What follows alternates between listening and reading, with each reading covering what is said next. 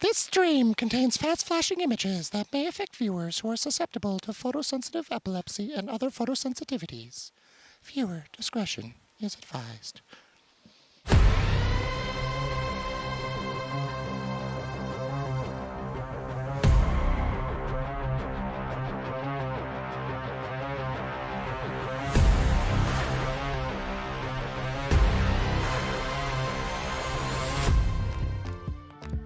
Two teams have already qualified for playoffs, and today, the final two spots are on the line. Who is going to make the top four? There's only one way to find out. Stick with us today because this is day 5 of Masters Madrid, coming at you live from the Madrid Arena. Of course, I'm Golden Boy. You got Mimi. You also got Kukuka. And Kukuka, yesterday, I heard you commentating some Heretics action. Did you like it? It was awesome. It was great to, the energy in the room was absolutely electric Didn't yesterday. answer her question. I liked it, babe. I said I loved it. He did say that he liked it. I'm gaslighting him. You're on not frame listening one. to your host. Come on. No, Typical, I don't typical listen Mimi, just ignoring things. Because She I was knows listening everything. to her the whole day. Yeah, I get the bias. I see it here. But it's great to have you back on the desk with us. How was that experience, though? It was great. I think that we were very looking forward to that moment. It's sad that Heretics lost, but hey, that's the competition, and we're happy that Paper X made it back, you know, the win. It was still exciting. Let's actually go ahead and talk about what we ended up seeing yesterday. No, because it was actually, that last map was unreal. And of course, if we take a look at what happened yesterday, starting off with that very clean, let's say, for the first map, 2-0 Loud versus FanPlus Phoenix. I think that we were surprised. We were also very looking forward to if we were going to see that Phoenix action finally came into fruition yesterday. Well, there was Fun plus Phoenix, but there was also Phoenix for Loud as well, but we knew there was going to be the Fun plus Phoenix. Yeah, Loud, honestly, pretty dominant there. Sent FPX home, but they had a much better fighting chance on the second map. We then went on to this absolute banger. It was a banger. In my opinion, it looked like Team Heretics was the better team for the majority of this, for those first two Are you saying maps. that just because No, I'm saying that because that's true. genuinely. They were playing excellent throughout this series. I think but Coach they, Alex felt the same way, too. Yeah, he did. And they just let it slip a few rounds towards the end of map 2, end up on this map 3, and then in the second half, Paper X just come alive. And for the first time this year, I think actually looked like Paper X. Yeah, exactly. I was seeing, Benji Fisher just standing up, being like, sit down, and Paper X was like, sit down? You want me to sit down? I will sit down. Yeah, they did not. Oh, okay. Well, for those who can put the context together on that one. That being said, though, I do want to say emotions were running high on that stage yesterday, and it was awesome to see how passionate our players are here. Of course, here are the matches that are going to be on the docket today. You're going to have Loud versus EDG, and then you will have Karmine Corp taking on Paper Rex. So not a quick, right before they were kicked out of the tournament, that they were able to push through and make it to playoffs. Yeah, I really felt like their confidence was faltering. Players not going for the fights they normally would, and then it got to the point where players are kind of taking risks, going off on their own, and just getting picked apart by Gen G. But it was a different story, map 1 of that series. We saw this squad going out and looking excellent, playing against a Gen G that admittedly was looking pretty weak on that icebox, but players like Nobody in particular were excellent there. Yeah, exactly. I think that the difference when we have Nobody showing up, and actually showing up is massive. I feel like he feels so comfortable when he's in the sky. I think that he was one of the main reasons that they were able to close this split in the way that it was happening. We know that Kankan is explosive. We know of the aim of this guys, but actually when they make the utility fall into place at the right time, you see the EDG that that backline makes a support. dream. When that backline support has his back, Exactly, oh boy. exactly. It's not, you don't feel like you're crazy supporting this team just because they come from China and they do these crazy things. Yeah, for EDG, they play a very slow style. They build up on their attack sides around Kong Kong, around setting him up for a pick, but that means there's a lot of feast or famine about him, and if he doesn't get that opener... A lot of what? Feast or famine. Sometimes they be feasting, Oh. sometimes they be famine. I love learning. I don't like saying be feminine like that. But yeah, when they're putting him in these positions where he's taking risks, always taking these opening kills, you really need to see the rest of the team kind of step up. And for me, when they were in those man-down situations, when Kong Kong wasn't getting them that opener, that's where their fundamentals were falling apart, where they were taking these individual risks. Because in the past, we've seen an EDG that's actually really good at still finding the advantageous fight in these late rounds and saving these moments, even when Kong Kong dies. But what was wild was that they lost. lost despite the fact that Kong Kong was playing like this. Like, it was ridiculous how good this guy was. It's very clear that, like, when that support system is behind Kong Kong, right, it can make magic happen. But but then on top of that, too, it's just like when you look at the players and who is out here, because even PaperX doesn't get that same kind of, like, respect, quote unquote, where it's like, it's like, oh, something crazy. It might have been a paper. I think they get the respect because even though it's been 2 years since they won that championship, the core of Sadak and Les and them, and in particular to focus on Sadak, stays with this squad. He is a player that no matter the roster, no matter the team, no matter who's around him, he is a guy who is out there defining the meta with whatever version of Loud it may be, enabling young players to be their absolute best and being highly competitive at a global stage. And the thing is, they are still fundamentally Loud. What's more Loud than coming to a global event, looking really tragic in their first series, losing something no one expected them to, showing up to the second and looking utterly revived. This team has kept its identity through year after year, and that's all about Sadak. And hear me out, I think that last year probably we got the wrong idea because of what happened in Masters Japan. To just refresh your memory, guys, what happened is that the teams that were first seed didn't have to go through that group stage, right? They got right into playoffs. But actually, it was the teams that went through the playoffs that surprised us the most. For example, EDG. Loud, the moment that they start playing, they get, I believe it was 2-0, 2-0 the whole time. So it's like, what is going on? I don't even remember them there. Someone said that they were there. I was like, I don't remember. Is that kind of effect that maybe they did not get to warm up, they did not get to get those officials together before the big action happened. And the year they won the World Championship, it was the same thing. 0-2 at Copenhagen, going out there.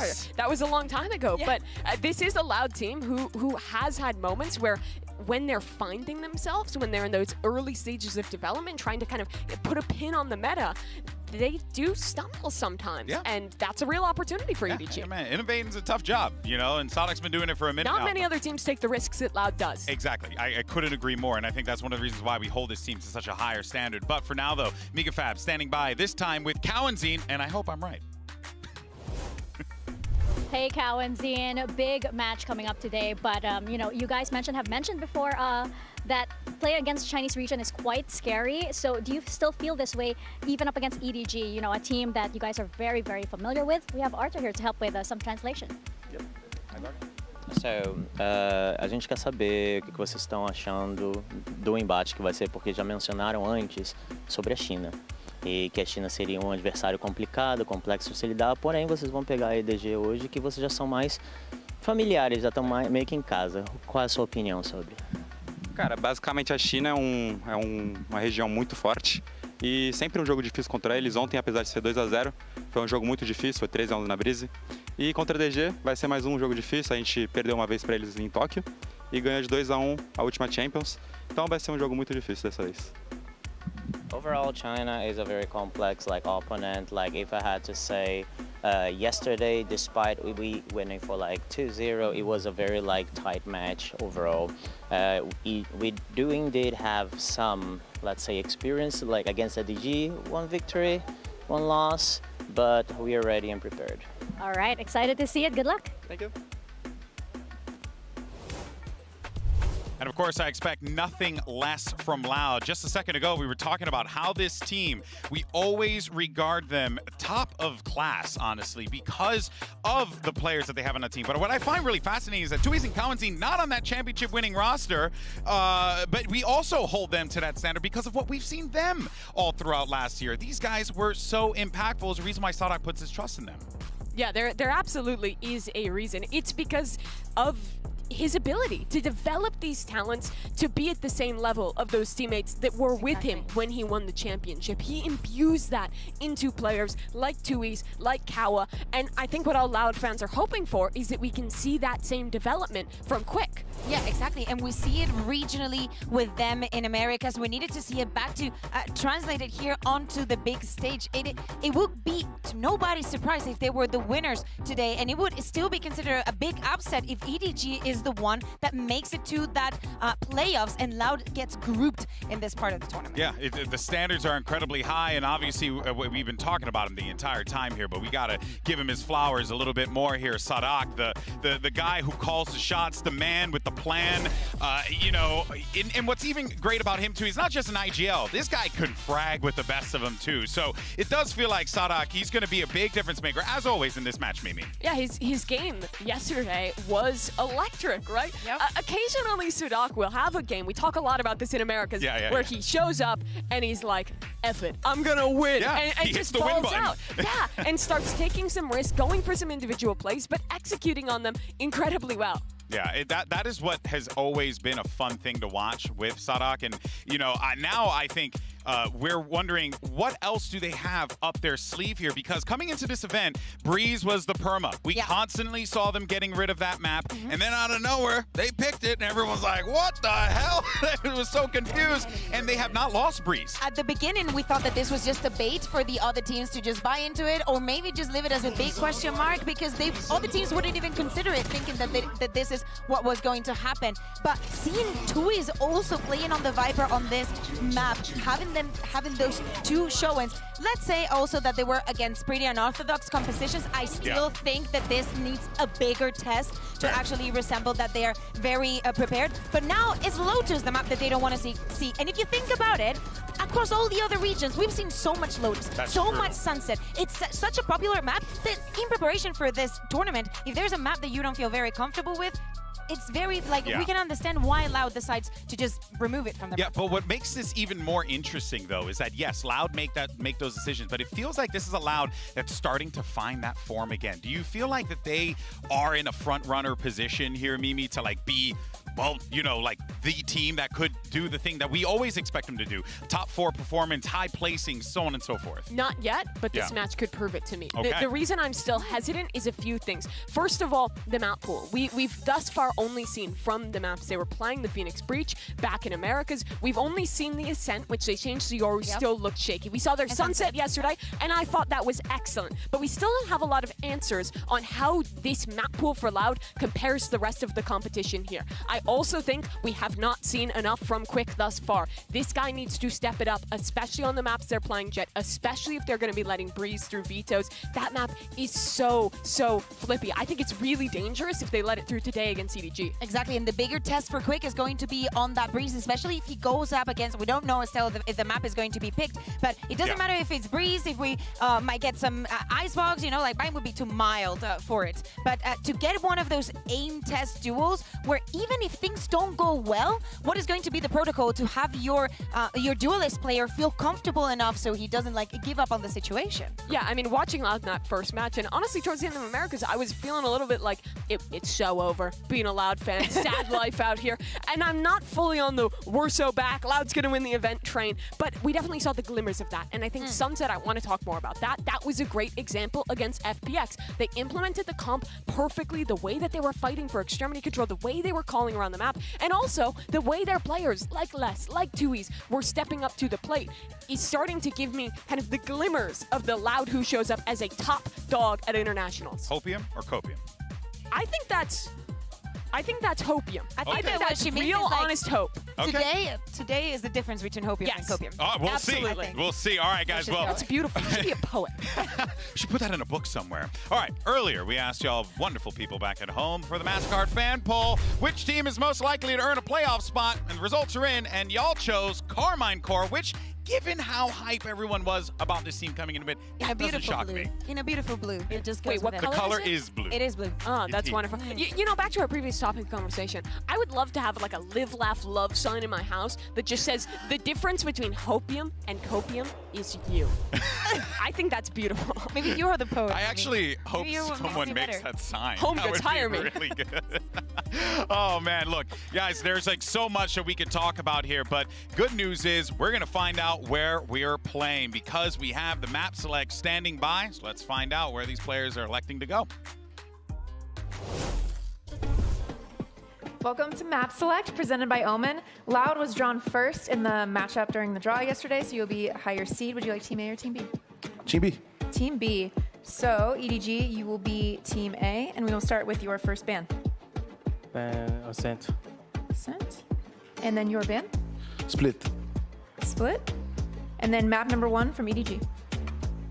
Icebox. Icebox. Side on Icebox. Attack. Attack. And map number 2. Sunset. Sunset, side on Sunset. Attack. Attack. Next set of bans starting with EDG, you have Bind, Breeze, and Lotus. Ban Lotus. Ban Lotus. Your ban, you have Bind and Breeze.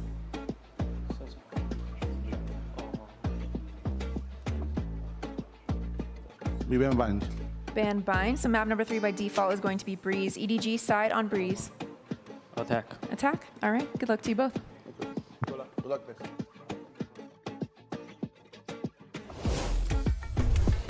Something that really stuck out to me there was Lotus going a little further down the line than I was expecting, Kukuka. Yeah, exactly. EDG has been also banning this map, so I was surprised. It was a little bit of a push and pull of who's going to ban it first. That's a game of chicken. Are we both going to be living it open? What is going to be happening here? And we see it is EDG actually that decides to ban it. So Loud is very, very convinced they do not want to face EDG on this split. I think this is legitimately a very good map pool for EDG. They're starting on Icebox, where Loud tends to be good on that map with the Harbor Viper, but they play one of those KO Sova flash comps that can fight into those walls really well. If they get a win there, they take Loud to Breeze.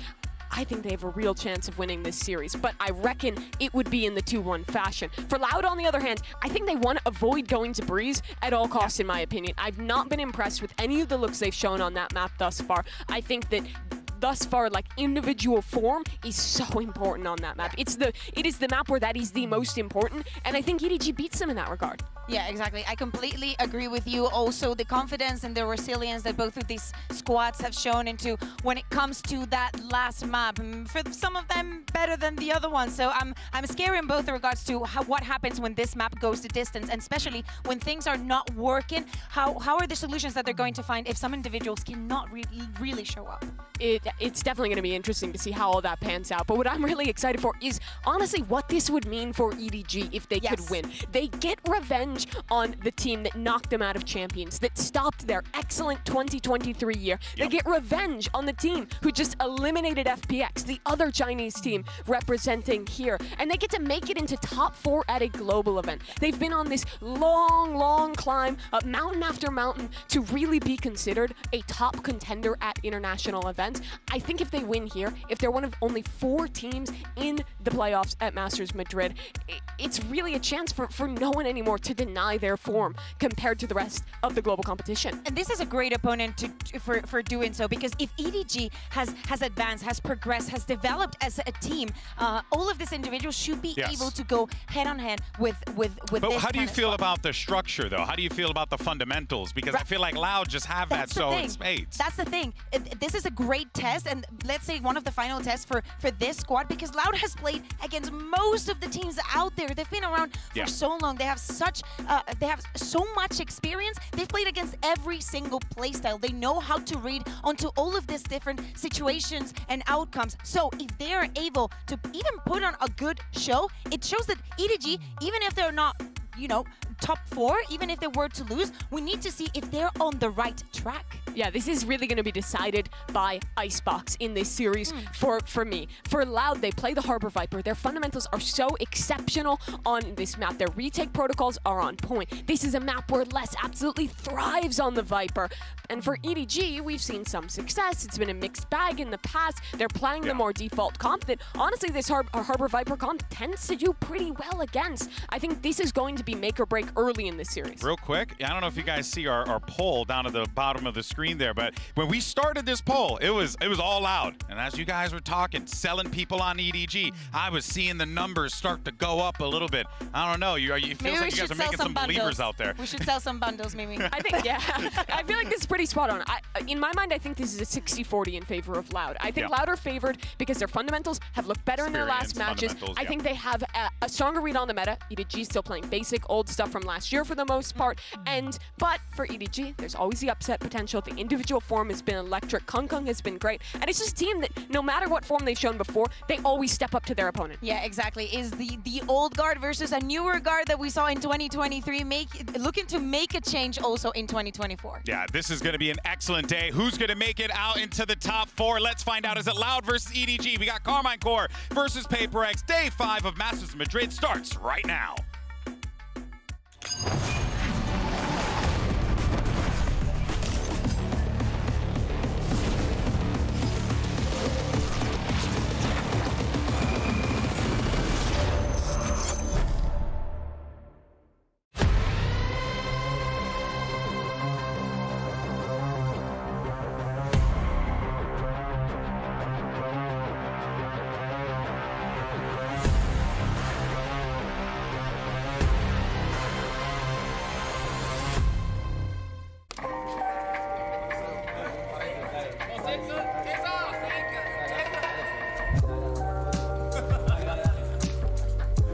Was it hard, like losing Jing and having to basically fill that hole? Yeah, of course. I mean, he's been a big part of Paper X, and finding someone that as good as him would be very hard. We had a new player. I mean, yeah, he's ready to show what he got, this tournament. So yeah, wait and see. I think it's just myself that not being confident, because all the players in Paper X are like top notch in the world. It's normal that you have sort of pressure. Quite honestly, I think we absolutely need to see more out of Munjet. When it comes to a tournament, when you're not hitting shot, it's really hard to get back, but my teammates have been helping me a lot going through this. For us, it's just we're all like very inexperienced, so like all this is new to us, and we all just want to like do everything that we can every single day to prepare ourselves for the situation. Karmine Corp, their playstyle is the same like us actually. It's gonna be like aggression team against aggression team. I'm really excited for the blood that.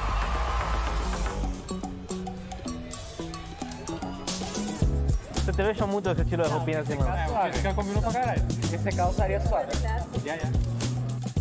Para mim, ser o líder da molecada, né, dos garotos, eu queria muito deixar uma boa impressão neles, que eles se divertam jogando, algo que é uma honra para mim. 就这些新面孔的出现嘛，对于我来说也就还好，就因为我也可能打了2年世界赛了，然后我自己也是一个20岁的选手，所以说我觉得我也是小孩，他们也是小孩。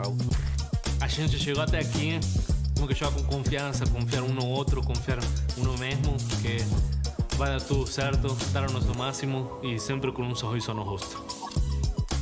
但是我希望你们知道，我们永远都在朝我们心中的那个念想去奋斗，去做好最好的自己。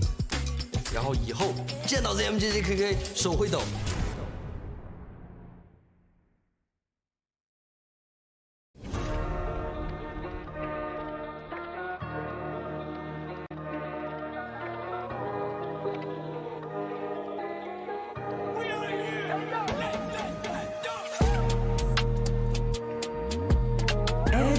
No confiaron, pero mira, no. Llego con los míos y la grada explota. Le di la razón al que me quiso ver bien. Lo soñé en mi habitación y ahora en primera me ven. No te hablo del avión, vine por mi cinturón.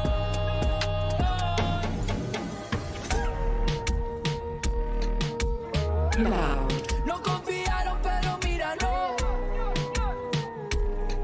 Llego con los míos y la grada explota.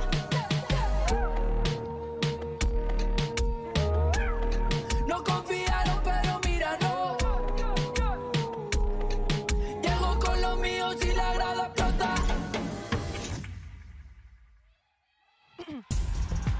It's the rubber band match between two teams that could very well go the distance in this competition. On the one end, you have EDG, a squad that's coming into this one holding the entire region of China on their back because they are the last remaining Chinese team in this competition. But on the other side, you have Loud, a squad that has been here before. They have reached the top of the mountain and they are looking to get back there again. Two teams synonymous with their regions. EDG has been the #1 Chinese representative for as long as China has been at global events. They've constantly been on this upward trajectory, and Loud was the one to stop them last year. They have a chance to do it again if they want a shot at playoffs. Exactly, and America's looking to be the strongest region out there for now. They could be that for just a second if Loud manages to win. Both them and Sentinels making it onto playoffs, showing that maybe 2024 is not the year of the rookies, but the year of Americans. It's possible, but for EDG,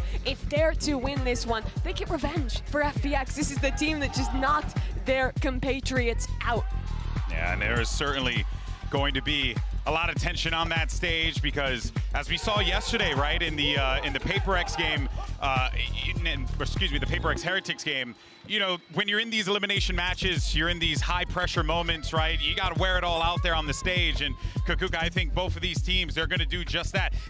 Both teams have like very famous gifs of them like mocking one another. So I think it's safe to say that we're going to get some more moments like that. Hear me out. We all remember Kankan standing up and just showing that operator. And we all remember Sadak just going, what are you doing? Yeah, what is that? What is that? Is that a toy? I don't say it's not hurting me. But yeah, definitely. We've seen how the character has also impacted the players from your own team and your opponents. So today, especially jumping onto Icebox, a map where individuals are so important, I think that the start for both of these teams is going to be very important. Sentinels, for example, on their first match, probably one of the reasons why it got so close is that they were losing up on the earlier rounds. Then on the second time that they played around, they were so comfortable at the beginning of the maps. If Loud can also have that kind of mechanism, they can join their conference. And when we talk about the history, there's only been one change. That's QCK. On this map, he's playing the Jet, and he's going up against a man who many consider the best operator player in the world. It is going to be a trial for fire by the guy that they say isn't replacing Osbox, but on some of these maps, he is being asked that. Yeah. On Icebox, on Breeze, he has to step up to that plate against Kong Kong. Yeah, this could be a moment here for QCK, and we'll have to see if this is going to come to fruition. Of course, for Kong Kong, he could very well shut it all down here, but it's time now for our first pistol round of the day. So let's go ahead, send it over to your casters. You got Mitch and Tom. Welcome sa panibagong araw na naman ng Masters Madrid Tagalog rebroadcast. At syempre para sa araw na ito, walang iba kung hindi si Taylor at si Black and Blue magkacast. After 3 years ng pagiging caster sa VCT, magkasama na tayo for the very first time, BNB. Oh, mas nauna pa tayong mag-co-caster sa pelikula kaysa sa totoong tournament. Kaya simulan natin dito. EDG versus Loud. Tingin ko ata hulugan na to, di ba? Pag natalo. Kaya medyo laglagan na to. Spike down A. Simulan natin dito. Opening pistol round natin. Sige, bakbakan na agad. Saging 4v4 na. Papuntang A site naman ng Loud. Silang nag-attack. As you expect, pagdating sa mga Asia Pacific or not other than that, mga Chinese teams din na meron tayo dito. But QCK, trying to plant a spike, pangping lang kumbaga, para lumabas ang ibang mga kalaban and really shoulder yung kanilang mga shots dito pagdating sa side ng Loud as they dissipate or completely dismantle yung team ng EDG ng ganun-ganun lang. Loud naman, wag natin kakalimutan, sila naging champion nga, di ba, noong 2022 season. Pinag-uusapan nga dun sa panel ganina na yung team na to, yung core pa rin nila, nandyan pa din. Nandyan pa rin si Sadhak, nandyan pa rin yan sina Les, sina Kwanzin, at malaking bagay yon nung unang series nila, na nilaro nila dito sa tournament na to. Kailangan talaga nila yung performance si Sadhak at nung talagang kumilos siya at magaling performance niya nung huli, kalaban ng FPX, doon talaga sila nagbukhang yung Loud na kilala natin. I mean, maraming nag-doubt after mawala ni Aspas pagdating sa team na to. And they also talked about kung saan parang may Masters curse ang Loud. Every time or every single time na makikita natin sila sa Masters, hindi ganun katindi yung performance nila. It's usually the champions kung saan talagang nag-wild sila pagdating sa mga ganong tournament. But nonetheless, it's time to prove themselves. Lalo na, sabi nga natin, laglagan portion to para sa mga teams natin ngayon. And we only have one Chinese team left here, which is EDG, dahil nawala na rin ng FPX. This time around though, lamang pa rin ang Loud of course when it comes to the guns. And that kind of advantage can make them a 2-0 quite easily as well. Tignan naman natin.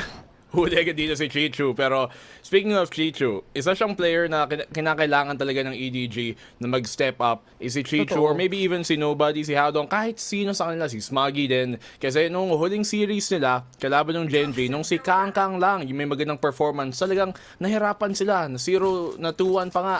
At kung siguro may konting tulong lang ng ibang backline dito, baka nagawan pa nila ng paraan. So dito sa series, we need to see yung mga ibang miyembro ng EDG mag-step up din. As you were talking about it as well, I think it's the same map, itong Icebox map na to, kung saan Chichu was a little bit lost, I would say, pagdating sa mapa na to. But nonetheless, entry towards the side, mula sa side ng Loud ngayon. And like we also mentioned, lamang naman sila sa gun advantage, so it's not gonna be that difficult. And not much damage has been done actually sa side ng Loud. Isa lang ang nawala. magaling din naman sa barilan tong EDG. Kaya Kaya huwag nga natin nag-Valorant i-count out. Kaya nga sila nag-Valorant eh. Kaya nga sila naging number 1 paulit-ulit dito ng China. Wala pa rin nakakatalo sa kanilang region. But so far, pagdating sa international stage, hindi pa natin masyado nakikita yung talagang full capacity nila dito eh. Especially against yung mga teams na katulad ng Loud. Kasi so far, yung mga nakakalaban pa lang ng EDG, Genji at Paper Rex. Dalawang Pacific team. Pero ngayon na may Americas naman silang kalaban, tingnan natin kung iba yung magagawa nila.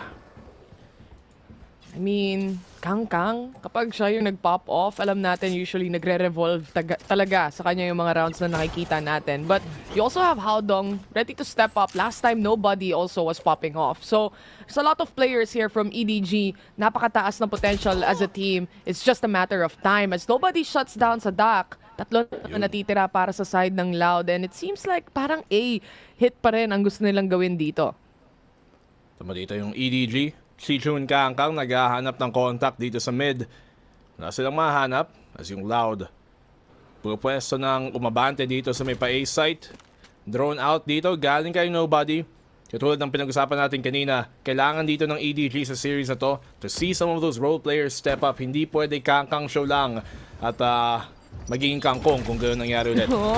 Mahirap lalo na pag dinagdagan mo ng chips. QCK though, chips away 1 as he gets Kangkang. Na pinag-uusapan pa lang natin dito, BNB. With the walls up mula sa kanila in a cove, maybe a secure plant mula sa side ng Loud just to make sure. Flank-wise, gaya ng sabi mo, QCK waiting for that take mula naman dito sa screens. And QCK was able to take 1, pero ito na yung flank mula kay Chichu. He managed to pull up 1 and less na lang ang natitira. And with that double swing, mahirap makuha yung round na to. Okay, maganda dito para sa EDG is yung fact na hindi sila masyado naging over-aggressive nung may mga picks na sila. Hindi rin sila nahuli. Allows them to relatively clean this round up ng malinis. At Loud naman, even though may lamang pa sila, bonus lang naman din nila yun. So, let's see how they perform dito sa pang-apat na round nila. Pero EDG so far, gusto ko makita yung depensa na to. Kung anong setups meron sila. Meron silang KO, so palagi silang may mga potential na makipag-flash play, di ba, dito sa defense, may mga traps. And so Loud, knowing na may harbor sila, I wanna see kung may specific adjustment sila kung saan nila ibabot. Yung mga cove, yung mga tawag doon, yung wall na pa, yung diretso. Basta yun. Yung diretsong pader. High tide? Cascade. Cascade. Boom. Yan. Yun, nakuha mo din. Pero with the recon, mapapatras ng kaunti si Haodong. But aside from that, marami ring lurk potential itong Loud, no? Especially, you also have less na kaya mag-wall up as well. So there's a lot of really walls na kaya nilang daanan dito. QCK though, on the hunt para sa kanyang Blade Storm na available. Though nagpaparamdam lang naman sila initially to try and pincer out kung may nagtatago ba. And Haodong is ready to take on action kung sakali man. Tingnan natin dito, di ba? Siyempre, naka-double controller sila. So, madaming parang fake potential ang Loud sa kanilang attacking side. Magiging medyo isang factor yun talaga ng EDG na kailangan nilang makipag-adjust in towards yung si EDG dito pumapwesto sanang mag-peak dito sa tube kaso nawalan sila ng timing. Loud, nakaabang na dito sa may A site. Susugurin na nila. Recon muna, just to try and see kung sino nga ba mga nagtatago sa likod ng smoke na to. Pero it seems like wala silang mahuhuli. At the same time, knife has been set mula sa isang KO as well with the nade. From that KO, pati na rin yung mga darts na lumilipad, pinapahirapan nito yung Loud to at least have that space na magkaroon ng magandang plant at magkaroon ng magandang post-plant setup dito. Even with the Viper Snakebite, makakasurvive kahit papano si Tuis, but very low on HP. Reckoning has been used and Kwanzin, talagang hinohold niya lang yung positioning na to para sa mga screens na gustong pumasok. Yun ang updraft ni QCK. Makakapanako na naman dito si QCK. Chichu taking him down and Smoggy sasagot din naman. 2v3 na ngayon sa may site as nag-retake na ngayon ang EDG. Pero Smoggy! Nakahanap pa ng angulo doon! Sadak brings it down to the 1v1 as nobody responds! Pero si 2YZ, Tuis ka mo! Makakakuha pa siya ng timing dito. Alam ba ni nobody? Huling-huli ni Tuis! And Loud kumapit pa para sa 3-1. Oh my goodness! After every damage na tinanggap ni Toys dito from that initial round na nakita natin kung saan pinipigilan siya mag-plant ng spike, up until the very end, nakuha niya pa rin yung correct timing to just wrap around 410 here, secure the post-plant scenario, lalo na naubos na lahat ng kakampi niya. And up until this moment, si Nobody, actually tama naman yung yung hula niya kahit papano. It's just a matter of who takes the first shot and who actually connects it. Siyempre lamang si Toys dun Alam yan, nasa may spike lang banda kaya medyo mauna talaga siyang bumaril doon. So EDG, sayang, okay na sana yung retake nila. Pero Loud, siyempre, sinimulan din nila yung round na yun na lamang sila Nakuha nila yung dalawang first pick, naging 3v5. From that point onward, kahit maganda yung nagawa ng EDG, siyempre may konting lamang talaga yung Loud. So, nahirapan lang din. Pero mukhang B-side naman yung susiguro nila, which is, to be fair, magandang basa. Considering isa lang nag-iisa defender dito, si Haodong lang. So the difference is wala silang knife out mula sa isang KO to really punish kung may nagtatago man towards that. Pero ito na yung pagka-cancel ng kanilang mga plant. It's already too late mula doon sa snake bite dahil hindi ganoon kalaki yung magiging damage at hindi pipigilan completely ang players ng Loud dito. And at the same time, medyo kalahaf-bay ang side ng EDG. QCK up above gets one and Smuggy to punish him down. 4v4 pa rin naman to and si Smuggy makakahanap pa nga ng isa. In-invest na rin nila yung Hunter's Fury mula dito kay Nobody, but there's actually nobody to take down. Chichu on the other hand secures one and Sadak fights for his life for another. Kanya-kanyang trade-offs ang meron dito BNB, but up until the very end, it's still Loud's round. Considering yung in-invest ng EDG doon, not a bad eco para sa kanila. Tatlong tumumba sa Loud, naging 2v2 pa sa dulo. Obviously Loud, medyo lamang talaga doon sa pwesto, tsaka sa armas din. So, time purse, sabi lang ng EDG. Time out muna. Usap muna sila, lalo na buy round ulit to. And so far, for the previous 5 consecutive rounds na nakita natin, up until this very point, hindi pa natin nakikita na makakuha ng multiple kills si Kangkang dito. It doesn't have much space. Lalo na hindi rin nagsisway sa kanila yung economy para sa side ng EDG. So mahirap nga naman din makahanap ng momentum. But aside from that, of course, we all know Kangkang's strength, which is the operator. And so far, dahil nga sa ganitong klaseng momentum, di pa sila makapag-heavily invest pagdating sa ganong scenario. So I'm quite excited to see kung ano yung magiging changes nila after this timeout. We've been seeing dito yung EDG sa defense nila parang gusto talaga nilang ipagana yung true play nila. Na dalawa silang magpipick doon, si Chichu kasama si Kangkang. Hindi lang nila nahanap yung timing to do that. And I think kung gagawin nila yon, especially now na parang baka mabasa na ng Loud since ginawa nila ng dalawang beses, even though wala yung Loud, dalawang beses na ginawa nila yon, they might wanna add a flash dun sa mismong play na yon para lang mas maging effective siya pag ginawa nila dito. So far then, yung timing obviously hasn't been working out, but let's see kung mag-iiba yon. Meron naman silang null command dito para i-shut down yung Hunter's Fury kung umabot doon sa post plant ng Loud. And Loud so far, dun nagiging success nila sa mga post-plant. Di pa napipigilan ng EDG. 1 round pa lang sila. Siyempre, kanya-kanyang setup muna. An alarm towards mid, pati na rin ng isang orb mula sa isang Viper. Haodong on the other point of the map, B-side, is just play for control pagdating sa mga ganitong klase. Lalo na napakadami nilang smoke. It's such a pros and a cons as well to have that much of a smoke dahil kaya rin namang paglaruan ng mga kakampi mo or kalaban mo even. But I think Chichu, may idea ba siya kung ilan yung nakatawid doon? Alam niyang nabaril siya ng kaunti pero not quite sure kung nakita niya kung ilan. Nobody. Mag-isa lang siya dito so far. Naghahanap ng timing sana. Lockdown nilapag dito ng Loud. Nobody, magko-commit siya. Trying to look for a pick-off. Hindi siya tatakas dito. Hindi siya mag-back off. Gets the one. Double kill. Hindi pa. Shutdown from Sadak pa si Kangkang. Sakto yung timing din niya para makatulong. And EDG, 4v3 na sila. Ang lamang ngayon. Tapos si Les yung gapang din niya dito. May turret nga. But I think si Haodong could have timing here kung di nila na-expect siyang mag-push underneath. 30 seconds Na-detect left. na yung isa kahit papano.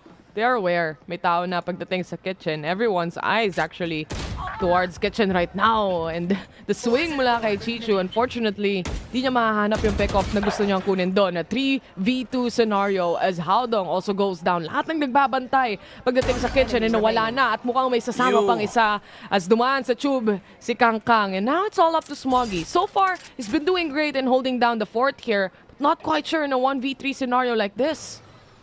Sayang kay EDG, 4v3 na kanina eh. Pero yung lurk dito ng Loud, nung nag-rotate sila, hindi lang mabasa ng EDG, even though may turret doon sa may kitchen, hindi nila makuha yung timing din coming from Haodong. Smoggy nakaisa. 2v1 pa din, may oras pa naman. Uy, narinig niya kung nasan si Tuiz. Medyo alanganin ito para kay Tuiz. Hindi niya alam, nandito lang pala si Smoggy. Ngayon, 1v1 na tuloy. He has timing but I don't think he's gonna be able to clutch this. So, save na lang. 5 rounds na para sa Loud. Might as well save. Nag-hunting lang naman din yung mga players ng Loud dito. Alam nilang maraming pera sa kaban ng Loud ngayon for the meantime. And they're happy to hunt the last remaining player to completely direct the economy kahit papano for EDG side. Hindi pa rin mahanap talaga ng EDG yung footing na meron sila dito. And na-mention mo nga kanina, no, they have that lurking potential. You can also really pick up the pace pagdating sa tube with maybe a help of a flash. But then again, it seems to be na parang basa rin to side ng Loud. They are hyper-aware dun sa mga kind of scenario na kayang mag-lurk nga ng EDG. And this, time and time again, they prove us na kaya nilang i-pick off yung kahit sinong mag-lurk mula dito sa EDG. EDG. Siyempre yung Icebox, medyo attacker-sided talaga. So, you can see yung struggles dito ng EDG. And the fact na may Viper Wall sila sa B, nahatak din ang depensa doon madalas. Let's get sa kill dito kay Kangkang. Na kailangan sana nila makahanap ng isang pick gamit yung blades na yun. Isang armas talaga nila dito na pwedeng gamitin is yung baril ni Smoggy, but it's gonna be difficult now na 4v5 tapos retake pa. Then post plants have been yung pinaka-successful pa naman dito ng Loud. Swing out, nobody, still shut down mula sa kanila. May flash na kasama. Napa-focus na lang masyado sa ating screens dito. But at the end, detected ang isa sa mga players. That's Chichu towards screens. They're aware. They have a lockdown, but I don't think they will use that right now in a 4v2 scenario kung saan sobrang lugi pa sila. Haodong to fall as well. And Chichu saves 1 kill for the team. Kaso nga lang, 3 pa rin ang natitira. Masyadong pressured na yung kanyang posisyon dito. And I don't think he can hop out of this safely as well. Wala, save na lang to. Save na lang to para kay Chichu. Baka makaisa pa. Ayan na nga. Tignan natin, si Tuiz. Siya ba ay tutumba? Hindi. Tuiz pa rin. EDG, 1-6. And so far, kahit nag-timeout sila, parang wala pa rin masyadong napapala. Ano bang pwede lang gawin dito? Just Loud. Ang galing nila maghatak ng depensa sa kabila bago mag-attack ng site. The thing is, kahit yung timings nung pang-cancel sana ng plant setup dito mula sa side ng Loud, they've tried B side. Yung snake bite dito, for example, from a Viper, I think for EDG, they're expecting it to be actually a fake. Pero paulit-ulit nagpa-plant yung Loud dito ng tuloy-tuloy lang actually. Hindi sila nagpapapigil kahit may snake bite, for example, and kahit paulanan sila ng utilities dito as well. And again, if hindi man sila mapunta or paulanan man sila ng utilities, pwede rin silang makarecover sa ibang parte ng site and just put a cove on it and plant the spike and set up a post plant as well. Ba't naman sila manre-respeto daw nung depensa kung makakapasok lang din naman, kung pwede naman irekta. EDG dito haven't really been able to do much to really stop them. May nakita tayong moments on parang si Nobody na sinawsawan niya dun, di ba, nung nasa pipe siya nung naglagay ng lockdown. More of that is what EDG has to try to do. Kasi right now, katulad ng sinabi mo, Loud, nababasa lang din nila yung anong timings and positionings ng EDG. Yung mga contact play din nila mas napapagana. So, maybe ito, glass cannon, galing kay Kangkang, baka ito na nga ang pinaka may gagawa nila para lang ibahin yung pace, para lang magulat ang Loud. Hindi nila ma-expect na, uy, may off pala, kahit medyo alanganin. Oo, alanganin para sa side ng EDG. Kumbaga, all or nothing to para sa kanila for now. And also for EDG, wala pang tayo nakikita masyadong trade-offs. Sasabi mo nga, diba? They need more of those kinds of fights kung saan kaya rin nilang makapag-trade-off sa isa't isa and maybe doon on the numbers. ng mga buhay na tao para sa side ng Loud. But again, a cascade trying to hide everyone here. Nilabas na agad yung Water's Fury. Mukhang mawawala pa si Nobody. Madadamay ba si Smoggy? No, hindi. Safe pa rin ang kanyang location but now spotted as he pins down QCK. Oh, good trade dito para kay Smoggy, pero grabe naman yon, the confidence from Kwanzin para pilitin doon yung ulti niya. Nakahanap pa nga ng isa. Yan na nga, may Cove dito. Safe plant. At yung kalakasan ng Harbor din talaga. Ang daling makapasok. Yung Reckoning, tapos yung Cove lang. And now si Les, may timing pa siya dito. Wala pa namang turret papunta sa kitchen. Nako, delikado to para sa Loud. Pero, okay, the turret does see him. Magpasok. That will keep the defense. Dito, nakafocus sa kanya. Tapos nakahanap pa ng isa. Pangalawang beses na atang namatay ni Howdong dito sa exact position na to. At paulit-ulit silang napipin down sa lahat ng lurks na pwede mong makita. Smoggy to hop out, actually gets a kill towards Kwanzin.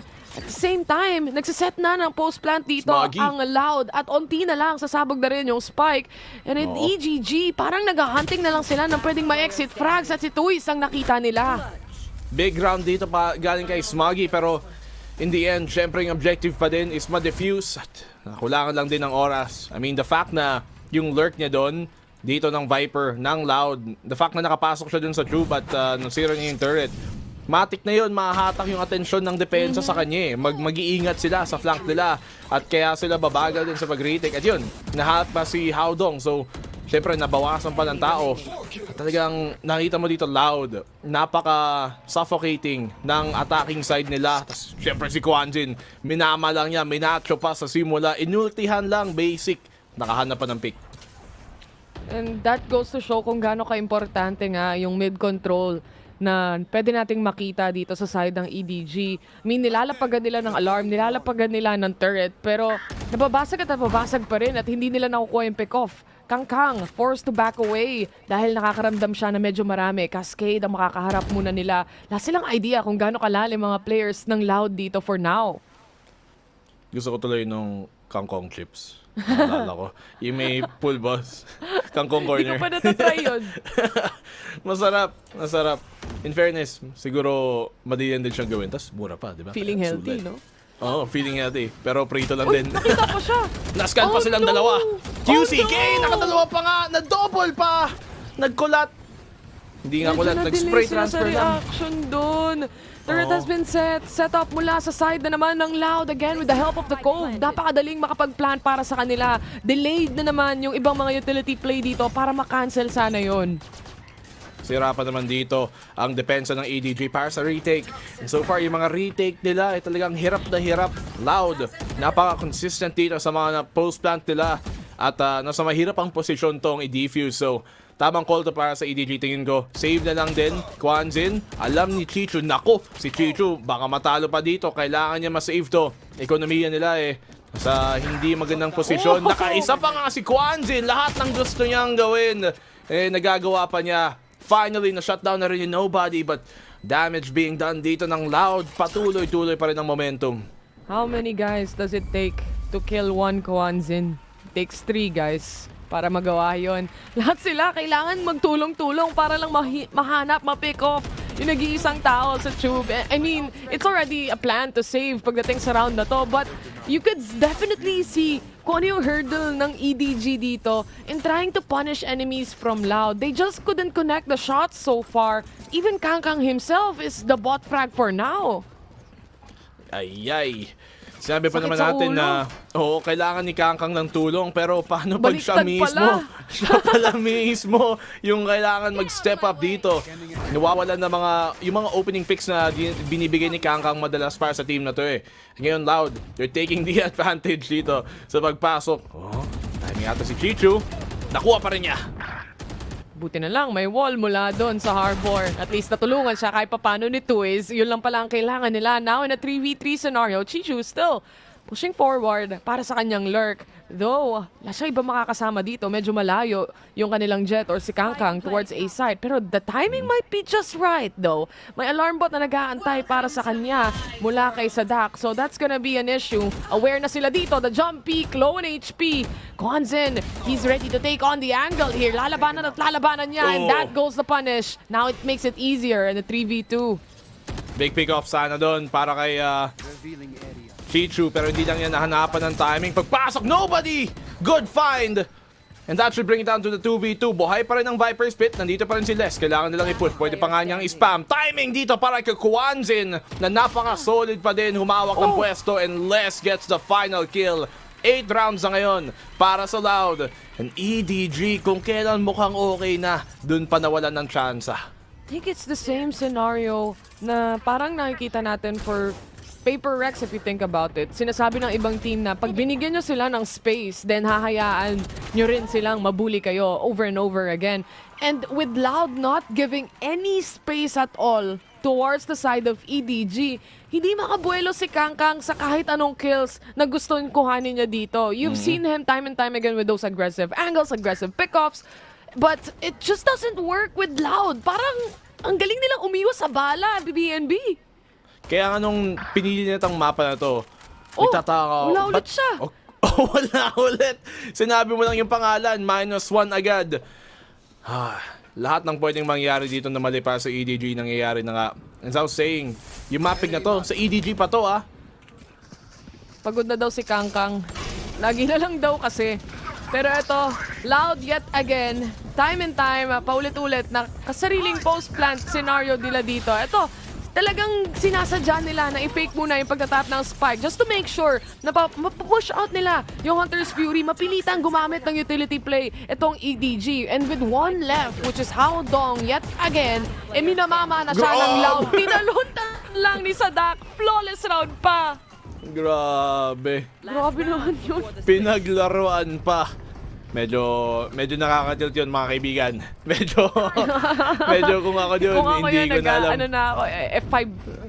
Nagdabog na ako. F6 ba? F6? Alt F4. Hindi kasi ako gumigive up eh. Tama. Buti pa yun. Hindi sumisirit, bastang pwede pang ipilit. Ayan. Pero kahit si Sadak, siya na lang din yung natawa sa sitwasyon na to. It's so hard to be in EDG's position right now. Ganito na naman yung scenario nila. Wala nga kahit anong armor dito si Haodong eh. Naku, na-scan pa si Kangkang. Parati na lang, nakatakas. actually. Parati nga na lang. Maganda din yung pagbasa ng Loud dito. Tamo, beto na lang yung dart para dun sa malapit kasi expect nila na baka maging aggressive nga dito yung EDG. So ito nga ang pick nila ng EDG. Siguro kasi natalo nila yung Gen G dito. Tapos natalo yung Loud sa Gen G dito rin sa mapa na to. So kala nila baka good pick pero yun nga parang hindi. Kasi statistically medyo mahinang map talaga ito ng EDG eh. Haodong, he was already in the perfect position there. He just really missed the shot. Chichu on the other hand, mawawala na rin dito parang bula. And now, Kangkang to fall. Walang control at all. Yan ang EDG ngayon. Another consecutive flawless rounds we've been seeing here, BNB. Parang gusto na nila tayong patulugin. Parang ano na, quick game, GG 2-0, move on to the next PaperX na agad daw. Kaibigan, diretso tayo. I don't know what's the problem here though, para sa side ng EDG, honestly. Because parang ito yung first time na nakita ko na ganito kawala lahat. Usually may saving grace pa sila kahit papano, BNB in the hands of Kangkang or nobody. But this rounds that we're seeing right now, it's not it.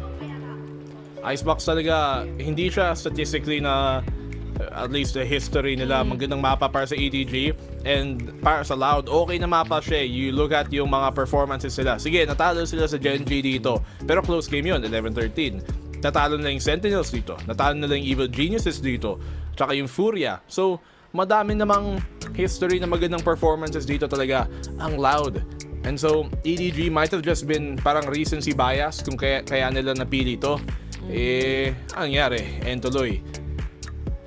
And from the past games na nakita din natin mula sa Loud, maganda yung reads nila against their opponents or any opponent team that they have right here. I think yan yung isa sa mga strengths ng Loud dito is they really can read exactly kung ano yung mangyayari sa mga susunod or following rounds. And yun yung kailangan mong factor para mabasag yung offense siguro na meron sila. Yung pagbibigla. But again, the reads are there. Time and time, nakikita natin na Kangkang is having a very difficult time finding the correct spacing dahil first of all, walang bumabasag ng recon para sa sa kanya.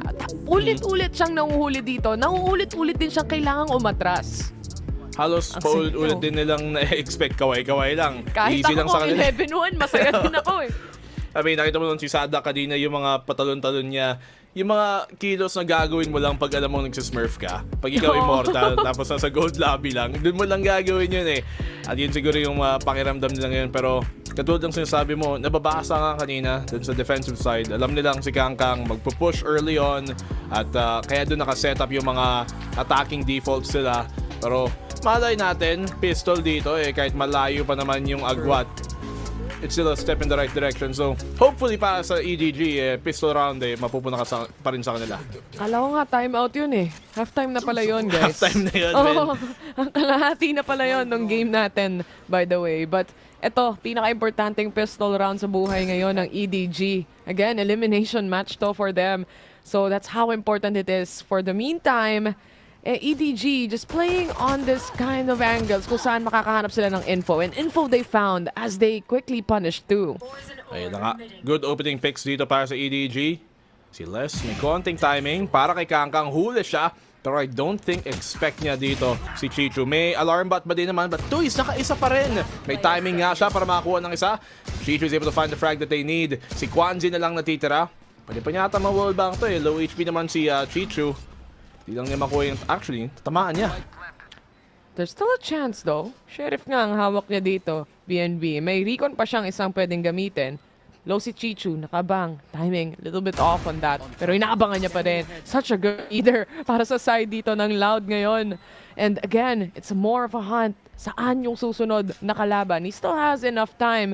Pero mafo-force out niya ba sa positioning yung dalawang miyembro dito ng Loud? May utilities pa ba? May recon pa si Nobody. Pero tinataguan lang nila to. Isa alam at least ni Kwanzin towards B main. Aray. Tap to the spike. Nope. Okay. Finally dito, EDG. Gumana yung first contact nila. Naging pabor sa kanila. And that has been their consistent problem nung opening half. Yung pinakaunang fight, yung pinakaunang contact, more often than not, napupunta dun sa Loud. And even when it doesn't, nababawi pa rin ng Loud. So EDG, sige, malayo pa naman ang gagwat. There's still a big cushion for Loud to play with. Pero at least yun nga, it's a step in the right direction. Sana may pagpatuloy pa ng EDG. And naka-outlaw na si Kuya Nyo Kangkang. So, at least, you have that advantage. Dami nating nakikitang kills dito sa Masters Madrid ngayon na isang bala, dalawang mamamatay dahil lang sa isang outlaw for the second round itself. 4 ang nakaabak kung sakali. May firing squad sila dito, BNB. Tignan natin. Kailangan nila mag-ingat. Dahil yun nga, katulad ng sabi mo, firing squad. Ito talaga kalakasan ng EDG eh. Pag sa tutok, pag sa bang-bang, doon sila nakakalamang. The plant dito sa B site, in fairness, yung Loud nakapag-rotate agad. Lahat sila nandito para abangan yung push. Bilis nila mag-decide actually. And again, wala naman silang pera kasi. So, it's really gusto nilang tapatan when it comes to numbers itong mga players ng EDG ngayon and try to punish kung magpa-plant man sila ng spike. A knife gives out at least 4 information para sa side ng EDG. Ang tanong, mag-rotate ba sila o magre-hit sila towards B? Maganda lurk dito si Chichu. Naka-sheriff lang siya, kaya kahit tumumba siya, hindi naman masyadong malaking loss para sa kanila. Timing. Nakapasok pa dito si Chichu. Maybe pwede niyang mahanap si Kwanzin pero at this point siguro baka na lang niya yung rotate galing sa B site. Baka isa pa sana. Kwanzin! Classic gamit pa niya dahil dun sa decay, naka body shot lang. Oh my God. Hanap pa sila ng isang kill doon. Makes them a little worried. Booking pa. Kung ano mangyayari, Chichu? Nako, yung posisyon niya, na-stock up na lang din siya. They have more than enough time to plant the spike, yes. Pero 5v3 pa rin to, BNB. And again, kapag mabibigla nila yung players ng EDG, napakalaking posibilidad pa para sa kanila. Lalo na napakadaming smoke. Wala silang idea. One hops out of that. And that's Kwanzin dying off. The 3v4 scenario right now. Tinatry nilang i-punish lahat ng players ng EDG dito. Kaya pa rin dito ng EDG. Alam nila kung nasa yung mga pwesto pero si Les nakapasok na sa likod niya. Hindi niya alam na sa may site na pala si Kangkang. 1v3 pero sad hack! Headshot pa nga sa ulo. Match point dito from the eco ng Loud. At kung lahat nga na pwedeng maling mangyari, yun nga ang naganap. Nangyari pa. Na-thrifty pa sila. na-counter pa. Yung meron dapat silang advantage na round na dapat lamang na lamang sila. They got scared of that 4 kind of people's aerial side. Wala silang idea. And yung lurk ni Chichu dito, lalo na yung initial kill ni Kwanzin dun sa nauna sa A site, that was huge. Other than that, it made Chichu a little worried. Na-stuck siya sa position up until the very end. Loud knows how to play the cards here. Sabi ko pa naman, sige, okay lang kahit matalo si Chichu mahanap dito kasi total, sheriff lang naman. Pero yung sheriff na yun, nakatatlo pa. Doon pa naubos yung Loud. Oh, di nilabas naman dito. Nakaisa, nakadalawa pa si Kangkang doon. Puro body shot. Sige, pagbigyan. 3v3 na ngayon, pero EDG, at least meron silang isang Vandal. Kailangan nila mapagana. Kasi ito na nga, match point at 10 round pa ang agwat nila. QCK, nakagapang pa sa ilalim. Hindi niya alam. Dalawa sila sa ilalim niya. Hindi nila alam. Hindi rin siya tumatalikod. Pinagtagpo, pero dili tinadhana. Nakita pa rin siya ni QCK. Smoggy though, at least na-trade off niya yung scenario na yon. 2v2 pa rin naman to. Anything can happen, pero I guess the lurk is still there. Wala nang anti-flank na meron dito ang EDG. I'm a little worried about this kind of scenario for them as well. May wall pa. May wall pa nga. At least walang tao sa site, so makiklear na yun. There should be a safe plant para kay EDG, at least. Maging retake, pero ang problema, ma-expect ba na dito yung flank dito ni Toys? Wala maging big impact killer dito siya. I don't think expecto ng EDG. I don't think so. Toys in such a very good position. Trigger discipline ba? Hindi na kailangan. Yun na. Dahil sila na mismo magla-line up sa harapan nila. And that's game number 1. Okay, tapos na agad. Loud. Tahimik ang crowd. Oh. Dahil sa Loud. Kung meron bang EDG fans doon. Basic na basic. Kala mo, spike rush lang. Pero katulad nga ng sabi natin, itong Loud the team, ito din ang sabi ng panel, diba? Habang tumatagal ang tournament, mas lalong lumalakas. At may nakita akong comment na asa na daw yung semical dati ng EDG na umuubos sa Loud. Buff eh. Boss, tinubuan na ng buhok. Pero parang nawalan ng tutok. Oh, kailangan ng palitan ni Vil to. Isa pang semical yun eh. Pero, yun nga, this game number 1 itself, I don't think this is what we are all expecting, lalo na yung hype pagdating sa Twitter. Alam mo naman yung mga memes na nakikita natin here and there. Yung mga sniper shots ng Lisadak plus Kangkang na kind of meme. But in the end, we haven't seen anything at all coming in here mula sa side ng EDG. Lurk potential pa lang, basag agad ng Loud. Basa agad. Every move, kahit anong recon, basa na naman nila. Pagdating sa tutok, talo din sila. So, wala talaga. Wala na eh. Wala silang edge tuloy. Yung isa pa namang kalakasan nila dun sa mga contact play nila hindi pa gumagana. Nawawalan sila ng para mga option B kung ano pa bang magagawa nila. And kung ikaw yung EDG ngayon, lahat pa naman ng timing hindi gumagana sa'yo. So, syempre medyo matitilt ka kasi parang feeling mo namamalasan ka lang din. Hindi lang sa skills pero just general timing dito. So, para sa EDG, considering na mapick nila yun, tapos pupunta pa tayo sa Sunset, isang mapa na hindi siya necessarily super maganda yung stats ng EDG doon. Okay naman, actually, better than Icebox, pero parang tapatan lang din sila in terms of statistics. I'm worried here for EDG para sa tournament natin. I mean, what's gonna be their mental after that game? Yun yung tanong muna, diba? And how can they actually cope up? It's not about how you start, pero how you finish. Sabi mo nga, one time na narinig kita, sinabi mo yon. Pero anyway, that's just game number 1. And yun nga yung natitirang tanong sa isipan ng lahat ngayon. Paano makakabalik ang EDG coming in from that game number 1 that we've just saw? Game 2 coming up, pero right now, we're just gonna go in a very short break. And when we come back, malalaman na natin kung uwi na ba ang last Chinese team or there's still a chance.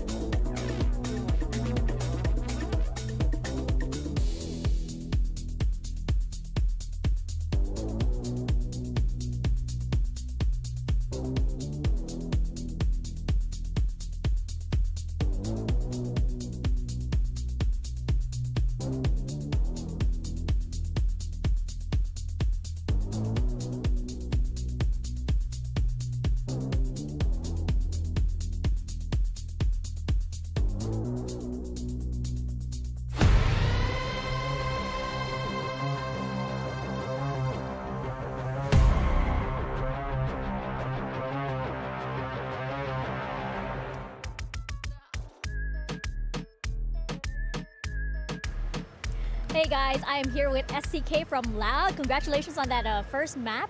Now the team has shared previously that this tournament is very challenging for them, but despite that, Loud has been very consistent with their energy. Who on the team contributes the most to keeping that energy up, especially for very important matches like this? I think that Sazahak is this guy. He always like have a smile on his face. He always like time to cheer and make it the environment really good. I'm a kind of this guy that always listening music and all of that.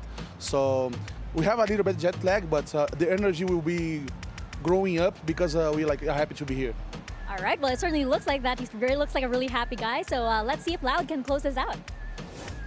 Well, they have plenty of reasons, Mika, to be happy because after a 13-2 trouncing over the Chinese #1 seed, Loud show the world that they are very much here to play and maybe even here to stay. That was, honestly, I'm not going to sugarcoat it. That was just straight up brutal. I mean, what is going on with EDG? Back to back, they start a map with an 11-1 half against them. They crumbled in that Gen G series. They show up here against Loud, and they look like they are crumbling again.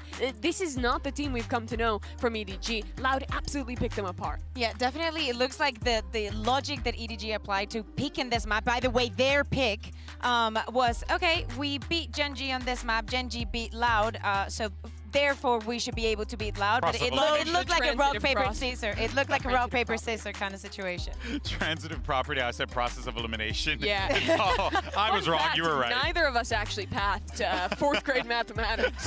But yes, like you can see the logic there. But I can't.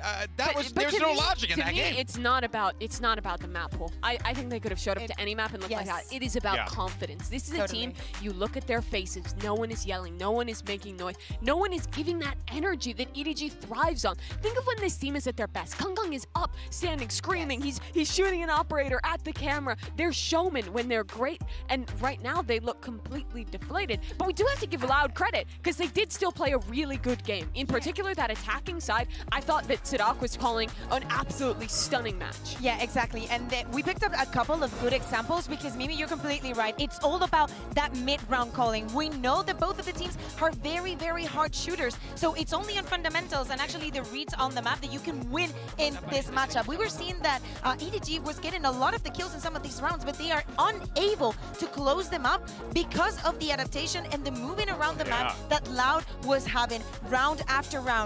You know, maybe they won 2 rounds, but let's think about the 2 rounds that they won. The third round, right after, Loud is on a bonus, and then Pistol on the second half. This could have perfectly been, this could have perfectly been a 13-0. Yeah, it absolutely could have. It was just inches away from that happening. But you see in the rounds the variety of the calling for Loud, even when they're losing. They're going for a lot of fakes. They're going for these interesting ideas with the B-split. And I think we have seen that historically when they play this Harbor composition, they really have a lot more kind of adaptability than with the comps when teams are playing without the Harbor. Without the Hammer or without the double controller in general, most teams it's just an A-hit simulator. You go there always. Sometimes you throw in a B-hit. You have to fight deep. But yeah, it's so different for this squad, the variety they have. Well, let's go to the AIM Lab shoot around real fast. We'll check in with Chichu and we'll continue the conversation regarding EDG. You know, something that I thought I would never see as I'm looking through the stats, because obviously we're looking at Chichu here, but Kong, 4 frags total. Like the whole map, which is like heartbreaking because shut down completely. And you would see him on screen here and there. It didn't feel like his aim was aligned there. Like it wasn't like, it was like big battles. No, it honestly just felt like he was just getting diffed. Yeah, exactly. Not many things were working on the side of EDG for their first map again. And I repeat, this is the map that they chose. Now we should be moving on something that theoretically Loud is going to be more comfortable in. Yeah, and honestly, the wildest thing to me about that match, besides the crumble as a whole, was that QCK was diffing Kong. He's the guy we were saying needed to step up, needed to be great on the jet. We hadn't seen him at his peak yet. And he was out there, he was being set up beautifully, and he was dominating Kong in the opening kills. But you're right, Bea. We've hit a reset point, we've gone into sunset, but man, am I worried about EDG. It's so hard to reset. Not just, sometimes you lose a match, you can wipe it away, but this is now 2 maps in a row where it's been the same story. Yeah, probably they run out of fuel maybe too soon in the tournament. We were talking about, is Loud top-notch right now? Are they going to be, are they really up there to be the winners of the tournament? EDG right now is not looking like a fair opponent to them, because Loud, after what they did yesterday on Sunset, how good they were feeling, how everything was falling onto place, a 13-5 against FPX, where FPX were having crazy rounds. I think that Live and Ultim were final bosses. For this one, things are getting even harder for EDG. Yeah, very much out of hand here. Here comes the Agent Select. And, we're getting ready here for some Sunset. You're going to see QCK. He's going to be rocking that Phoenix. He's going to get right in the face of his opponents as much as he can. Yeah, the biggest goals of Loud's comp on the defense is extremity control. With that breach, with their multitude of flashes, they're really good at holding down space in the mains, in fighting forward against EDG. They don't have that same initiator power to fight back in. So for EDG, I think this attack side is about getting mid control, baiting out util, going for these late round hits if they want to win. But that's all out the window. This is a map about confidence. EDG need to remember who they are. They're the team who's been dominating in China, who comes to international events and beats the best of them. It's absolutely unacceptable for them to go out with a whimper. This team needs to remember why they're great. And watch out, because Loud might have the read onto them. We know that EDG likes to play it slow, likes to play it with time, but Loud, with this composition and with that first map that they gave us, they want to take it all and make it into playoffs. Is this how it ends for EDG? Will Loud push forward into the playoffs? Let's find out. Send it right back over to Mitch and Tom. Kamusta mga kaibigan at saka mga EDG fans, at nagbabalik tayo dito sa VCT Madrid Masters, ang ating rebroadcast. Ako si Black and Blue, kasama ko si Eliza Taylor at men. Buti, hindi ko sinama yung Robby. Pero, men, alanganin dito ang EDG kasi parang nung last game, ang score natin, 13-2. Kaya nga, kinamusta mo sila diba? Silang dapat nating kamustahin yung mga EDG fans ngayon. Medyo masakit, pero feeling ko, etong game number 2, dito sila babawi, BNB. Hindi sila papayag na gaganon-ganon na lang sila pagdating sa kanilang elimination match dito. QCK though, taking an advantage pagdating sa mga smokes and yung mga quick flashes na kayang gawin.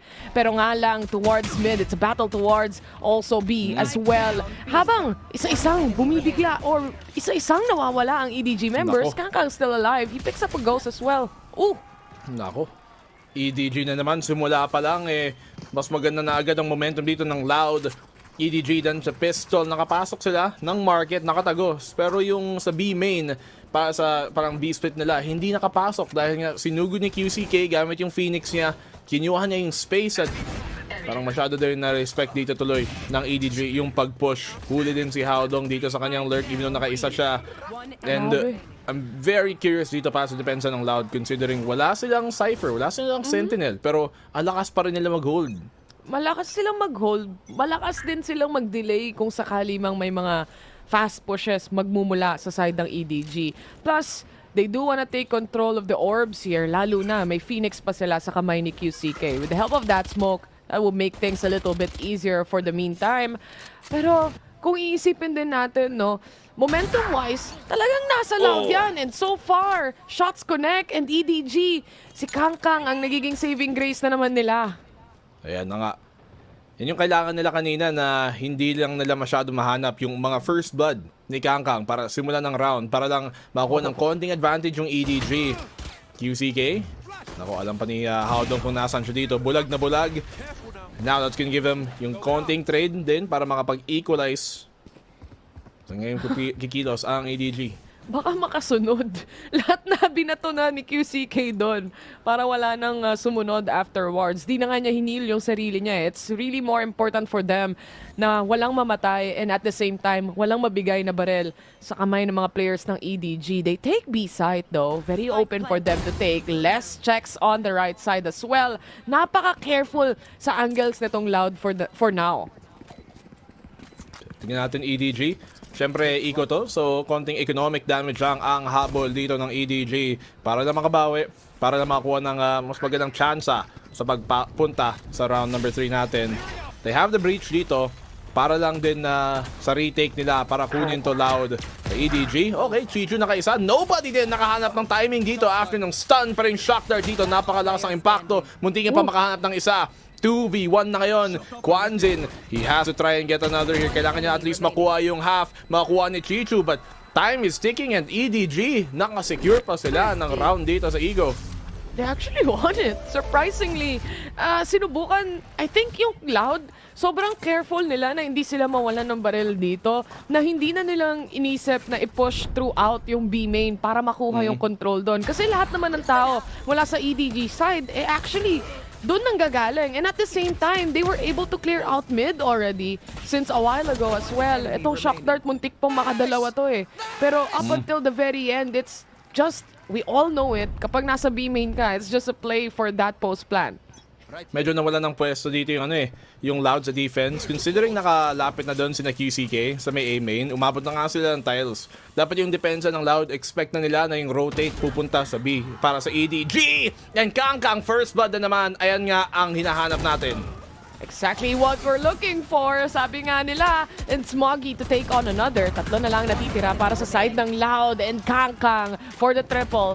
Punishes 3 to say the least. They have the plant of the spike, but again, eco disadvantage yung Loud dito sa round na to. Puro pistol lang ang kapit nila. So, para sa Loud naman, syempre hindi naman tong round na ina-expect na masyadong marami sila magagawa. But, I mean, at the end, kumakuha to ng EDG ng flawless. Magandang bonus yon para sa kanilang ekonomiya. Alam tuloy nila nandito si Tuiz. Siguro mag-check lang din naman dito. That's a flawless round at 4K para kay Kangkang. At ngayon may ulti na siya. Showstopper ready. And I think, gaya nang na-mention natin kanina, umiikot ang mundo kay Kangkang dito sa EDG. And if he performs like this, with how we see it right now, yung Kangkang nakilala na nating lahat, then there's really such a big chance, especially on this map as well. Lalo na kung makakakuha sila ng maraming puntos dito sa attacking side nila as well.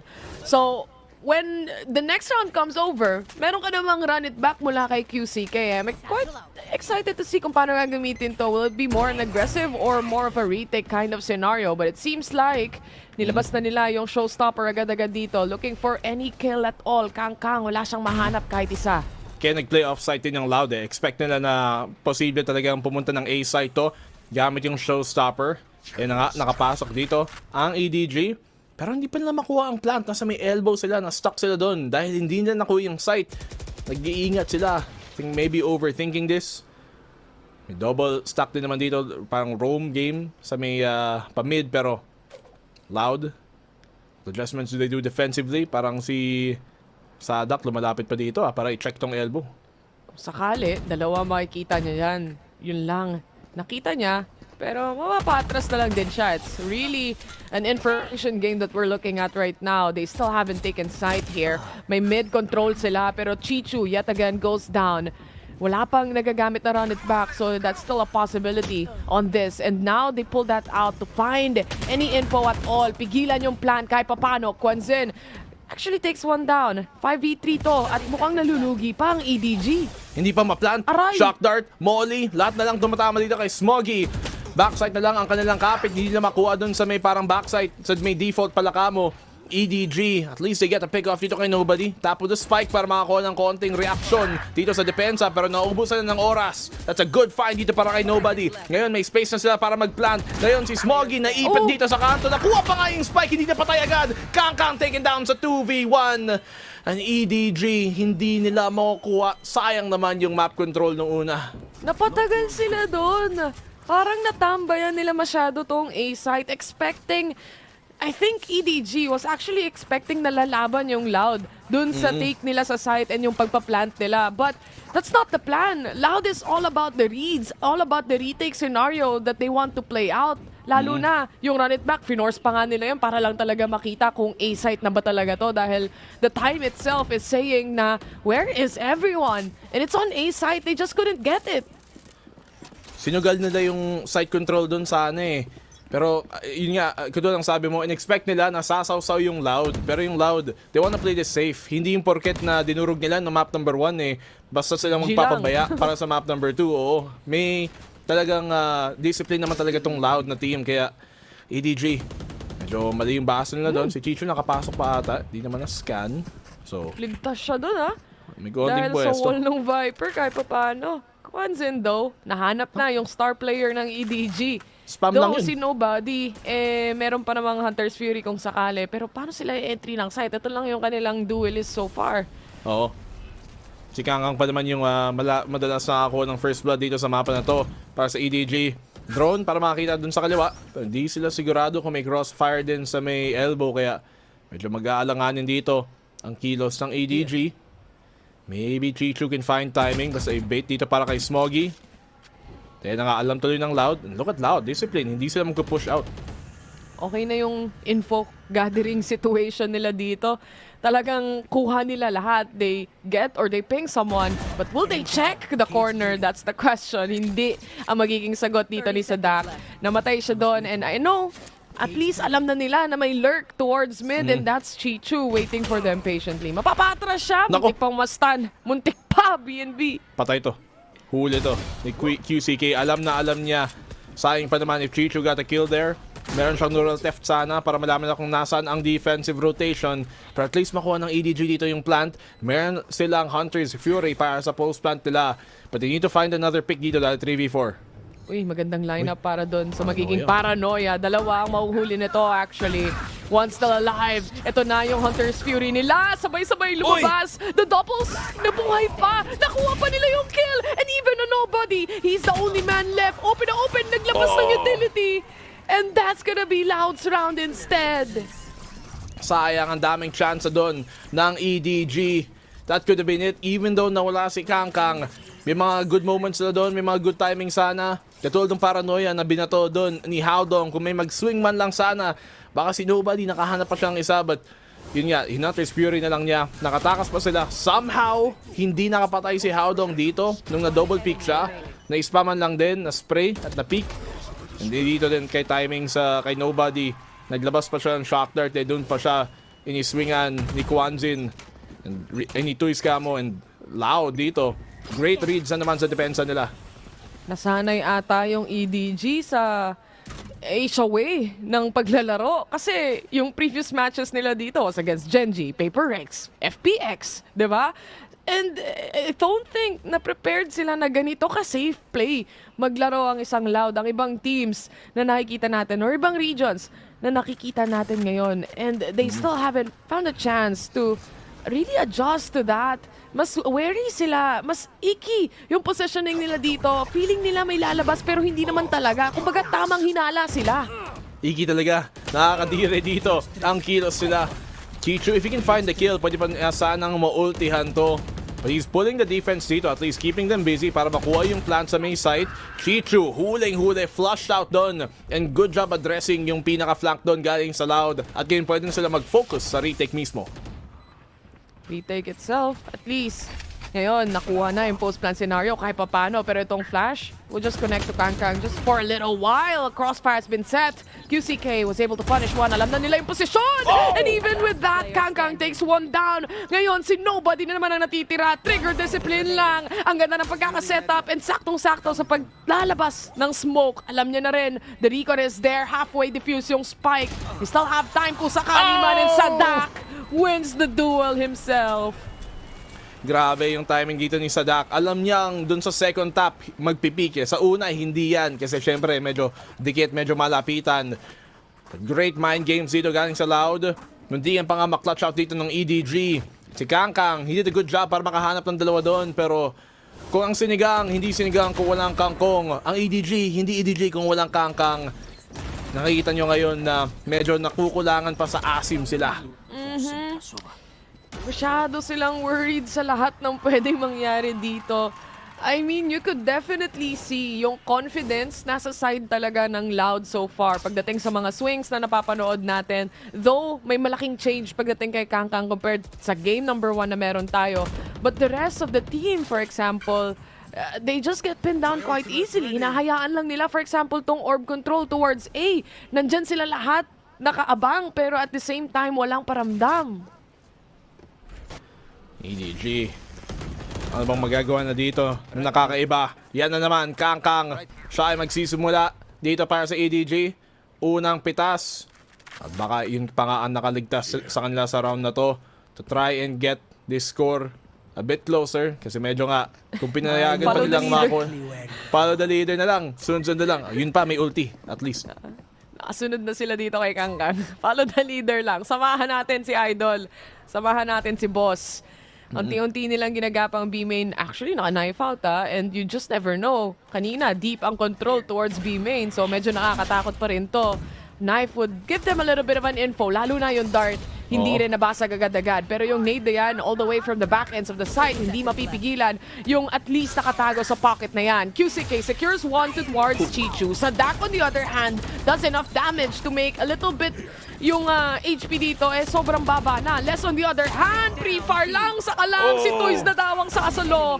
In a 4v2, Kangkang goes down and now it's to Smoggy na wala pang plant. Grabe yung hold dito ng Loud. Kahit alam na alam ng EDG na dalawin nga sa backside sutuman na rin si Smoggy. Wala pa rin silang nagawa. Na-scan na nila. Na-suppress pa nga nila ang backside. Pero todo pa rin ang hawak dito ng Loud. Yung paint shell, medyo masyadong malalim. At si Toys, ang galing ng suporta niya doon para kay Les. Nung si Les, nasa medyo alanganin na pwesto, pwede pa sana siyang mahanap dito ni Haldong. Buti nga, nandun nga si Toys para tulungan ang kanyang kakampi. Grabe din, tumutok. Lahat na lang ng kailangan niyang gawin, ginawa na niya. At na-hold pa na lang yung site. Info, no? I mean, yung recon, it perfectly connected. Yung knife, na-cancel out yung ibang utilities ng players ng Loud. Pero up until the very end, hindi nila makonect yung nades na nakikita natin. Sobra pa nga. QCK, makakahanap pa ng isa. Nang ganun-ganun lang, consent to go for a follow-up. And Kangkang being shut down like that. Konting hero vandal silang binili dito. Bulag na bulag pa naman si Nobody. Mukhang pwede pang ma-flawless to unless maka-lurk dito si Chichu sa flank nila. Yung spike, wala sa kapit niya. And this round, it's done. Unless may impaktong pakitang gilas na 1v5 clutch. Si Chichu. 6-2 na to.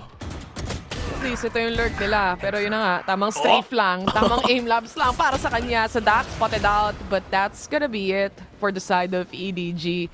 6-2 BNB. Ano po bang pwede nilang i-adjust dito? Hirap na hirap sila dito makapasok. Kung hindi nakaka-first blood si Kangkang, papansin mo talagang nahihirapan ang EDG. Mga kilos, they have to take away some positions dito ng EDG. Considering EDG wala naman Cypher yan yet. Parang natatakot talaga sila i-push tong mga backside, kunin yung map control na mabilisan. And I think because medyo nag-overthink sila, katulad ng nakita natin dun sa A site na nakuha na lang elbow pero tumambay lang sila, binibigyan nila ng oras at pagkakataon yung Loud rather mag-adjust at saka mag-abang at saka mapag-set para dun sa depensa sa site. Kung sinugod na lang nila, total walang Cypher naman, feeling ko makakuha nila agad at mas okay pa yung chance nila. Kumbaga, ang EDG, para nilang binabasa ang utak ng mga nagbabasa na tao. Kumbaga, binabasa mo yung utak ni Madam Auring sa ganitong sitwasyon. Yung kayang magsabi ng kung ano yung susunod na mga mangyayari. And again, kung susubukan nila to keep on trying na basahin yung play ng Loud dito and release or not be able to play their own style, I feel like doon sila mas mas magpupush forward kung lalaroin nila yung comfortability nila, yung style nila, kung paano sila maglalaro instead of trying to keep up and adjusting with Loud. Masyado lang ino-overthink dito para sa akin ang ginagawa ng Loud. May breach din naman kasi ang Loud kaya medyo iningatan nila yung fault line, yung mga flash na baka biglang dumating, baka biglang tumama. Pero hindi lang nila alam, may mga chance talaga silang makapasok sana sa mga site minsan. And knife dito, may pa A site. Nag-iisa dito si Toys pero naka-off nga siya. Hindi ko sure kung expect na to. Paunan sa silipan. Sino mas magaling sumilip? Toys. Oh my God. Saktong-sakto na naman yung timing niya. Walang bawi kay Kangkang dahil napatipi out na lang din siya. This time around, mapapansin mo din yung pag-iiba ng pacing ng Loud dito. Minsan, nagiging aggressive yung mga positioning din nila. Pero at the end of it, it's a push and pull. It's more really on the safe side. And syempre, iba din yung nakikita natin kumpara sa nakikita nila. Pero kung sinugod lang nila yon sa simula pa lang at mag-isa lang doon si Toys na naka-off, baka na-trade pa nila agad. Kawawa siya dun. Baka naiipit pa nila, di ba? Baka hindi pa nga nakatakas dun si Toys or maybe even not even get one. Pero they'll get the plant down now. Ubus na rin yung utility na para mag-hold dito eh. So, EDG, nasa alanganin na pwesto talaga. Loud here on the retake. Have everything going their way. Si Les baka makahanap pa nga ng isa. Nakita pa niya yung barrel dito ni Chichu. And everything is going wrong para sa EDG. Feeling ko, sama na lang si Chichu para may trade eh. Naku po! Pinaulan na ng utilities. Baka mabu, guys. Baka mabuhay. Haldong, the only man remaining here. And hindi na rin siya makaka-survive. And the plant of the spike as well. Sobrang default din ito. So, imposible na ata. Ginamit din nila lahat ng utility para lang makuha yung site eh. Pagdating nung post plant, literal, wala na silang flash, wala na silang molly, wala na silang paranoia. Lahat na, inubos na. Blast pack na lang natitira at cyber cage. Kaya wala din sila pang hold. Isipin mo, binulag ka dito, tapos pagkawala nung bulag, makikita mo, may molly, may aftershock, may molly. Parang ikaw na lang din yung mag-give up at that point na hindi talaga kayo i-swing out to. And again, EDG, too worried for their own sake. Right here. Masyadong pinagalingan dito ng Loud. Flash play, ito, medyo mas aggressive play. Ito na gusto sana makita pero dahil nga takot sila dun sa op, inhingatan nila. Paranoia, ginamit na. At ngayon may chance talaga silang sigurin tong site. They're taking space. Ang importante para sa kanila is hindi na naman sila ma-stuck kagaya nung nangyari kanina, 'di ba? And tignan natin kung this time successful nilang makukuha to. May Hunter's Fury sila, so in any way, pwedeng pang post plant, pwedeng pang create ng space, pero mukhang pang create ng space yan para sa ngayon. As they use that, makakapasok ang ibang mga miyembro. It detects one, that's a duck. Did a little damage to that, pero hindi pa rin sapat. Mapipigilan pa yung pag-plant those spike. Pati pre-fire, nagko-connect pa, and that's Loud, taking one down away. May ult pa dito, si QCK, nag-run it back pa nga. Parang kaka-ult pa lang niya, may ult na naman. Nakapasok pa nga dito, getting the one dito para kay QCK. 3v5 na naman, alam pa nila ni Kauzin, nandito lang siya sa may kanto. Ubos na naman ang EDG. Si Nobody na lang magagawa. Ano ba magagawa niya? Nothing. And Kwanzin, an 8th round dito para sa Loud. Oh man, 8-2. At tapos, nawala yung run it back sa kanila, pero ang susunod mong iisipin dito, magpapasakit ng ulo mo, is another Rolling Thunder, a Viper Spit, from the shadows. Mabilis na rotation, you probably would expect it. Pero the thing is, Loud just keeps reading them, keeps denying them the plant, and then at the same time, pagdating sa tutok, lugi din sila. Oo, napakatulis ng tutok dito ng Loud din. So hindi lang sa mental, pati sa mechanical. Nakon, pati pa naman sa spam sa ganon. You have to feel helpless ngayon kung ikaw ang EDG. Orb control, it is QCK. Parang kaya ka hindi magtataka kung bakit may ult na naman siya. Kasi every time mag-swing out din naman siya, nakukuha niya rin yung kill eh. May kill, may orb pa nga. Tapos kung pwedeng may defuse, ibibigay din nila. Kaya parang every 2 rounds may ulti ata itong si QCK. Ang hirap tuloy makabawi dito EDG. Knowing that that's a factor. And considering sila yung isa sa mga team na nag-Phoenix dito you don't see many teams do that. Wala din yung anti-flank nila na si Chichu. So, they have a little worry pagdating sa ganyang klaseng scenario ngayon. And kung magde-decide silang mag-rotate pa papuntang B, si Les nakaabang na kung sakasakali man. Kasi being detected by a recon still has more than enough time to manage a little bit of a space or move back. Move away. Yari. Oh no. Kawawa naman tong si Kangkang. EDG. Lahat na lang ng malas na pupunta sa kanila. Blind na blind pa naman kay QCK. Nakapangatlo pa nga. Inubos lang niya ditong mag-isa. Pagpasok sa elbow, binigyan niya ng siko. Loud. Isa ba na namang tong durog na half? I don't know, BNB. Sa nakikita natin ngayon, kahit saang sulok magtago ang EDG, nahahanap at nahahanap sila each and every time. And I feel like yung sinasabi natin kanina, yung mas gusto nating makitang aggressive yung EDG dito. Ang ginagawa nila, nagiging aggressive sila sa pag-take ng hanggang dulo ng aim-in. Pero tumitigil pagdating dun eh. And then afterwards, wala nang follow-up kung ano yung magiging next scenario kasi wala silang nakikita. And nakakapag-reposition lang yung Loud for that sense. Hindi sila nakakatuloy eh, di ba? Yung momentum sana kung sinugod lang nila. Parang yung step 1 pa lang, pero step 2 wala na. At yun yung nagiging problema dito ng ADG. Mas lalo na't ngayon may Viper Spit. Pwede lang ikutan dito papuntang market pero may drone.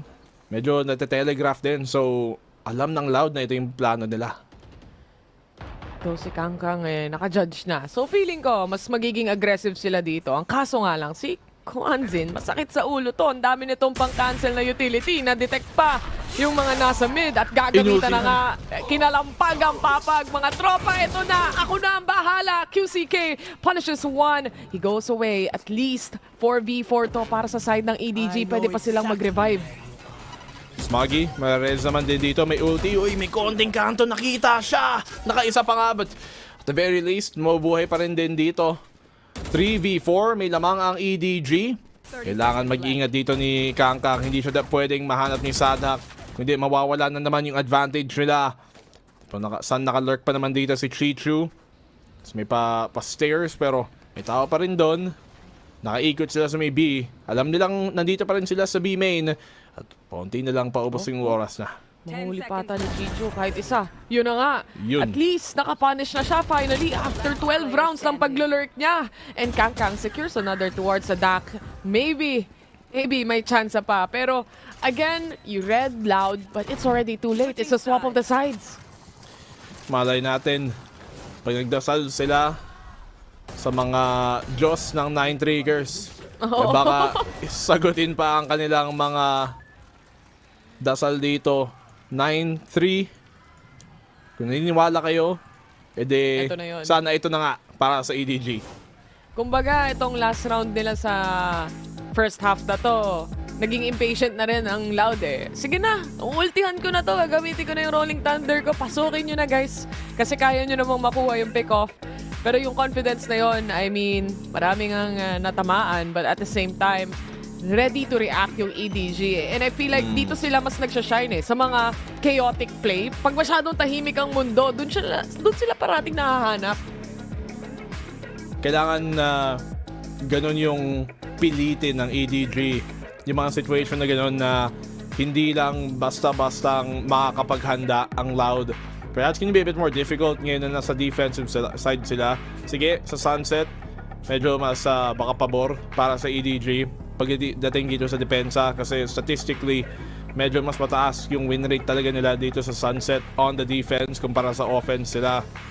And maybe that will help them pero at the same time, yung Loud din naman medyo mas komportable dito sa attack pagdating sa Sunset knowing they have that Phoenix, knowing may space taking sila na gawang kalakas with the flashes.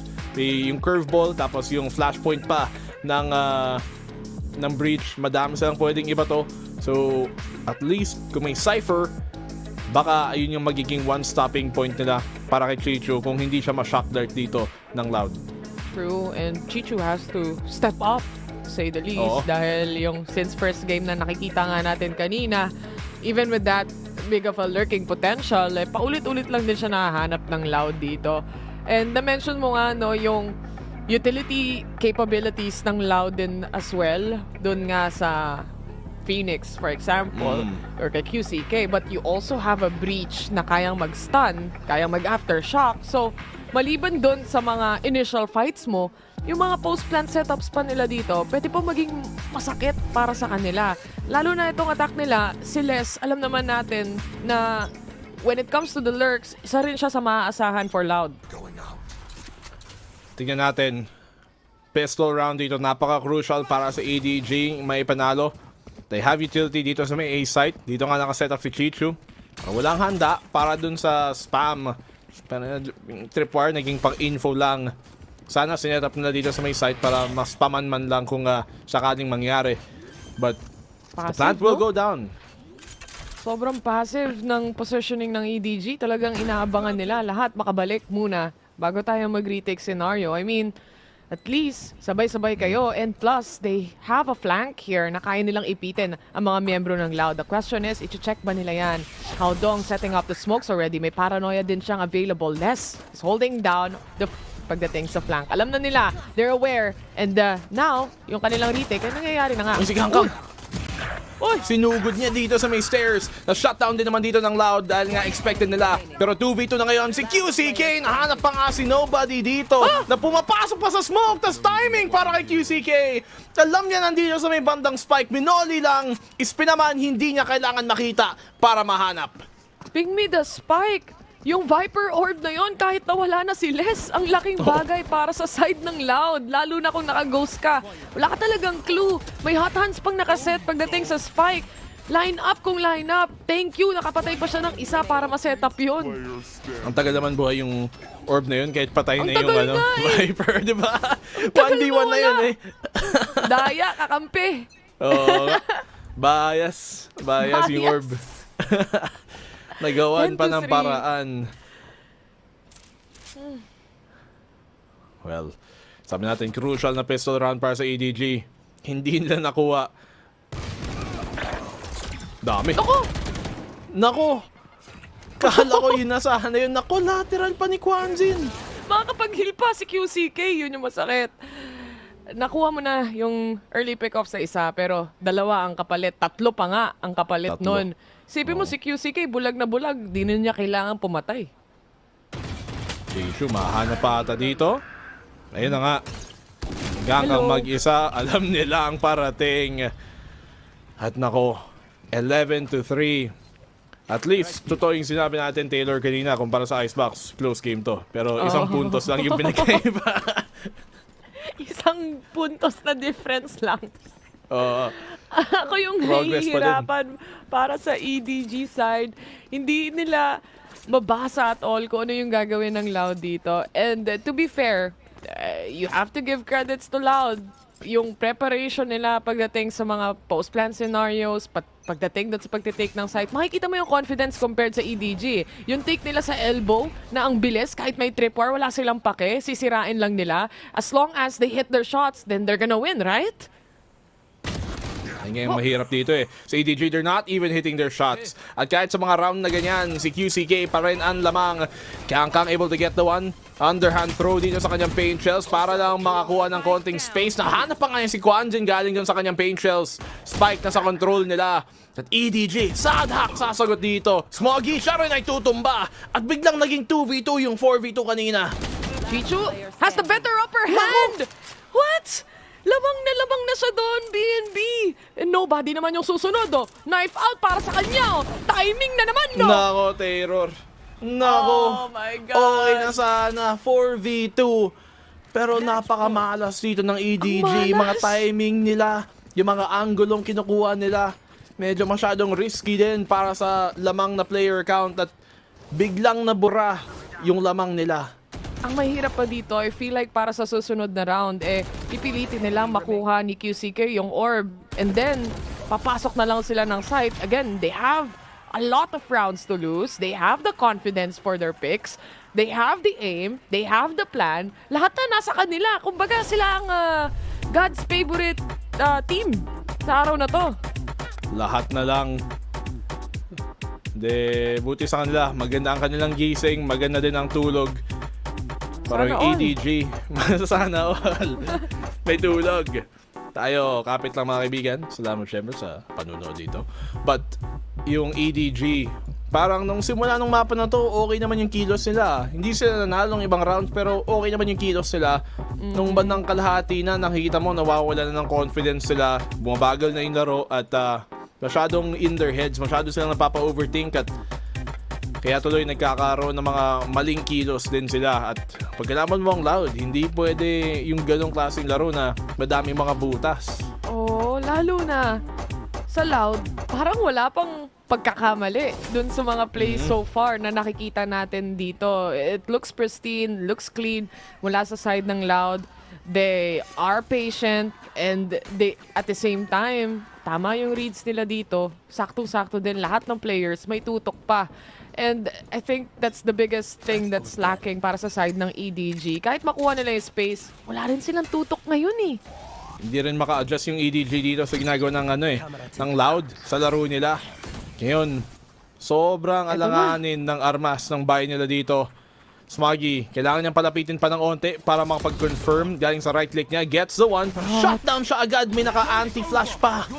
Oh no, lalabas pa si Chichu dahil lang na aftershock siya dito. To the left, to the right, lahat ng pwede mo makita, mamamatay. QCK gets a double. And that's all they needed to take the side. Nako, everything here going right para sa Loud. Napakaingay ng pananahimik nila sa EDG. Nobody mag-isa, and that's gonna be it. Kwanzin with a double at the end. And EDG go down 0-2. China out of Masters Madrid. Close fight, BNB. Grabe yung games natin para sa araw na to, guys. I mean, napakasakit para sa side ng EDG. Especially coming after that game number 1. For sure, gustong-gusto mong makabawi completely. Kahit man lang mapunta sa tight scoreline. Alam mo yon, yung parang kaya nyo talagang manalo. Pero all throughout the rounds, you keep seeing over and over and over and over again, EDG just seems to be lost. Sa buong series na to, sa dalawang mapa na nilaro natin, 5 rounds ang nakuha ng EDG. In 2 maps, 5 rounds lang. Napakasakit naman na makita yon sa scoreboard. Close game nga para sa mga sino makaka-top frag. Doon lang ang pinaglalaban nila kanina sa Loud. But Loud so far, looking back to form pagkatapos ng unang series nila, nung kinalaban ng FPX, kinalaban ng EDG, nagmumukhang yung Loud na kilala natin, parang bumalik na nga. Oh, QCK pa is definitely on fire for today's match. All cylinders firing para sa side dito ng Loud. Everyone is doing everything they can, and at the same time, lahat ng possibilities kumbaga para sa kanila, and nandun na, they just have to grab it. And again, for Loud, sila muna ang makakaligtas para sa araw na ito. And magpapaalam muna tayo sa ating last Chinese team dito sa Masters Madrid for now. And I mean, we're gonna miss Kang Kang, but again, it's Loud's game today. You see kung gaano ka commanding yung panalo na nakuha nila dito. Sobra. Nung simula, may konting kilos pa nagagawa yung EDG pero after yung first siguro mga 7-8 rounds na nakita natin, you can slowly see yung confidence na yun ay nawawala nga sa EDG. Pinag-usapan nga natin na sana nung attacking side nila, medyo mas aggressive pa sila yung style na nilalaro nila, but they try to be a bit more, I guess, conservative dun sa pagkuha nila ng map control, ng site control. At dahil dun, nabigyan pa nga yung chance ng ang chance para sa Loud na makapag-setup, makapag-control dun sa site kahit wala naman silang sentinel. Now it makes you think na grabe rin ang pinagdaanan ng Gen G sa laban nila against Loud at nagawa nilang matalo ang Loud dito. I mean, you don't have Aspas on the team, but I mean, QCK, everyone's just firing off their cylinders pagdating sa matchup na to. Pero hindi pa tapos ang lahat. Ano pa lang yun commercial break, intro para sa susunod nating matinding match as well. Main Pero for event. now, ibibigay muna natin sa ating mga panelists para mag-break it down kung ano man ang nangyari sa series na to. So, please go ahead. He didn't necessarily need to be that guy, but I felt like we finally But he's got that finding here who today. he is. Yes, And I think that's what really matters for Yeah. Loud finding who they are themselves in 2024. Yeah, this is going to be super fun to see what Loud can do in the playoffs. But of course, that means we have to say goodbye to EDG, Edward Gaming. An exit that I genuinely did not expect. A grand total of 5 rounds won by the #1 Chinese squad. That is heartbreaking, Mimi. Yeah, and this is a team, again, we talked so much about it in the pre-show about how this team just kept getting better and better, but they really fell apart in these last 2 matches. The mental was crumbling, the rounds weren't sticking together. What do you and think they it was? were up against What would you chalk it to? It's so hard to place. Yeah. I really think that they just somehow, after that Gen G game, lost faith in the system, lost faith in themselves, and didn't find it in themselves to bounce back after. Unfortunately, they're home, but Loud, looking good. What a day. But let's go ahead and hear from the man of the hour. It's Sadak standing by with Kukuka. Y estamos aquí con Sadak. Vamos a hacer esta entrevista en español porque la ocasión lo merece y obviamente él nos la va a dejar hacer así. We're here with Sadak after that brilliant performance coming in from Loud. So the first question is going to be, what a brilliant performance there on Icebox. EDG picked that map, but you definitely show them how it's played. Did you imagine that it was going to be such a dominant performance? Sé que me has entendido, pero te repito la pregunta. Menuda performance que habéis tenido en ese Icebox. Ellos lo escogen, pero vosotros les dais una lección, impartís cátedra. ¿Cómo ha sido eso? Y la verdad cuando vimos que ellos escogieron Icebox dijimos, buenísimo, o sea, es nuestro mapa, nos sentimos muy cómodos, así que entramos con mucha confianza y la verdad salió todo bien. Basically, when we saw that they picked that map, we were like, that's so good. We feel super comfortable in this map, so everything is going to go our way, and it definitely did. Next question is going to be about QCK, about Quick. Many people have had questions about, you know, who he's replacing and yada yada. I know that he has not had an easy day, and I want you to tell us how he's feeling and how do you see his performance on the big stage. Ya sabemos que no ha tenido un día facilito. Quiero que me digas tú, como su IGL y uno de sus mentores, ¿cómo estás viendo su performance y qué tal está él? Y la verdad, yo estoy muy orgulloso de él. Para quien no sabe, él durmió solamente 2 horas. Esta noche se la pasó vomitando. Tuvo que ir al hospital, la pasó muy mal y le dijimos, quédate tranquilo, haz tu mejor. Lo que pasa es que el mejor del muchacho es muy bueno, la verdad. Así que estoy muy orgulloso, es un guerrero. La verdad que muy, muy orgulloso.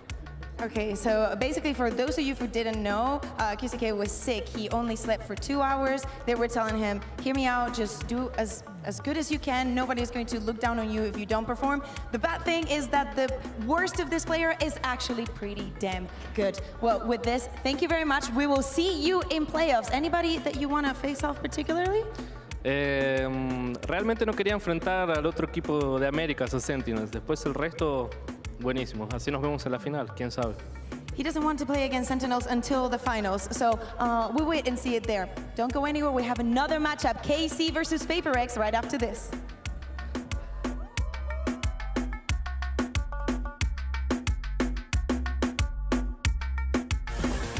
It's the rubber band match between two teams that could very well go the distance. Two teams synonymous with their regions. EDG has been the #1 Chinese representative, and Loud was the one to stop them last year. They have a chance to do it again. They've got to be extremely careful. Tui's needs to time this just right. Over for 4v3, it might be down to just one. Very few defenders left standing. In fact, now just one. Smoggy's on all fours. Aodong tries to get back towards him. Be right up behind them. First kill's free, and he'll close it. Loud come in with one of the most dominant performances we've seen in the tournament. They are one step away from making it to the top 4. We've hit a reset point. We've gone into sunset. Man, am I worried about EDG. This is a confident-looking Karmine. Combat, Aodong though wants to take down less, forced forward, and Tui's was waiting. A quick double for him, a triple in fact. The spam almost eliminating Aodong, wallbang in, it's just one left. They're cleaning house. It's left all onto nobody, and the fact is nobody is standing in Loud's way, closing out this series. A obliteration of EDG as Loud make their way to the playoffs.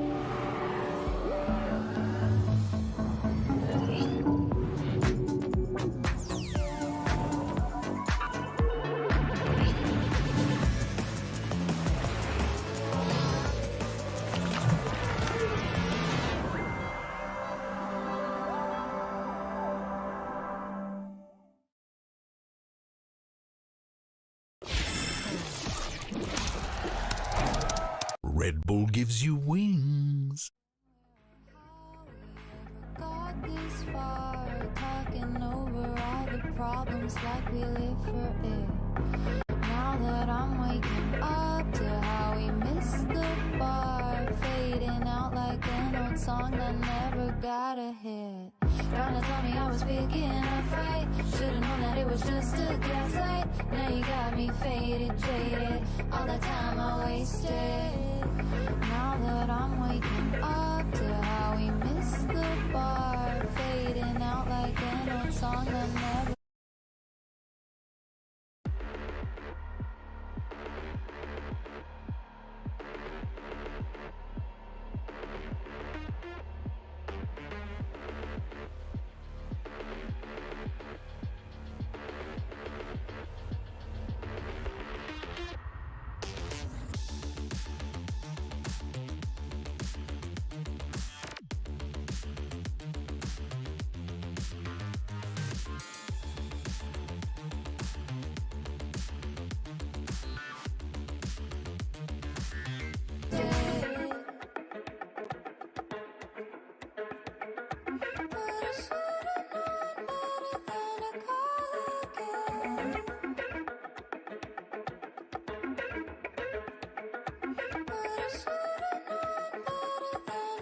All the time I wasted. Got so comfortable here, I couldn't give it up. Getting high off of the mess that you would not throw out.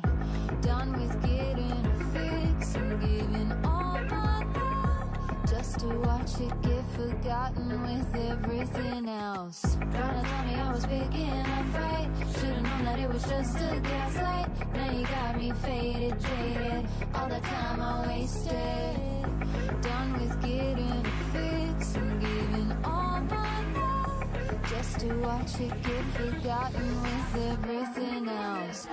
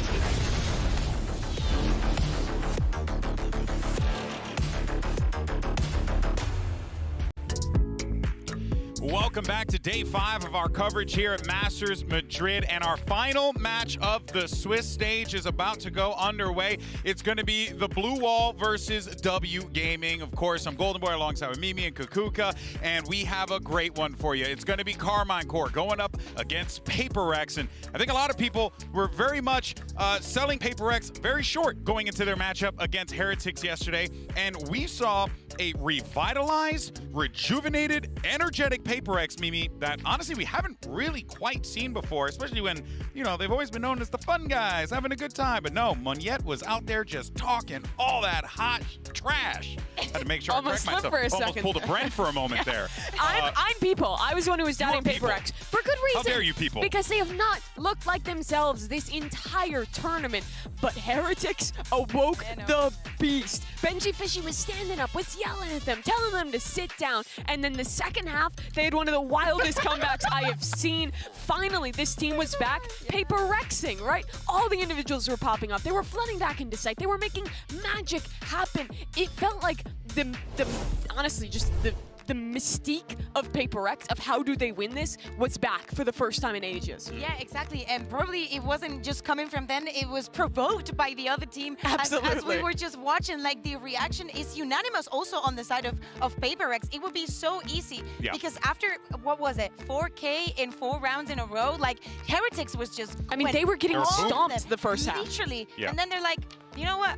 enough is enough. We're not going to have it. And they go on to be the most Paper Eggs, just thriving in the chaos that they love and just giving up the best performance that we've seen so far from them just last night. And let's not forget that Forsaken came into this event saying, I'm playing like a 6 out of 10. We asked Alex what he thought coming into this event Paper Eggs was going to be. What did he say? He said 6 out of 10. Like, they feel like they're coming into this event like so mid, and then they end up walking on that stage But just again, clapping.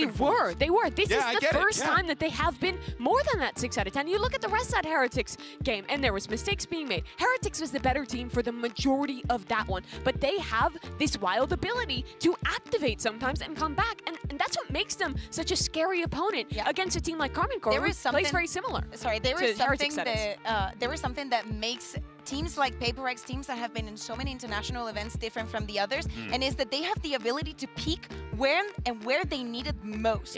It's very similar to Loud, honestly, in that Exactly, right. It's a very good simile because many teams will peak, their peak is out of their control, right? They will have like a brilliant, outstanding performance, and maybe they feel a bit lackluster, like for example what we saw from EDG. Most teams cannot control it. If you're able to control it, that is more than just an ace under your sleeve. Well, we talk about this, but the catalyst of it all was Munyet. He was the guy who got up and let everyone know who was boss. Thankfully, we got a chance to speak to him because Mika Fabs is standing by with him. Hey Munyet, can you come over here really quickly? Just a really quick question. So yesterday, your performance, that was a really strong statement coming from you. So what do you plan on doing on keeping the momentum going against KC? Nothing special actually. I just want to win today because if we lose today, me and Davai will lose the laundry at the hotel. Is that so? You lose the laundry? Yeah, because if you lose, like you're going to leave tomorrow, you know. Oh no, stakes are definitely high then. All right, best of luck to you. Thank you.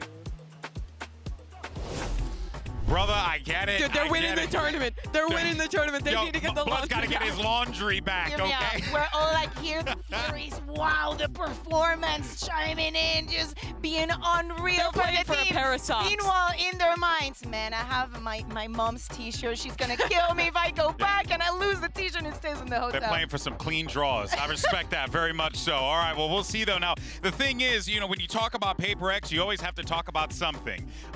The player. The guy. Something. Chad, is this something? I don't. Now, the thing is, though, something definitely was a question mark for us because we were seeing him a few times, especially on that Gecko. It just wasn't really clicking the way. I know Mitch is somewhere around happy that I mentioned it. And I guess what I'm wondering here is, Kakuka, like what ends up happening with something coming into this? Because it feels like he has now just found that next gear that he really needed. I mean, we have to say that in Lotus and in that split, I think that he came back to life. He had to be like some of the in this series compared to what he was doing previous in the tournament. It's gone crazy. Look at this comparison. The rest of Masters, he's an average Joe. He's a guy who shows up, who's playing the game, whatever. And then map 2 and 3 against Heretics, he's something again. He's winning every first duel he takes. He's out there dominating them. This guy's an absolute superstar, and he wasn't playing like it for most of the event. But he locks Jet 2 maps in a row, and he's enabled very well by his team. Paper X is the team where we have to talk about the individuals. We have to talk about the confidence, because that's what gets them going. They have these ideas of how they want to play the comps, of how they want to do it, but it does not work unless you have individuals like this team does. Seeing them online now makes them a very dangerous team for KC to deal with today. Incredibly fast, incredibly literally on your face. There are some of the things that, as you're saying, not many teams can go into that line because they just make everything seem crazy. All the action happens in like 10, 15, 20 seconds, and if you're not up to speed, you're gonna be late, Mike. All right, well, let's go ahead and shift focus to their opponents on the other side of the stage. It's going to be Karmine Corp. Now, they're going to be looking for redemption here because they had to, unfortunately, swallow a tough defeat against the Sentinels. But this is a team that really met a brick wall, right, in Sen. And now, coming into this one, Kakuka, we get to see what this KC team is made of as they have have to dig deep, which is something that, well, we have only seen once before. Isn't that right? Yeah, exactly. We know that KC, just because it's a very new team, they have only lost that one time, right? Yep. We saw them failing against Team Heretics back in EMEA. But after that loss, they went on a streak and just kept winning and winning until they got their revenge against them in the final there at kickoff. Yeah, in the last match we watched them, they were playing a team who just went into playoffs looking fantastic. Sentinels, and it really came down to the wire. I think the make or break in that game, though, was counter-stratting and the read that Kaplan and Sentinels had ahead of time. Here's one example to take a look at on their split, where they go for this Yoru play that we see from them a lot, where they set up this paranoia, and then it gets punished by Sen. They overcommit to it. So here's the thing, Junkity is completely ready. I love that we're seeing it also in this lower speed. So basically, is as you're saying it, he's going to be using the Euro ultimate, and he spots 1, 2, 3, minimum, I would say 3 to 4 players. The thing is that instead of going back, instead of saying, this is not safe, there is a high likelihood that I'm going to go down, they commit to it. So we're in a part in the tournament that is going to be a before and an after when we go into playoffs. Yeah. Set plays will get you this far. If you want to go into playoffs and actually be a great contender to winning this trophy, you have to see beyond. And this is the turning point for KC. Will it be like EMEA kickoff, where they take that loss, they learn from it, and they go on a run from there on out? Or will it be like many a promising team that have come to international events before, hit that roadblock, and fallen? That's the question for today. Yeah. Both teams have a massive expectation to make it out of groups, but only one of these squads has been under that pressure before. Yeah, well, of course, we have Mika standing by as she's going to get some words with Martine. Let's see what's going on there. Hey Magnum, can we pull you aside for a really quick question? So a lot of IGLs, a lot of coaches say that PRX is a tough team to play against, especially for the first time. So how did you prep for this match? So hello, yeah, I agree. I think their playstyle is quite annoying, but I don't think it's the playstyle. I think it's their individual performance. I think they're quite insane. But we prepare for all of the other teams, and I think we are ready. All right, good luck to the team. All right, well, this is going to be a tall task here without a doubt for both of these teams, but they know the challenge that's at stake here for the both. Yeah, and I mean, that is really the question today. He can give an answer, but it only comes down to showing in the server. PaperX is the hardest team for new IGLs to play against because they play like no one else. You can prepare for how their util combos work, for the plays the players make, but they will take risks that no one else will. And today isn't going to be about the prep, going to be about what fantastic counter strat Eng came up with ahead of time. This has to be about Magnum, about this team, and how one of the youngest rosters we have here can adapt to the most chaotic team, the hardest team to play for the first time in VCT. Yeah, exactly. And there's many answers that you can give to this question, right? Are we going to give them the space? Are we going to fight them? Are we going to give that chaos a little bit more? If you just look at the compositions, you might think that KC is the kind of team that is going to fight fire with fire, right? Sure, but when you see them play, you see a different kind. You see that they interpret the utility in a different way for them to have different outcomes. So I'm really looking forward to see what Magnum is able to do today. All right, well, we got a few more seconds before we toss it to the map, so I want to get real quick predictions. We haven't really done this in a while, so how you guys feeling? PaperX, KC, Mimi? I mean, I think KC will win this match, but I think it has to come down to the adaptation. I think that their map pool is stronger. They tend to have better reads. PaperX is still playing a lot of comps that are kind of weird, off-kilter. They're still figuring themselves out, but there's a real chance PaperX win. However, the necessity is they need to be playing like the second half of Split last night. If they can continue that energy, this is going to be a damn hard game for KC. Hear me out, we're in Madrid. I cannot see this going any other way. KC has to make it onto the playoffs to say the very least. We already have Genji there. I think that they, at least deserve it. Yeah, I'm totally with you guys. And it would be a heartbreaker as well to not have, any EMEA team in the playoffs, for either especially. Of these teams, though. Imagine another playoffs without PaperX. What would that be? That's very true as well. Great point brought up there. There's still so many more questions. Thankfully, we do have the map selection ready to go. So let's see where we're headed for this epic confrontation.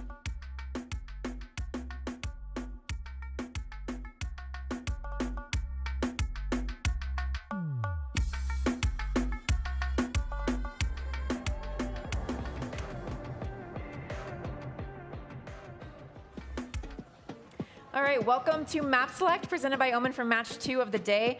Based on the draw order, KC, you are higher seed. Would you like Team A or Team B? Team B. Team B. So PRX, you'll be Team A, and we will start with your first ban. Icebox. Icebox, your ban? Ban Sunset. Ban Sunset. Map number 1 from PRX. Bind. Bind. Side on Bind. Defense. Defense. And map number 2? Lotus. Lotus. Side on Lotus. Attack. Attack. Next set of bans starting with Paper X, you have Ascent, Breeze, and Split. Split. Ban Split. Your ban, you have Ascent and Breeze. Ban Breeze. Ban Breeze. Map number 3 by default is going to be Ascent. Paper X, side on Ascent. We play attack. Attack. All right. Good luck to you both.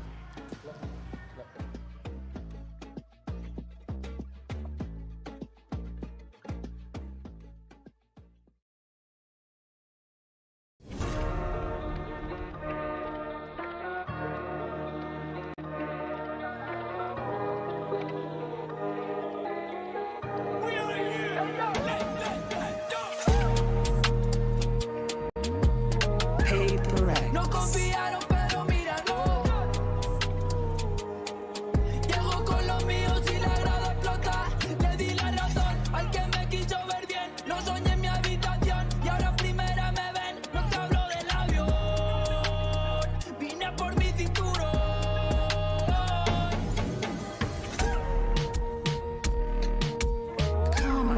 No confiaron, pero míralo. Llego con los míos y la grada explota.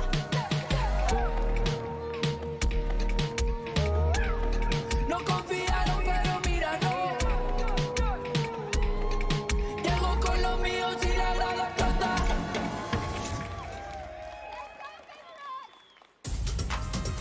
Both teams here looking to move past them, their opponent in this competition. This is going to be a tough game through and through. For Paper X, they're a squad that really rides the momentum of the moment. But for KC, for Karmine Corp, is it about being drilled, the structure, the plan of attack that they have here?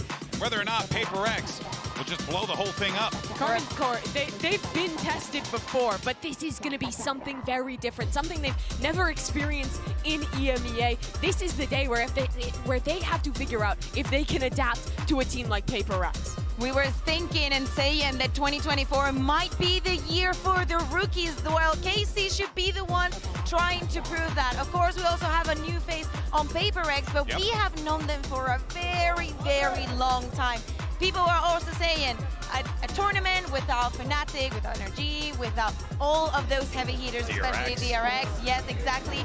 When is going to be Paper X's moment to lift the trophy? That's a great question because it's been some time. Remember, this is a squad that was runner-up and champs last year, right? They have had so many great opportunities in their career here, but to get Monnier a trophy lift, for this team to have that moment would be huge. I think it's almost more about Monnier getting it for the rest of his team, stepping up, filling those shoes, bringing this Paper X squad back to those finals they've made before. But let's talk about the map, Vito, because I think this is where it gets really interesting. Both these teams play very off-kilter comps. You're not going to see the same head-to-head of the default comps we always get in a match like this. We're starting on Bind, and last time Paper X played this, they lost this map, but I actually liked a lot of the things they were showing with this Harbor Raze composition, with Arena in there too. I think they have really creative ways of executing the site and of kind of pathing their way around and setting up their Raze player on the dive.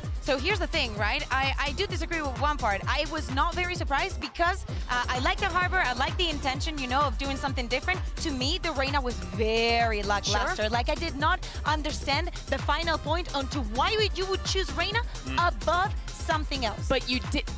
That was a something. Sorry. That was dreadful. Sorry, I didn't do it on purpose. But the thing is, you don't understand why they choose Serena until something has a game. He has had a very slow tournament up until those last two maps yesterday. I think it's not the optimal pick, but if something is playing like he was last night, it is a dangerous pick for KC to go up against. Things for this team to watch out for is how aggressive PaperX is with these fast site hits. If you're playing on the site, if you're playing backside A, you are going to get ran over. For me, when we're looking at KC, this is going to be about taking extremity control towards showers and long and playing off-site to be able to flood retake. Exactly, it's the shower controls that in the previous match threw PaperX off a lot. They were not able to regain that space, and I think that this composition may have a lot of holes. Karmine Corp, and specifically Martin, has to be the one finding those holes and actually taking advantage of the situation. We talk so much about these PaperX individuals, but the two youngsters, Nere and Martin, have been electric in Madrid thus far. If they can keep that up, if they can compete with PaperX, there's no doubt that KC would be a player in the playoffs. It's time for our final match of the Swiss stage and to find out who will be remaining in the playoffs. This is going to be a game with a lot of fireworks, so I think we're going to need to bring out the big guns. We got Pansy and Hypop. At nagbabalik tayo dito sa ating VCT Masters Madrid broadcast, mga kaibigan. Ako si Black and Blue, kasama naman dito si Taylor. Hindi kami magpapalit kasi ito na nga ang main event of the evening. Ang Pinoy Rex versus ang Karmine Corp. Isa sa dalawang pinaka madaming fans na team dito. Totoo, no? Kumbaga, fanbase sa fanbase, napakalaki ng fanbase ng dalawang teams na to. Pero ito na nga, umpisahan na natin agad kasi alam nating mabilisan itong dalawang teams na to.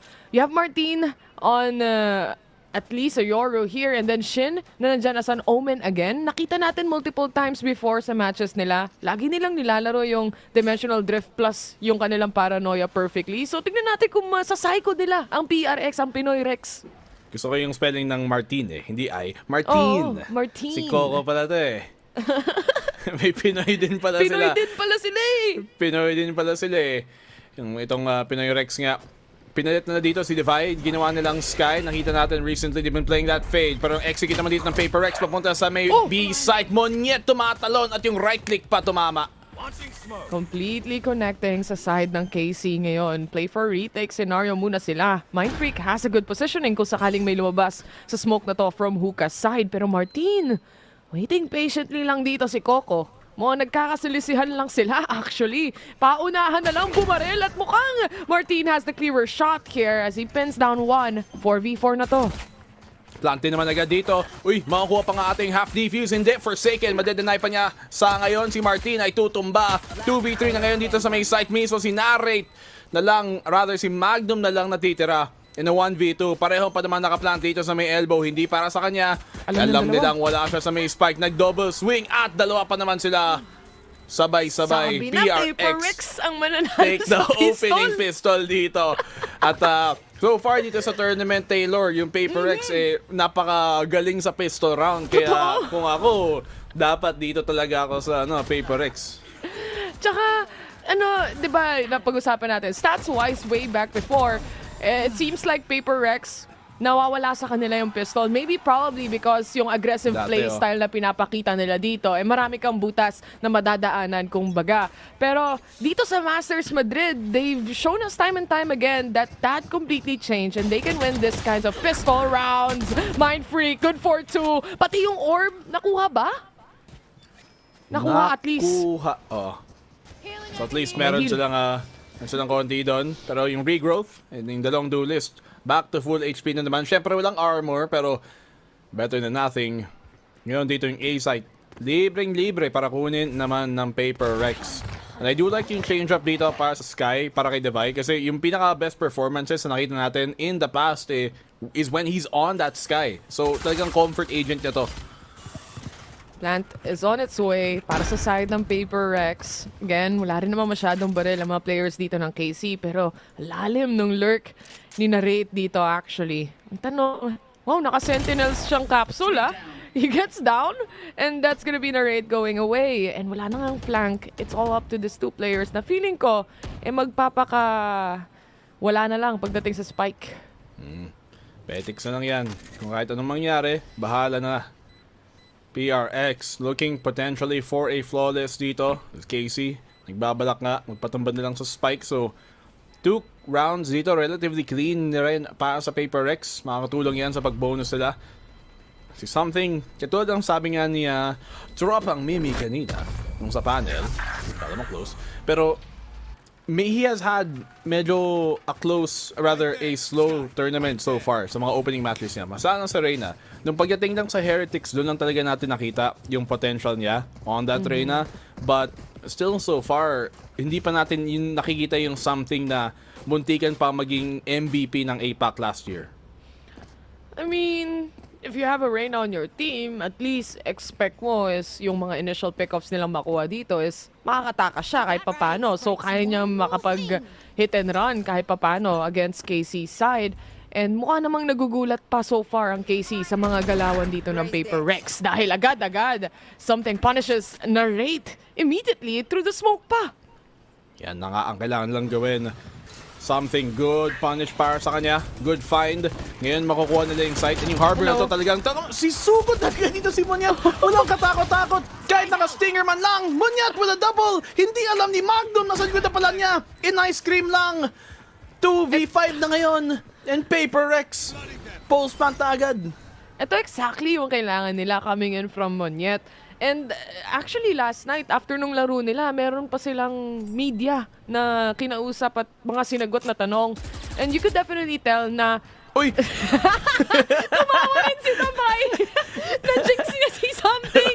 Gulat Ginawa si sa akin something. to ni Bill, kaya naintindihan ko ang pakiramdam. Kala niya may tao. Flick siya agad eh. Tripan na lang siya eh. Nagsisave na lang yung dalawang miyembro dito ng KC.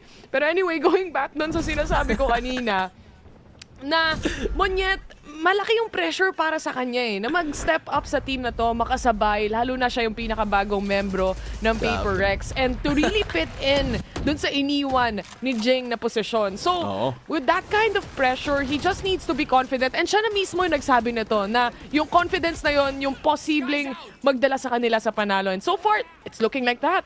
And big shoes to fill talaga dito, di ba? Big shoes to fill para dito kay Munyat. Pero yung ginawa niya sa round na yun, that was more of what we need to see para sa kanya. Get that space para kay something para makakilos din yung rest of the team. And ano mo nakakatawa, if further sa mapa na to, hindi mag-react sa something pag binaril siya sa likod kasi kala niya kakampi na naman. Pero yung pala maging kalaban. Checking lang kung talagang aware si something dito kung may ibang mga lurks, di ba? Pero di ata nila mababasag yung Trailblazer. Mapipilitan na naman silang umatras. And Munyat this time, not towards the site, but instead, lamps control lang meron sila dito. Hindi pa nila nakiklear yung shower, so may lurk pa rin dyan. Nice out dito para sa Paper Rex. Hindi na nirespeto doon yung snake bite. Sige, Pain Shells will force him off the plant. Pero ngayon lang yan. Si Munyat, si Silip dito. Isa para sa kanya. Paper Rex lumalaban dito at walang masyadong mapapalag dito ang KC dahil si Munyat, inuubos niya. Triple kill na agad. Pang-apat pa nga. Hinahabol niya yung ace. Ibibigay na rin natin sa Eco. At Paper Rex patuloy-tuloy pa rin ang momentum. 4-0. Nilalabanan yung race debut ni Forsaken kahapon. Hanggang 4 kills lang daw kasi yon. And I think, dun sa nangyaring scenario para sa side ng KC, itong paranoia, tumama rin sa kakampi niya ata. I think that's coming from the side of KC kung hindi ako nagkakamali. Kasi wala namang omen din yung Kaya PRX. So, medyo naguguluhan din ata ang KC dito. Hindi sila kasing kainit ang Paper Rex sa simula. Wow. Munyat's feeling himself. Narinig mo ba naman, malaki ang stakes dito. Matalo sila, yung laban nila. Baka hindi pa umabot. Same, yung laundry ang puhunan. Kaya pala ang lakas. Kaya lakas. Ikaw ba naman, men? Papayag ka bang wala lang yung damit mong pinaghirapan mo? Siyempre, hindi. Kaya, Paper Rex, big stakes, laundry on the line. Sa series na to. Yun lang pala kailangan para mas mapaigting ang offense ng Paper Rex dito. Lalo na kay Munyat. Yun lang ang kanyang... What is igting? Explain to Konyo me. Parang hindi ko talaga alam. Ganon. Parang mas mapabuti pa. Kumbaga, dalawa nag-aantay sa lamps. Cascade, nilabas na.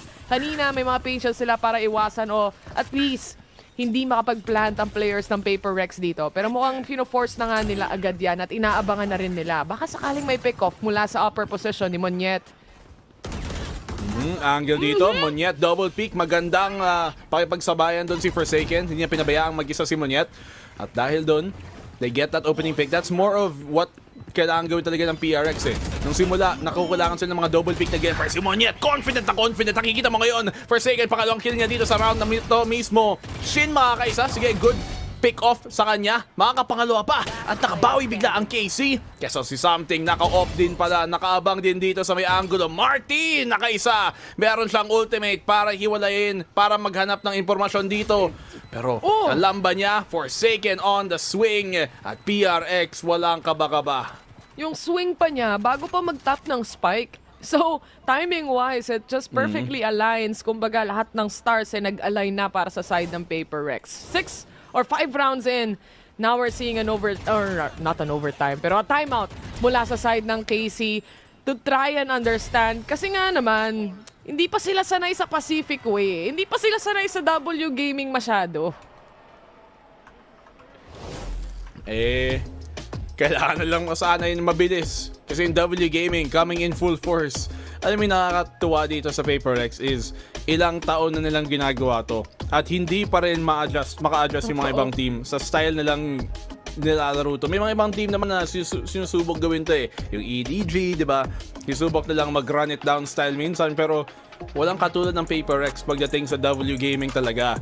And other teams na mas sanay sa medyo mas mabagal na laro, medyo mas default heavy, hindi nila masyado makuha yung tempo ng PaperX na hindi nire-respeto minsan yung utility na yon. Mga smoke criminal, susugurin lang nila. Kahit may snake bite lang yan, pwede namang tumalon eh. Same. Tsaka makikita mo, di ba, na Martin, for example, was holding hookah here. And wala siyang nakukuhang value dun sa TP away niya.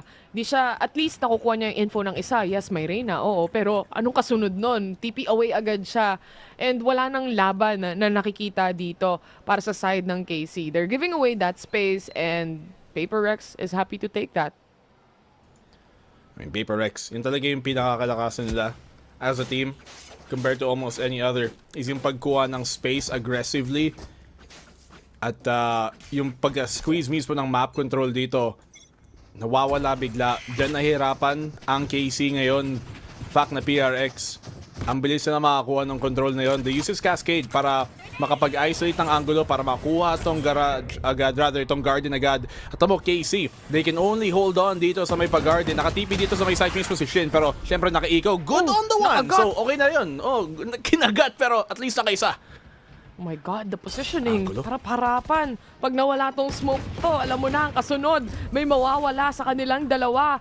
And as that goes, wala na rin. Pati si Something kasi di na natin kita yon. May healing galing naman mula kay Davai. TP na lang daw tayo. Pwedeng-pwede naman. And usual nilang ginagawa to. They always leave Mind Freak alone to cut off any rotation na possible gawin nila. Exactly like this. And they punish one. 3v4 PRX dito.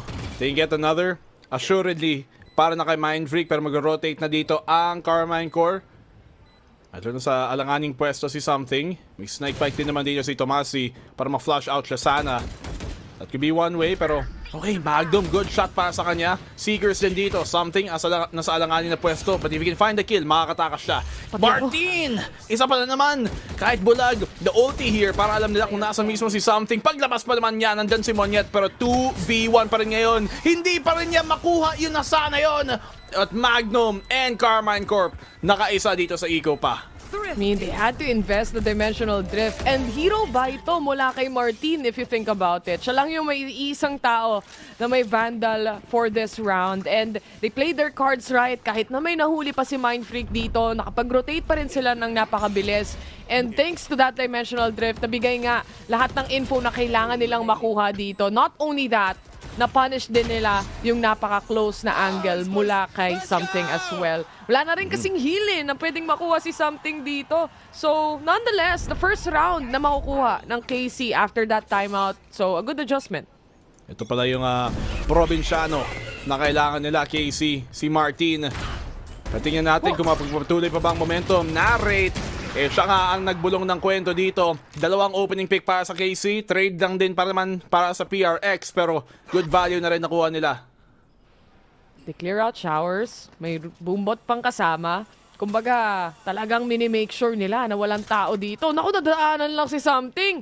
They might be able to take this one. And yun na nga, nakakuha pa sa pick-off. Kasalanan ng Bumba yun. Sipin mo, nag-go-up sa attack gamit Reyna. Sino ba naman gagawa nun? Paper Rex. KC. Paper Rex, ayun na nga. Pero sumasagot din sila yung flank dito ng KC malakas at hindi pa na nahuhuli. Devay, always reliable. Wala silang sentinel kaya kailangan ingatan din yung flank pero at the very least nakapag-recover dito ng PRX kahit sa 3v4. Grabe, nung start ng rounds na nakita natin dito, actually, I wasn't expecting na si Monyet ang magdadala pa ng mga sunod-sunod na round wins na nakikita natin and more of nagiging suporta ang ibang mga miyembro dito ng Paper Rex. But coming the following rounds, they also do micro adjustments here. Alam din nila na lumalaban ng KC doon sa mga engagements na gusto nilang makuha right now. And again, an operator, nandito pa rin, nilalaro pa rin nila. Tamang fake-fake lang, pero something hindi magpapapeke as he shuts down Martin already. Ito na nga, something. Nakaabang sa kanto. Tomasi, good shutdown naman dito sa may aggression. They needed to do that dito para naman na hindi masyado maging confident ang PRX sa pag-peak lang lagi. PRX, syempre, nakaigo pa rin ng KC. Pero, nakakuha ng konting advantage kahit pa paano ang KC sticking together here. Good read naman sa PRX para mag-rotate sa A. Rehit sa A. Mukhang nakiklear na ni Mindfreak na nawala lahat ng tao right now. Pero the double check pa rin nila yan. Really utilizing yung kanilang mga guiding light, yung mga flashes nila. Again, meron pa ditong orbital strike na pwedeng gamitin. So worst comes to worst, kayang-kaya nilang ilabas to. But position-wise, si Forsaken na siya may control ng showers. That's the lurk coming in. Merong isang A-main and the rest would be lamps. Dalawang flank nga, katulad ang sabi mo. So, ang 2-2 split dito sa kanilang retake. Isang Vandal, nag-iisa. Ito Tomasi, yung isa pa ng kay Narrate. So magkahiwalay. Meron silang orbital strike dito para lang kunin yung space na to. Pero will he land the shot? Narrate even bigger. May showstopper nga pero wala pa siya mahanap din agad-agad. Forsaken sa pagsawsaw dito galing sa showers. May nahanap din. Ngayon si Narrate na lang natitira. And Paper Rex, good job to mitigate yung damage ng KC. Ang ganda ng positioning nila sa post plant na yon. I mean, the decision to wrap around towards A site and re-hit it again, especially may capability nga makapag-adjust o makapag-rotate na mabilis itong KC. Thanks to lots of TPs na pwede nilang gawin as well kahit na wala si Martin sa una. Alam pa rin nila yung pacing na gusto nilang iset kasi sila naman yung nagsiset ng pacing na to.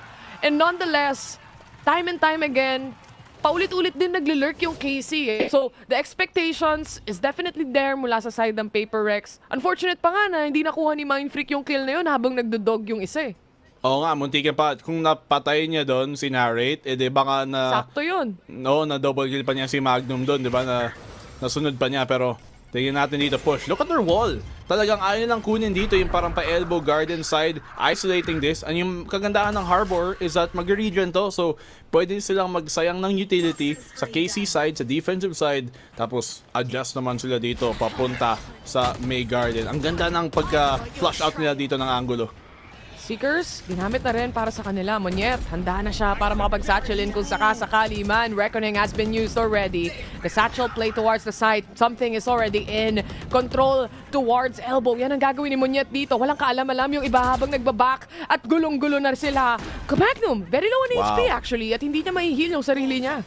Low HP na rin binigay nila yung hookah. Ni-retake naman dito ng KC para sa kanilang retake mismo sa post plant. Wala silang ultimates para pilitin to. Meron silang isang Viper Spit pero kailangan pa ng isang pitas para magawa yon. Yung flank din dito galing kay Devay is going to be big. Tingnan natin kung aabot ng timing. Ayan na nga, something hindi makatakas pero Devay galing nga sa likod. Forsaken, binaabangan niya dito. Pagpasok nila, ay tutumba din agad. 2v2, low HP nga yung dalawa katulad ng sabi mo. Isang pitik lang, isang hatching, tumba na. And Devay coming from that flank na big play from him. 8-1 Paper Rex, methodical and perfection. Hindi rin nila mahanapan ng butas yung pinch dito ni Monyet. Hindi nila mapatay at all si Monyet doon sa ginagawa niya towards elbow. Kaya hindi talaga sila makakuha ng positioning sa CT side. Bago pa sila makalabas para sa retake nila, wala na silang buhay dito at all. And again, you have lurks coming in from Davai to save it. And then, meron ka pang mga tao sa loob ng site na si Forsaken, hindi lang supporting role ginagawa niya. Siya na rin ang pumapasok at humahawak ng post plant na yon. There's just a lot to cover and something, again, investing on an operator here. Pero nakita mo ginawa nila doon bago sila mag-execute. Lahat sila naghuka para makuha. Tapos winol nila para ma-isolate yung elbow and garden. Tapos tsaka nila pinunta yung wall, yung garden. Nag-rotate from fountain para lang din ma-pressure. If may player doon, mag-fall back. There's just so many things sa ginagawa ng PaperX na hindi mo talaga makikita galing sa ibang team. Hindi lang yun sa W Gaming. Pero kung saan nila nalalagay yung utility nila at kung paano nila ginagamit yon, it's very, very unique dito para sa style ng PaperX. Kino-cover nila lahat ng choke points possibility na kumbaga kaya mong i-isolate yung fights dahil sa mga wall na nilalagay mo dito. TP out, yan ang gagawin ng players ng PaperX ngayon. Nakaabang na lahat ng players ng KC right now on the site itself. KC, Martin, may nakatawid ng isa. Alam niya to, walang nag-check and that's gonna be a double. Davai, double swing, gumana pa rin kahit papano. Wala pa rin barel ang mga players dito ng KC. Lamang na lamang ang PRX pero so far, iniisa-isa sila and that's gonna be a thrifty round. Walang tumama dun sa shorty. Kung hindi lang din nakasawsa si Martin, hindi malay natin may nagawa pa yung PRX. Pero good ego dito galing sa KC. You can still see though na PRX talagang sa simula pa lang, ang plano nila is kondisyonin ang kalaban dito para sa maling read sana. Pero in this case, KC, inabangan yung TP doon papuntang A site. Nakaabang sa showers, Martin in the right place. At dahil sa, yun nga, pitas ni Martin, naka-double kill siya. Parang nawala na tuloy yung structure at yung kalakasan ng PRX ma-overrun yung site. Dalawang rounds ng KC dito, I think galing sa thrifty round na nakita natin so far. And dito mo makikita rin as well, yung dalawang rounds na yon naka-off din si Something. So, again, you have lesser firepower towards the site itself. Kung yung isa mong duelist, syempre, naghahanap ng pick-off sa kabilang parte ng mapa. At na-pick-off nga siya doon. Something to go away, pero ito, ang control nila pagdating sa hookah. Makakahanap pa ng kill, magsasatchel ba? Yan ang tanong. Isang fake TP mula kay Martin, pero hindi sila magpapabitaw. Isa din tong problema nakita natin nung kalaban na yung EDG na pag susugod si Monyet, wala siyang kasama kasi nga naka-operator dyan si Something. So, I think they really need to keep him on this aggressive role. Paminsan-minsan ang dapat yung attacking Reyna op nila. Hindi laging pwede yun yung plano nila. Kasi kung hindi, ganyan nga nangyayari. Walang biglang rush na pwedeng gamitin. Si Shin, makakatakas pa dito. Huli pa si Monyet. At ang hirap tuloy pasukan nitong Viper Spit. Tumasi, boy pa! Yun na nga, mawawala na. Viper Spit na pinag-uusapan natin mawawala na for the meantime. It's still a 2v3.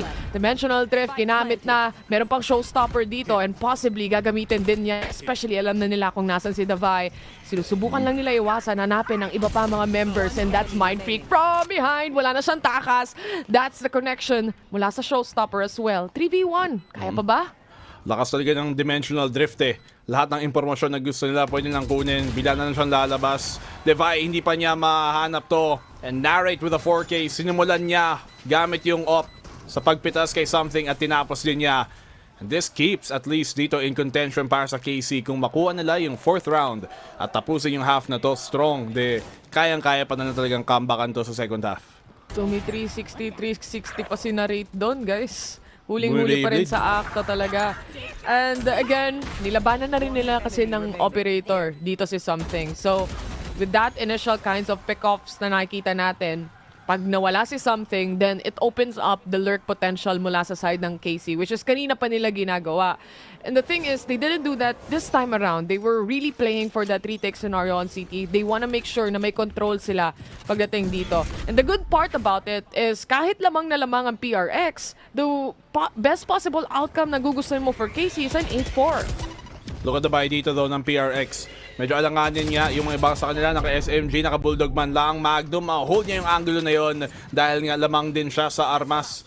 Late din yung Lear doon. Buboot ba niya si Forsaken? Yes, kept him off of the plant.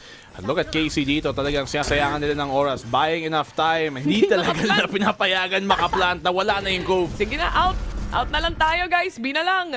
Ayaw payagan mag-plant dito. Heavy rotation mula sa side ng PaperX. Something ang naiwan this time. Usually, si Mind Freak yan. Pero baka may mahuli siya and makapag-heal pa siya. Dahil si Narrate, unti-unting ginagapang yung lurk na to. hindi sila nakapasok. Kala nila kasi baka may nakaabang doon. Look at yung wall dito para lang kunin itong front sight. Pero dahil dito, makaka-angulo pa nga ang Karmine Corp. Mindfreak gets a big one. Kinalangan nila yun pero nawala tuloy yung orbital strike. Defy with a double. Pagkatapos si Shin. At naging 2v2 pa nga. Something. Wala siya masyadong dala. Nagamit naman yung Reckoning pero naka-Spectre lang siya at low HP pa. It's an op setup. They know this. So, kahit pa paano, iwasan mong mag-dry or mag-swing dito ng dry peak. Defy, nakita na rin siya. Something, gaya na sabi mo kanina, Spectre lang to. And that's the swing, and that's the wall bang. 8-4. Wala pa naman silang flash loan, kaya yun nga, ang hirap din ni Peak. Kailangan talagang ma-dry, tapos naka-Spectre pa dito si Something. So, di rin siya nakahuli sa pag-lurk niya doon sa market, sa A-short kanina. As we said, Karmine Corp, they get those 4 rounds sa kailangan nila para lang hindi masyadong malaki yung lamang dito. Now this makes this a much more winnable game. Kayang-kaya pa if they win this pistol round, edi magiging posibleng 6-8 at doon na natin makitang baka bumawi pa. Napaka-intimate naman ang handshake nila. Ibang klaseng fist bump yun, nakakakiliti. Meron ding sariling fist bump si Something tsaka si Forsaken Mamaya, baka makita natin. May ano rin sila, may special fist bump din sila. May kiliti din ba? Ibang kiliti ang posible mong makita dito. But slowly but surely nakapag-adjust naman yung KC doon sa naging sitwasyon. But anyway, itong mapa na to, Bind, I would rather get a lot of points sa attacking side ko kesa doon sa defending ko. And alam naman natin gaano kahirap pumasok or entry, lalo na kung maganda yung defense. And we all know that they have a harbor here. They also have a brimstone. So that double smoke can be a problem as well. Bibigyan kita ng statistic na at least nakakatulong sa Paper Rex kahit paano. Bind isa sa pinaka-worst map nila. At yung attacking win percentage na dito sa Bind mismo is only 29% in the past few months. Paper Rex, oo, sa attack. Kumpara sa 50% nila sa defense. Oo. So, ibig sabihin, may plano talaga silang ibahin to. May balak sila na sigurong makaka-advantage sa kanila at least kalaban itong Karmine Corp. So, the fact na nakuha nila ang 8 rounds sa attacking side means a lot considering this is one of the best maps ng KC. Pinagplanuhan talaga.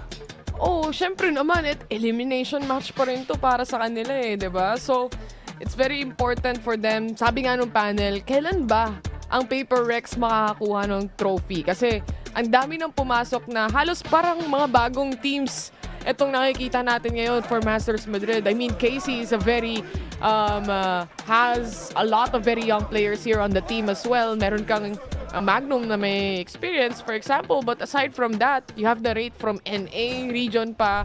And then the rest is very much young bloods. Yeah, sabi nga ng panel, when will be PRX's time? Sila ang isa sa mga veteranong team na titira dito at nakapasok dito sa tournament. The only other one, in reality, siguro EDG. Yun lang din, wala din masyadong iba. For PRX, nagsugod dito sa defensive side. Shutdown ni Forsaken. Magandang shutdown yun. Cove, kahit pa paano hinaharangan sila. They let them plant. And PRX, hinahanap na agad ang mga kalaban nila. Napakadaming smoke, napakadaming ecoms. Wala na silang makita. Paper Rex for another pistol.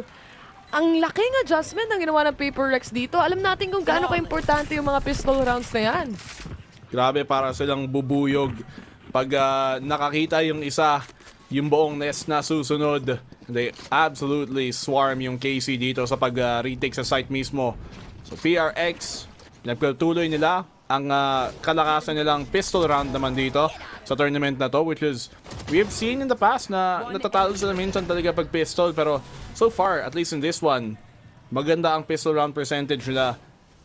Paper Rex continuing yung momentum nila na mukhang medyo nawawalan nung first half, at least na ibawi sa pistol.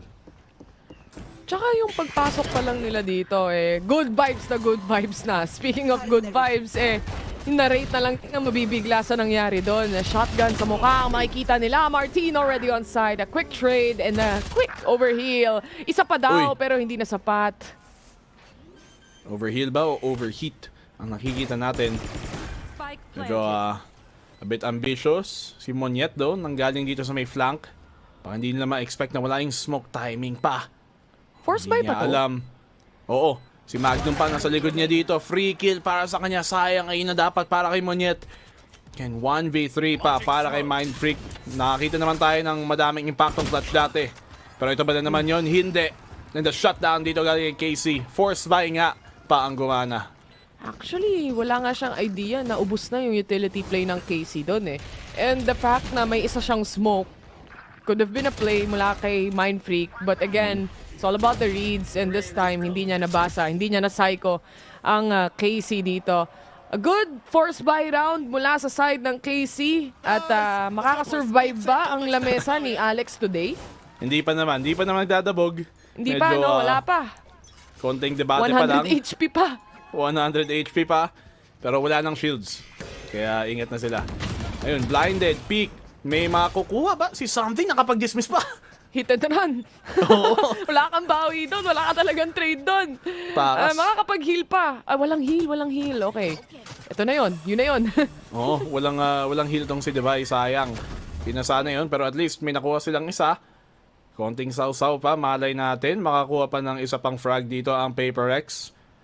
May isang leer na lang si Something pero wala na siyang orb or dismiss or heal or so medyo alanganin. Pogi muna. So relax na lang muna sila mag-aantay dahil as we can see, Forsaken has a shorty, si Monyet nakabaki lang din. So really on a close angle fights ang hinahanap nila dito. While the rest is more of that support on the back ends as well. Lalo na kay Something na wala ng HP. Unti-unting ginagapang na nga ng KC ang B as well. So, i-expect ba nila to? Mind Freak might actually see someone here. Whoop! Okay, nakita ni Mind Freak. Kapit naman nilang hookah at walang nagpa-flank galing doon. Makakatakas din naman dito si Mind Freak. Si Monyet, hahawakan lang itong angle na to. Gamit yung shotgun, may paint shells siyang nakaabang para i-force out yung plant. Pero mabibigay yung impormasyon na nandyan siya pag bato niya yan. Kaso lumagpas nga, pumasok masyado. Kaya wala siyang matatamaan doon. Ito na, the power of shotguns. Tignan natin, may mararating ba? Boom! Wow! What a shot mula kay Something! And Monyet actually secures a kill on the Bucky. Iisa pa ba? Naghahanap siya ng posisyon. He still has the boom bot. Last player remaining. Nilalaban niya ang buhay niya, but that's gonna be it.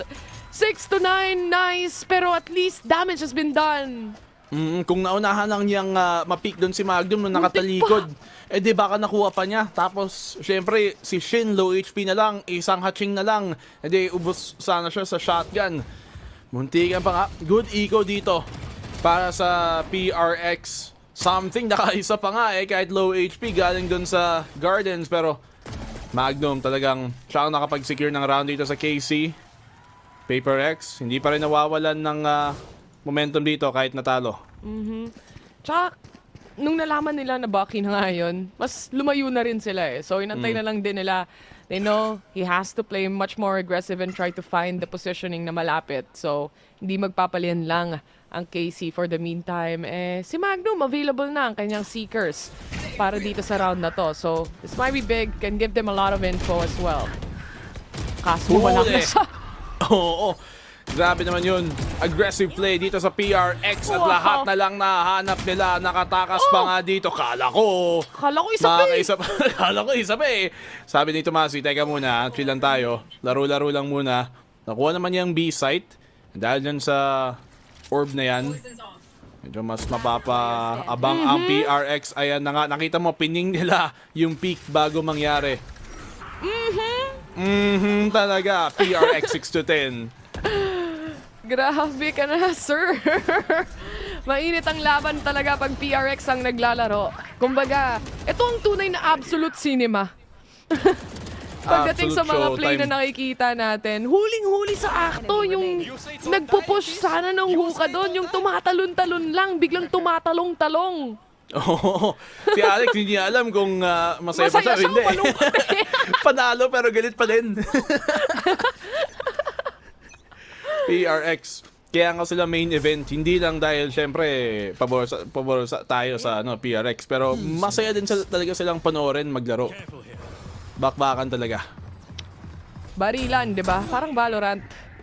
Parang lang naman. Barilan. Umpisa pa lang, round 1 pa lang, may barilan na. Forsaken, hindi siya magpapaloko. Alam niya na yan. But the Wraith was actually able to pick up a kill here. At least na trade-off na yun kahit papano. 4v4 pa rin. Open. Ang Seekers, hindi na clear. Hindi nila na-check. May susunod ba? Biktima number 2. Dito pa rin sa kanto. May snake bite pa rin siya at hindi tuloy makapush dito ang PRX. Alam nila masyado marami nakaabang, masyado marami nakabantay. Okay lang, si Monyet. Sige, may angulo dito gamit yung Guardian. Pangalawa, Monyet! Grabe ka naman! Pinaglaruan at PRX lamang na naman. Dahil lang sa ganun kasimpleng play, sa pagpupush, naku, mamamatay pa tong nagpa-plant ng spike. Pero anyway, dahil lang sa ganun kasimple, na-force nila yung dalawang snake bite, na-force nila yung Viper Orb as well. Ang daming utilities na nasasayang dahil lang sa pag-push. Pero what a double kill mula kay Narate. Possibility pa na makuha nila tong round na to, but it's all up to the Vi to make something happen here. And he gets the kill. Muntikan pa. Muntikan pa doon ang PaperX. Pero nagawa naman ng paraan at si Devi napaka-cold-blooded sa mga clutch na ganoon. KC, valiant effort sa dulo doon, mas lalo na't galing kay Narate. Pero grabe, PRX pa rin, meron pa rin clutch factor. I mean, hindi lang clutch factor X factor, it factor, lahat na ng pwede mong sabihin nandito sa side ng PaperX ngayon. Especially kapag online si Monyet dito sa team na to. Today, he looks like he fits in PaperX. PaperX talaga. May ibang factor na hindi mo masasabing nasa ibang team. May iba silang style na hindi magagaya ng kung sino-sino man lang. And KC nahirapan din dito sa aggressiveness ng PRX na ipinapakita. May reckoning sila, pero showstopper available naman para sa KC. Kaso Eco. Monyet. OMG. Mind freak. Ano na nangyayari? May sarili siyang mga problema doon. But Magnum actually secures one towards Monyet.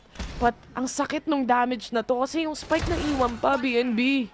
Ayun lang, nakaisa pa nga dito. Narrate, can he find another? Muntikan pa doon si Forsaken. Na low HP lang. Magnum, at nakuha pa niya yung spike dito. Vandal retrieved. May clutch potential na naman. Takbo habang may lupa. Out na lang tayo dyan, sir. Bye-bye. Okay. Takbo na lang sa kabila. At least may oras pa siya para mag-plant dito. And syempre, ina-expect ng PaperX. Baka umikot pa to ng elbow So, yan alam na nila. Plant sa may A. At nako, naghiwalay pa ang PRX dito. Kayang-kaya pa tumaklatch ni Magnum. Naka-knife out yung isa mula sa likod. Pero nakaramdam na si Magnum na merong nag-smoke. So, hindi ko sure kung nababasa niya na nagkahiwalay itong dalawa. Inikutan pa ng tubig. That wall actually, medyo nakakatulong yan kay Magnum. Kasi yung city niya, hindi ma-expect. Ayun, alam na niya, nandito manggagaling si something. Naka-atras pa, narinig ata niya yung tubig. Narinig niya. Nag-aabang sila. Alam tuloy nila dito, nandito sa may lamps. Pipik siya, pero sakto din yung swing ni Forsaken para protektahan dito si something. Medyo risky play, pero in the end, gumana pa din. At match point para sa PRX. I mean, the R in PRX is risky, right? No risk, no fun para sa side ng PRX dito. But it all worked out in their favor in the end. Nakakuha pa dahil dun sa smoke ng pwesto si Forsaken at that finale. And yung pagkakaplante ng spike ang lalim sa side ng city.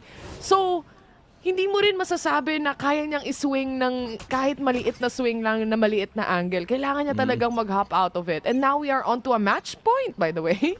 Sana lang kung tumuloy siya doon sa city, baka napatay niya pa niya si something. Pero kailangan nila mag-focus ngayon dito sa rounds na to. Medyo mahirap ang angat nila para lang mag-overtime. Pero pwede pa.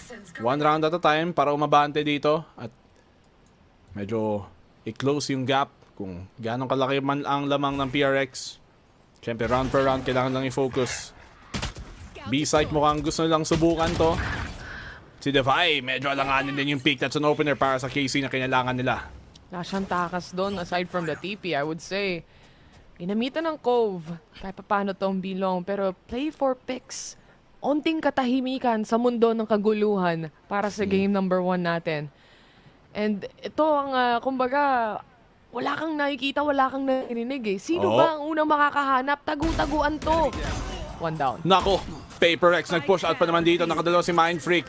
Good push out para sa kanila yun. Unang-unang informasyon, oo. Pero knowing na lamang sa player ang KC, you have to take that risk para lang makahanap ng picks. They're able to find something going on here. Yan si Something. Siya ang nag-iisang may barrel. Gets the one. Meron pa siyang dismiss. Hindi siya nakapag-dismiss. Shutdown galing kay Shin. Naka-vandal na rin si Monyet. Napulot niya. Pwede ba niyang mahanap to? He gets it! Shin and Monyet, pero hindi alam ni Monyet. Katabi lang pala niya. Akala niya nasa kabila. And Tomasi keeps KC alive. Oh my goodness, but too close for comfort para sa side ng KC. Dahil doon sa lahat ng fights na nangyari, though kompleto yung ultimates nila dito, half pa rin yung kanilang magiging armor for the next round. But what a kill and swing coming in from respective members mula sa PRX hanggang sa side ng KC. Okay, minus 10 damage na. Pati si Davay nagulat na lang din. But honestly, not too bad of a round for Paper Rex here. KC barely survives that. Medyo risky play nga doon. Umangat. Na-shutdown tuloy si Monyet. May good effort pa din. Paper Rex, eco para sa kanila. Hero Vandal para kay Something. Siya din naman ay Reyna. So, kaya ito na mangyari. Basta may half armor at pambili sa next round, okay lang. But KC, slowly but surely at least, nakakuha na rin ang round dito na kailangan talaga nila. Parang may insistence sila dito para talagang paglabanan tong bilong, paulit-ulit. Gusto nila i-take over and over yung fight kasi over and over again, nagsiswing din yung Paper Rex pagdating sa bilong.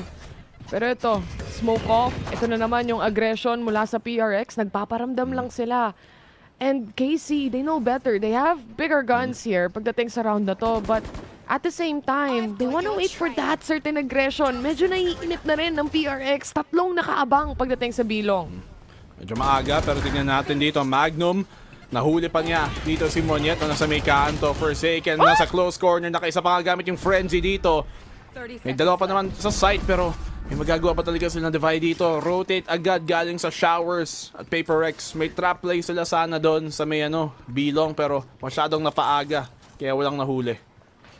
Setups mula sa side ng KC. It's still a 3v4. With how chaotic it seems, baka kakayanin pa ng Paper Rex, pero magandang setup ang kailangan nila. And that is gonna be the showstopper connecting. But Mind Freak and Something, nakahanap sila ng pick-off. Nandito pa rin yung Hero Vandal, BNB. Not bad na rin dito para sa kanila, pero hindi alam ni Mind Freak. Nakaabang din si Martin. Comes down to Something. Magagawa ba niya to? May oras pa naman. Meron siyang isang dismiss din dito na pwedeng gamitin. Flash on out. Bulag na balag. Alam ni Martin na natamaan niya yun. Can he get the isolation? Hindi pa rin mangyayari. At kumakapit pa din ang KC.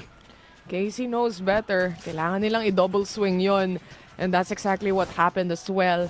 Dito na mas nakakatakot kasi kahit match point na ang Paper Rex, nawawala yung momentum dahil papalit-palit na lang din yung eco round, pati yung magiging buy rounds nila rito. At yun na nga, isang ballpen na naman ang mawawala para sa araw na to. They just need to close this off into one more round. They just couldn't find it. And para dito sa susunod pa, BNB, available yung Dimensional Drift, available din yung Viper Spit. There's so many utilities you can play around here. Kaya okay lang sa kanilang gamitin yung showstopper kanina kasi alam nilang madami pa silang pwedeng gamitin dito sa pag-attack nila. Nahanap na nga kung nasan si Something gamit ang kanyang judge. So booking na tuloy. Ito may angulo dito ni Narrate. Good for the one. Makakapangalawa pa nga. At KC, pagtuloy-tuloy pa rin ang momentum dito. Mind Freak gets the one, but they need something more. May showstopper din si Monyet. Boom! Dinabas na nga ang Viper Spit. Oof! Merong nahanap yung dog, pero hindi pa rin talaga nila mapunish. Tatlo na mapatay ni Narrate dito. Again, all or nothing para sa side ng KC. Kaya lahat ininvest na talaga nila. Now, Paper Rex, they're gonna save this round and I think that's the better option for now.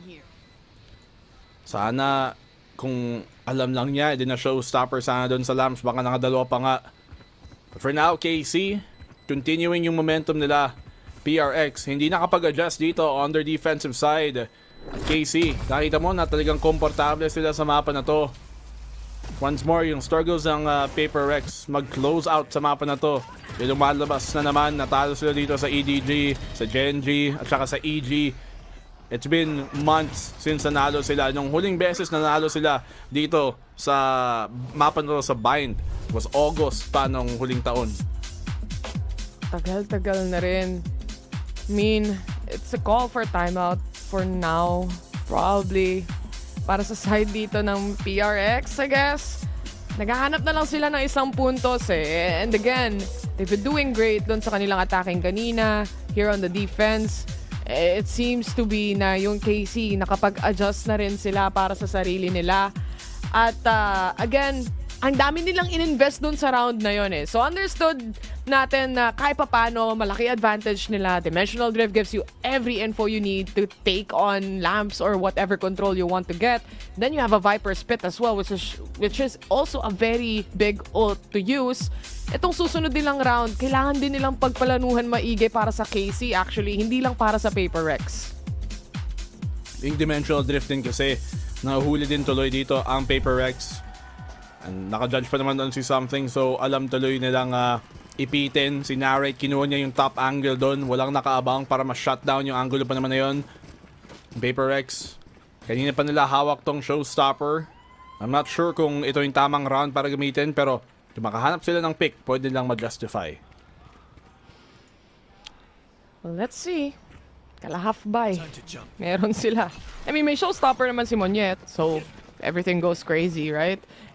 Di ko ma-assume kasi kung anong pwedeng mangyari. Ang daming possibilities pag Paper Rex kalaban mo. Daming pwedeng iba to.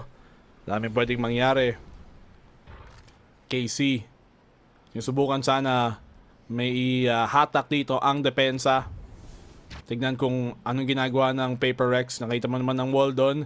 Yung si Paper Rex may trap setup sa may showers kung masyado mabigat ang push doon. Pagtitipi sila. But seeing as how medyo tumahimik na rin sa showers, bumak na ang Paper Rex. Parang dahil sa ingay dito sa B site, baka dito pa mapunta ang depensa, pero yung spike na sa A.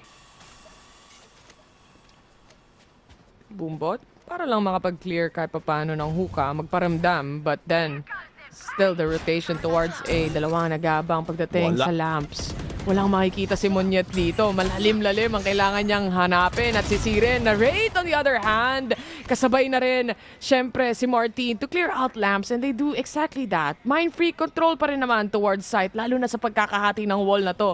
Feeling ko maraming sabay-sabay magsiswing, pero ito na nga! Tatlong nakaabang para kay Mindfreak doon. 5v3.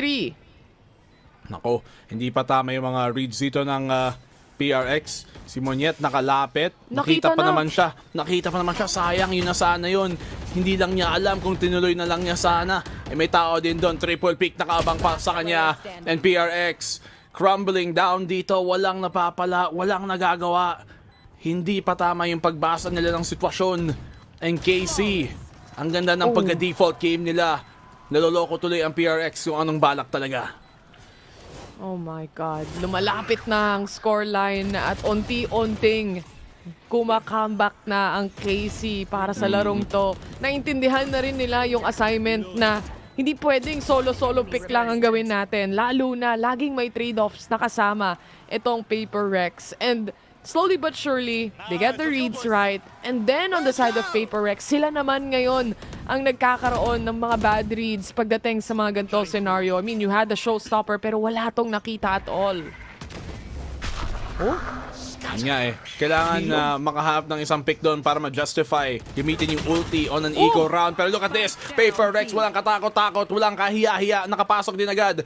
Pero, Shin, pumunta sa may side, kailangan nila mag-ingat. May magandang angle siya dito. Naiwasan pa kayong guiding light, mga kaisa. Hindi Monyet! Handa pa rin siya! And Paper Rex, 5v2 agad. Tapos na ba to? Parang sila yung nasa attacking. Naiwan nila yung spike, guys. But something waiting patiently sa magiging rotation ng last two remaining members. Nakakatakot para sa side ng KC. Kaya pa ba? Yun yung tanong. I know, for Paper Rex, wala silang pake kung mapupulot tong spike na to. Then okay, I'll be willing to give the space. Lalo na 5v2 to. Sabi kasi ng Paper Rex, sige, medyo niloloko tayo sa default gaming. Hindi natin alam saan napunta minsan. E de, labanan na natin agad. Simula pa lang. Para tapos ang usapan, manalo-matalo. Paper Rex in that case, nanalo nga sila. Hindi in-expect ng KC na maging ganong ka-aggressive sa defensive side ang Paper Rex na 4 man silang sumugod doon. It comes down to KC. Nasa napakahirap ng sitwasyon. Forsaken takes him down. Nag-iisa lang dito si Narrate. Yung pinaghirapan pa nilang comebackan, mukhang mabubura. And Paper Rex makakuha ang bind. Unang panalo na sa bind since August ng 2023. You have to give it to them. Pag sila yung nag-set ng pacing sa isang laro, patuloy at completely ka mabubuli out talaga. They've decided na enough is enough dito sa mga default play ng KC. Instead, kami na lang yung magpupush. And if you have that manpower advantage laban sa 2 players na papuntang hookah pa lang, na walang ka-idea, mahuhuli ka talaga. And they had the comfortability dun sa finale round na nakita natin na we don't mind kung mag-rotate yung ibang members natin dito. Walang pwedeng umalis dahil 5 naman tayo laban sa 2. Time to close off the round. Paper Rex 1-0 sa best of 3 na to. Ginamit nila yung natitirang brain cell nila sa bagay na alam nilang malakas sila. Sabi nila, sige, medyo hindi kami magaling magbasa ngayon, kaya barilan na lang. At doon nila idinala. Isinugod nga sa may bilong and nakita naman natin ano nangyari. 5v2 agad. Pagdating sa punto na yun, ayun nga, yung pinaghirapan pa dito ng KC para kambakan. Bilangan na bura. PRX, maganda na yung mga adjustment nila nung first half. Nung second half, medyo nagbimintis lang talaga. Siyempre kasi KC, maganda yung default game nila. Nahatak na yung depensa sa kabilang side at naloloko din nila paulit-ulit ng Paper Rex. Hindi maganda yung reads. Pero finally came down to it at Paper Rex at least na-close out pa rin. Hindi pa tapos ang laban though. Ito pa lang yung unang map na makikita natin sa 2 teams na to. Meron pa tayong mga susunod pa as well. And I'm excited to see what else can KC bring to the table here. Nadikit nila yung bind to say the least sa lahat ng nangyari doon sa mapa na yon. But in the end, this next game is very important for everyone. Super pa naman, especially yung map na yon, map pick ng Paper Rex. Pero syempre nakakabigay ng confidence pa din yon, the fact na nanalo kayo sa mapa na ang tagal-tagal na nilang hindi na nanalo, ang tagal-tagal na nilang nahihirapan sa bind, and they finally secured. So pagpunta natin sa map number 2, mala natin dun din naman babawi ang KC. We saw naman na parang nung bandang second half nakakabuild na sila ng momentum. So para sa Karmine Corp, para sa kanila at least sana umabot yon at ipagpatuloy nila sa map number 2, which we will come back to pagbalik natin dito sa break. Babalik ang VCT. Muchas cosas que decirte ahora, pero antes de empezar quiero que le demos sin freno. Si tú quieres podemos empezar desde cero. Sabes que contigo yo me atrevo, yo quiero más y más, y poder soñarte y verte al despertar y volar, porque solo tú me llevas a otro lugar. Quiero más, solo dime baby que no va a pasar. Quiero más de ti.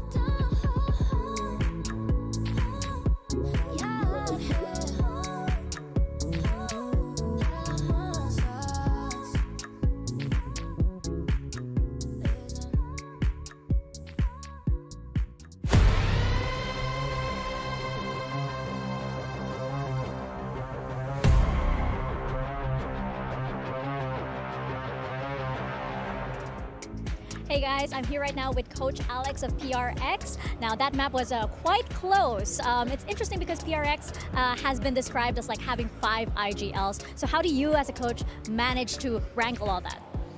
I mean, a lot of it has to do with the way we practice. I think the most important thing is trust. Like we trust each other a lot, and anyone can take over anytime they want.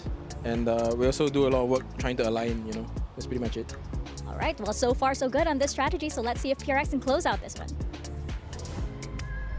It definitely does come through with this team. We've always talked about it with PaperX. They're a squad that always just kind of like rise of momentum. They communicate with one another. Their comms oftentimes don't even lean on just one individual. For me, it kind of sounds like a Halo match sometimes, where they're all just yapping at the same time. It's actually kind of cool. Yeah, it is wild. The first half of this game to me was quintessential PaperX. They were out there PaperXing all over them, dragging KC down into the chaos. And that's what I was worried about for such a young team. Playing a squad like this for the first time, them dragging you into that chaos, your comms getting muddled, you experiencing something you haven't really played against before, and PaperX thriving in that. And that was the case for quite a while. But I think we really saw a step up from both these teams to be forced to play a lot more strategically, and actually to Karmine Corp managing to gain some control in the second half. And loving those small micro plays that we love PaperX for. We're talking about the Reina denying those trade-ins is something that she can do so easily, and it fits so well to PaperX, and especially to something. Some of these rounds literally made no sense, maybe. Yeah, it was absolute chaos, but I think you're absolutely right that that's kind of what's defined PaperX for so long, but it's also true of what Karmine Corp was doing. I think a lot of the good in this map was when they were showing us these Yoru ult combos. They were setting themselves up after that. They definitely learned more how to play against PaperX. It's just that this squad built themselves such a huge buffer on that attacking side, and they're always gonna steal at least 1 or 2 rounds and a half. It's really hard to come back from a deficit against this squad. And not only that, we saw KC actually getting lost in the sauce. We were seeing a lot of ultimates invested in just one route to make it through, as you're mentioning. The Yoru, even the Showstopper, everything being used at wrong timings. We see also Magnum struggling a little bit with his own ultimate on how and when to use it, just because of how overwhelming PaperX is. And that's exactly that. They're the team who's gonna rip any hole you have in your communication, any hole you have in your practice. They're gonna rip that apart because of how chaotic they are. The question now, going into the rest of the series for me, is whether this team for Karmine Corp can wrangle control of this one, because Lotus, our next map, it feels like for them, that is their comfort zone, and I don't feel like these little combos, these ult combos that we talk about for PaperX are as strong on this next map. I'm glad you mentioned that. I do want to know what the coach of Karmine Corp has to say. We have Eng standing by with Mika.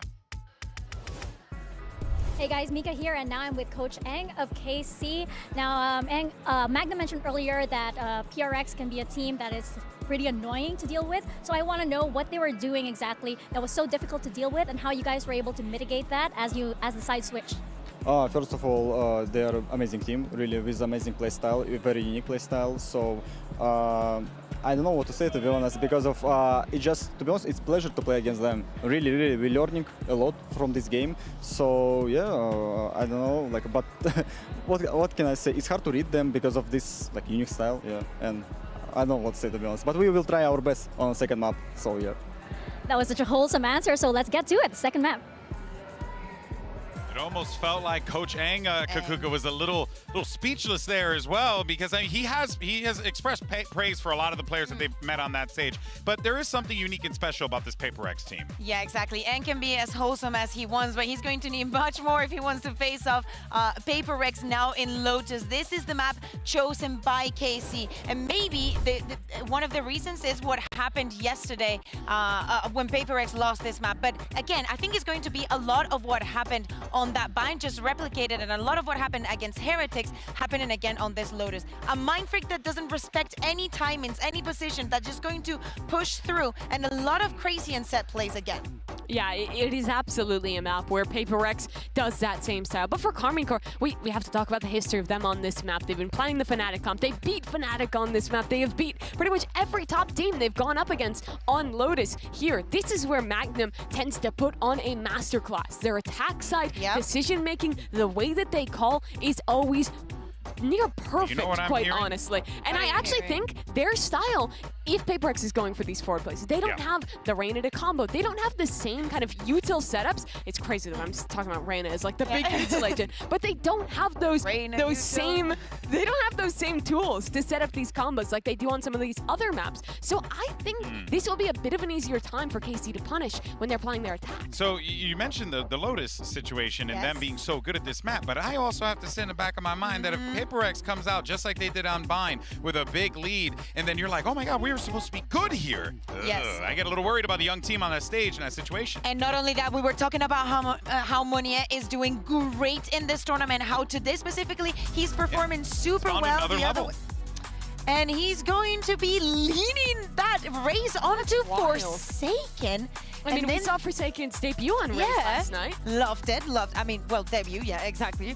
Yeah. And this is a crazy switch to make, but it's Paper Rex. Rules don't matter. Agents aren't real. I was gonna say it's Paper Rex. This is it for Karmine Corp. This is a team who went on a run in EMEA. From Melons to Madrid, they have done something no one could have ever expected of them. And now they're here in an elimination match, a game away from going home empty-handed. These are all young players. For all of them, this is the biggest match, maybe, except Magnum Bay back when, but it's a very different time. It's now him as a leader, and they need to come back here. And for Paper Rex, it's quite the opposite. They need to close this in a very good fashion if they want to be contenders for those playoffs. Genji's already waiting on the other side. It could be a great year for Pacific, especially if EMEA goes home this early. Well, it's now time to see what this Karmine Corp team is truly made of against the game and ready Paper Rex. Let's send it back over. No risk, no fun, yan ang gusto ipakita ng Paper Rex para sa araw na to. Welcome back, ladies and gents. Game number 2, Taylor at Black and Blue pa rin. Tingnan natin kung tuloy-tuloy ang swerte, BNB. Speedrun. Napaka-interesting talaga ng ginawa ng Paper Rex dito. Unang-una, usually nilalaro nila Cypher, but now they have Moniet back on the Astra na nakita natin dati ng global siya. Pero him here with Forsaken on the Raze. Kahapon nung kalaban na Heretics, hindi naman siya nag-Raze sa Lotus. Nung sa split, first time niya. But now, with a double controller, tas hindi pa Viper yung isa, very interesting comp ang nilabas ng Paper Rex. Nagbabago na naman ang meta dahil sa kanila. Never let them know your next move. Ika nga, mapapatras si Forsaken. Grabe yung drawing nila, no? Ang ganda ng mata. Pero Monier secures one actually. The stun connects perfectly as well para bigay yung kill kay Forsaken. At isa-isang nauubos ang KC. Mukhang makakapistol na naman ang Paper Rex. Ayan na nga, Paper Rex 3-0 sa pistol sa series na to. Grabe. At grabe, nabuhay pa si Forsaken doon. Nakita mo, ipit siya, di ba? May dalawang circle, nakadrawing sa tabi niya. Tapos sa gitna pa binato yung pinches. Pero buhay pa rin siya. I mean, si Moniet pa rin naka-first blood. Walang rules pagdating dito. Mag-set ka ng orb, papasukin pa din nila. Mag-set ka ng smoke, ng blind, papasukin pa din nila. So what else can you do? Itong kagandahan din, dahil double controller, hindi kailangan ni Moniet bumili ng puro star. Pwede siyang bumili ng ghost pa din and still have yung 3 stars niya. And allows them so much more flexibility dito dahil nga may omen pa din ng kay Mind Freak. Changing the meta here. Makakita na naman tayo ng mga Astra sa ranked games natin ito, BNB. Sa setup na naman sila. Dumami na nga yung mga controller dahil kay Tense. Mga istalak na ng omen Pinapakita nila na pwede maging aggressive omen naman talaga dito. Alanganin yung pwesto ni Forsaken. Huling-huli ng right click ni Narrate. At least dito para sa Karmine Corp nakakuha ng isa. Nilabas yung barrel para hindi madampot ng basta-basta. Si Something, sabi niya, ako naman. Next Sunod na audition. biktima. Dumaan na kayo at mag-audition at rumampa sa harapan ni Something. Masakit yan kung sakasakali man. Plus may dash pa siya. Pwede pa siya makatakas dito. That's gonna be the Prowler not connecting. Nabasag niya kahit paano. Alam na nila though, that's gonna be a shotgun pero nilabanan pa rin. On to the other corner, it's gonna be a lot of players coming in from stairs. Inaantay lang nila mawala tong smoke na to pero medyo low na yung iba. Ito ang ginagawa ng Karmine na team, no? 2 goals dito. Magnum, na-shutdown niya si Something, pero halos wala na rin oras, eh. So, kahit ano mangyari, this round will go to Paper Rex. Baka maubos sila sa ekonomiya. Monyet nakaisa pa gamit yung judge doon. Sana, they all go down ng Paper Rex. Dahil nga, hindi sila lahat bumili. Madami pa silang economy para sa bonus. You could see the importance nung lahat ng pistols na napapanalo nila dito. Especially dun sa map number 1 natin. It was a 13-10. And imagine if those pistol rounds actually was in the hands of Casey and yung momentum mag-iiba, diba? It sets the pacing, it sets the tone for the game itself. And game or round number 3, operator agad. Attacking na naman. Oo nga. Ang hilig gawin to ng Paper Rex yung round 3 tapos mag-o-op agad, pipilitin kahit bonus man lang. Pero tingnan natin, kay Something naman yan. Oh, alam naman natin kung gaano kalakas siya sa jet dito. Wala na yung dash. In fairness, nung simula nung Lotus meta naman si Astra. So, hindi naman out of the question to. Yeah, you got the pull, gravity well, andyan kung sakaling gusto mo i-cancel yung diffuse or set upan yung iba mong teammates as well. Lalo na yung mga fake smokes na kaya mong i-pick up. May mind freak ka naman din na kayang tumulong pagdating sa mga smokes na yan. But triggered na rin agad yung mga swarms dito at mukhang lilipat na lang sila ng B-site. Di nila alam, may operator pa din. Mind freak, alanganin yung pwesto. Pwede siyang ma-spam dito. Ayan, nahuli pa nga siya. Trying to get aggressive. Di in-expect na si Narrate nandun na pala sa may kanto. Something. Siyempre, ayaw niyang iparinig na may op. Laking advantage yon na hindi pa nila alam. Hindi pa sila aware. Pag bumaril na siya, hindi malalaman na nila. At mag-a-adjust yung KC. So, dahil lang gamitin pa rin yung surprise factor dito. Binibigyan ng angulo si Something. Sumusubok pa rin maghanap ng pick pero tamo KC umaatras. Nakakaramdam no? Oo. Parang may certain feeling sila na iba yung bumabaril pero iba yung nakikita ng mga utilities nila. Magmula pa lang doon sa Prowler pagdating sa boombot as well. Pero the angle itself, kung may magro-rotate man, open yung B side for them to plant it. And kung may magro-rotate sa kamay ni Something, mahuhuli niya. Bukas pa yung B-link dito. Si Levi kailangan mga hawak doon. Alam na ata nila At that point, parang nakita nila na kapit nga ni Something tong operator. And sure ball na talaga. Kung hindi man sila sigurado kanina, ngayon alam na nila, hindi pa tumama. They need a pick here. They need a pick very soon. Kasi naiipit na sila sa site. Space is not there for now. Paranoia perfectly connects. Pero syempre, yung shotgun na yan ang lalaban pa din. And gaya nga ng sabi mo, unti-unti na silang naiipit sa site na yon. Ping me the spike. Yan na lang ang masasabi ni Monyet. Dahil this third round, mawawala yung op na yan. Ang laking investment. Oo, laking investment pa naman yun. Tapos nabigay pa sa defensive side. Medyo delikado talaga minsan ng mga risk ng Paper Rex. At yun, in this case, hindi naman gumana. Sometimes it pays off, but this time, hindi yon yung magiging scenario. Lalo na ang laki din ng na-fish nila doon na si Mind Freak, yung napili nilang mapitas. It eliminates the paranoia and the other types of smokes that you can also put and help out the team. Mapapailing ka na lang din talaga dahil sa mga nangyari. And good decision from Casey na talagang tiisin yung info na hindi magbigay ng angle para kay Something. Parang naaamoy nila no? For some reason na, ba't parang jet nakikita natin pero iba yung bumabaril? Diba? Parang Guardian bigla naririnig natin. Kaya tuloy nagtaka ang KC. So just being disciplined in general, hindi binigyan ng oportunidad yung KC. Ay rather yung PRX makahanap ng isa. Paint shells, rather showstopper, hindi naman nag-connect. May baril naman ang PRX.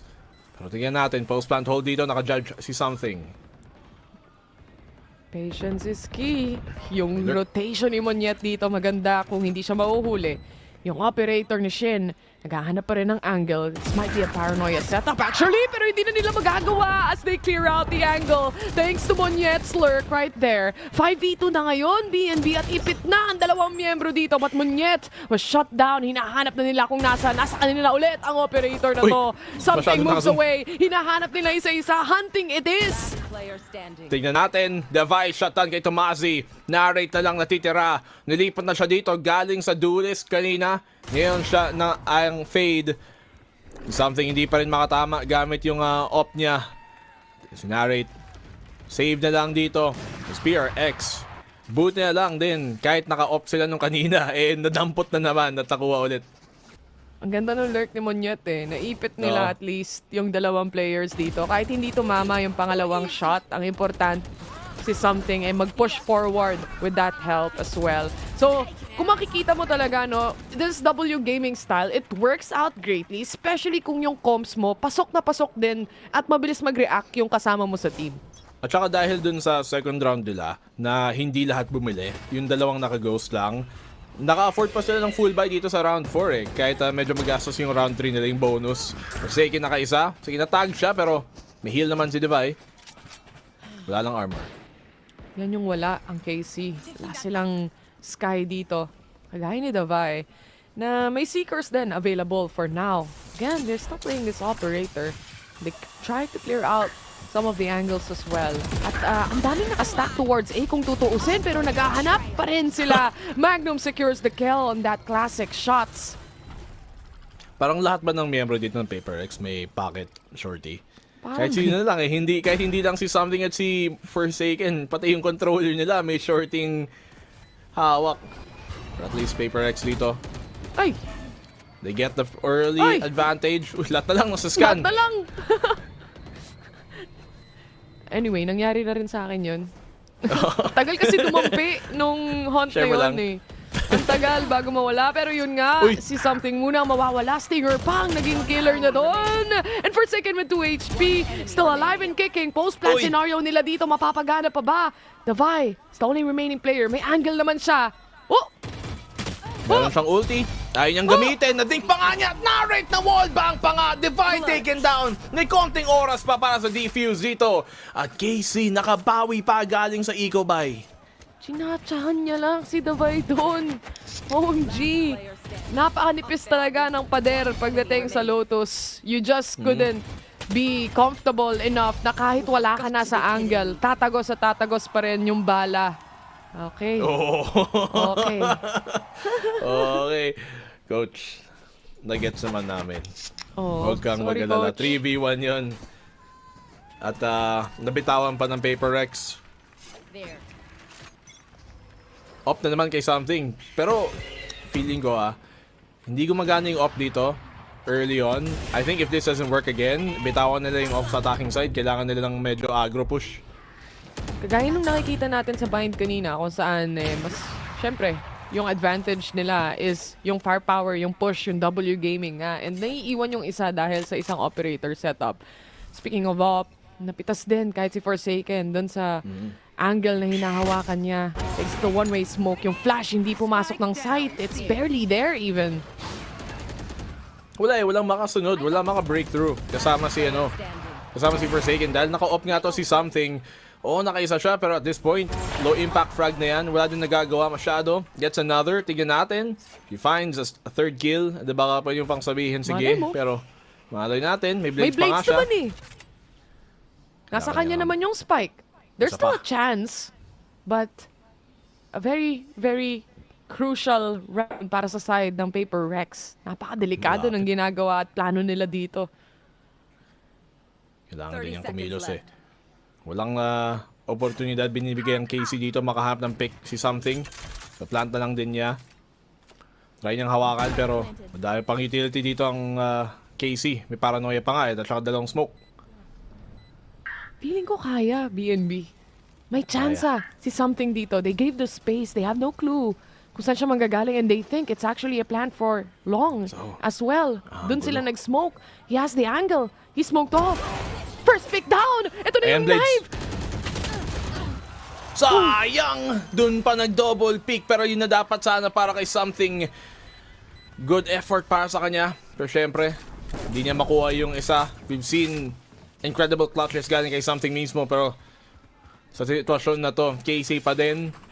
At katulad ng sabi ko kanina, I'll stick by it. Sige, nakapag 1v5 siya doon kay Papano pero kailangan nila maghanap ng bagong paraan makapasok dito. Hindi nilang pwedeng ma-counter up din lagi. At nakukulangan nga din ng entry power dito ang PRX pag si Monyet at si Forsaken lang nasa harap. Grabe. Yung round na yun, I mean, for something, nawala na yung op, na-invest din yung Blade Storm just to make something happen, literally. Pagdating sa round na yun, and hindi pa rin nila nagawa. Kumbaga, yung reaction ko dito parang kay Coach Alex na rin. Hindi nga lang ako makapagsalita. At mapapa-time out yung PRX because of that. And I think, you're right. I totally agree with you. Kanina pa natin sinasabi na nawawala nga yung firing potential nila dito. Yung man advantage sana nila. Especially, Jets is something Andun yung dalawa mong duelist na kayang mag-entry sa site ng explosive pero hindi nila magawa yon nang iisa lang yung gumagawa. Ang nangyayari pa nga, si Monyet pa nga nagiging nasa harap Which, to be fair, since may Omen nga naman kay Mindfreak, hindi naman ganong kasakit pag nawala siya. Pero iba pa rin yung Jet yung nasa harap kasi pwede siyang mag-disengage, pwede siya mag-dash in or out. And if anything, kung gusto niyo mag-off sa attack, bigay mo kay Monyet kasi siya yung dapat sa medyo sa likod. Siya yung pwede mag-backend o mag-hold ng angle para dun sa dalawang duelist na sumusugod. Tsaka may pull din naman siya kung sakali setting up the site itself. I think you're completely right on that one. Let's see kung mangyayari ba yung mga changes na yan. For now, the broken buy for Paper Rex. Half lang to para sa kanila. Pero aggression towards Heaven here. Upper side ng B. Hahanapin nila. Stinger lang ang puhunan. Malapitan. Up close and personal but no one to find. Di nila alam yung tatlo nasa may backends lang. May lockdown pa nga nilagay dito. Medyo alanganin yung oras Makakatakas pa naman si Divide pero paglalaro sila sa labas. Cosmic Divide nila pag dito may showstopper para i-retake yung site. Walang tao silang mahahanap. Alam nilang meron dito sa B main. Dalawa pa nga sa sabog. Triple kill para kay Martin. Naka-operator siya. At ang hirap na tuloy ngayon pigilan ang defuse dito. Pasal na't lumalapit pa nga si Martin Walang dito. Bala! Walang bala yung Stinger kahit gusto niya mag-reload. Hindi niya lang alam. Siya na lang din yung nagulat. Bakit ayaw pumindot? Nung Stinger niya. Made in Divisoria daw kasi yung Stinger. Walang magazine Kahit isa, kahit pisong bullet, wala siyang mahanap doon. Pero they really took advantage of this post-plan scenario. I mean, they had the complete space dahil doon sa lockdown na hindi naman nabasag. Plus, you have a showstopper. Easily, makiklear out talaga yung B main. Masasama pa kahit dalawa. No, tsaka medyo napa-invest sila doon ng ulti ni Monyet. Wala din masyado na pala. Aggressive hold dito para sa KC sa may C site. Kailangan nila mag-ingat sa mount kasi dito na naman yung op ni Martin. Tsaka may paranoia pang handa si Shin. Ang lalim din ni Shin actually. He opens up the door. Akaramdam na rin siya. The flash settling in. Makakatakas kahit papano. Paper Rex actually doesn't have a clue kung saan nga ba nagtipi tong Omen. Towards B ba or towards C? Instead, they wrap around towards A. Nandiyan naman yung mga traps na sinet ng Killjoy nila. But again, rotation-wise, sinisimulan na rin to ng KC. Still din ng KC. Din dito sa mga choke pero lalampasan din naman yung Forsaken actually. Lumapit na lang siya dito sa may stairs. Naka-judge lang din, Nightfall, nakahanda na. Casey, nag-aabang mag-retake pero walang pupunta sa stairs Alam ng Casey, baka nakalapit yung isa. Everyone drops down and something binging-bingi na siya. Wala siyang marinig dito. Lahat ng players ng Paper Rex, they have no idea. And with that, the Viper spit, nilapas din nila. Hindi pa napaplant yung spike dito, BNB, but it's actually just to force them out of the position. Pero may space sila. Pwedeng abangan dito si Mindfreak, hindi pa makakaisa, hindi pa niya makakuha ng mabilisan si Magnum doon. And Martin cleans up the kill. Showstopper nga si Forsaken pero kailangan pa nila ng pitas doon. After the plant, si Divine magkakaroon ng Seekers. They have more than enough time para makuha yung plant na to. Kaya pa to ng Paper Rex kung makahuli ng isa dito si Forsaken. May showstopper pa siya. But again, a quick trade. Yan ang makikita niya. Seekers, ininvest na rin ni Davai. Alam niya, tatlo manggagaling. Sa city side probably. Ready lahat mag-trade. Kanya-kanya munang trip. Flash para kay Davai. Pero walang follow-up dahil isa na lang naman din siya dito. Kaya niya bang i-isolate yung fights? Nahuli pa siya ng hunt. Huli pa nga. KC, umangat pa nga ang lamang. And by the way, ito yung unang lamang nila that they've had all game. Galing dun sa all series. Actually, galing dun sa huling round na yun ng round 7. So, laki pa nila ang lamang dito. 2 rounds now above Paper Rex on the defensive side. At sayang yung mga oportunidad ng PRX dito. May mga chances sila pero na fa-flash out din ng KC at nakita mo doon, hindi nila pinapayagang ma-isolate sila or mag-peek ng 1-by-1. Talagang sabay-sabay sila at may tumatalo lagi para mahatak yung atensyon ng nag-hold ng angle. Alam din naman kasi nila nalalaban yung PRX. So, ang ganda ng pagkakaset ng Nightfall doon. They really had no clue, no idea.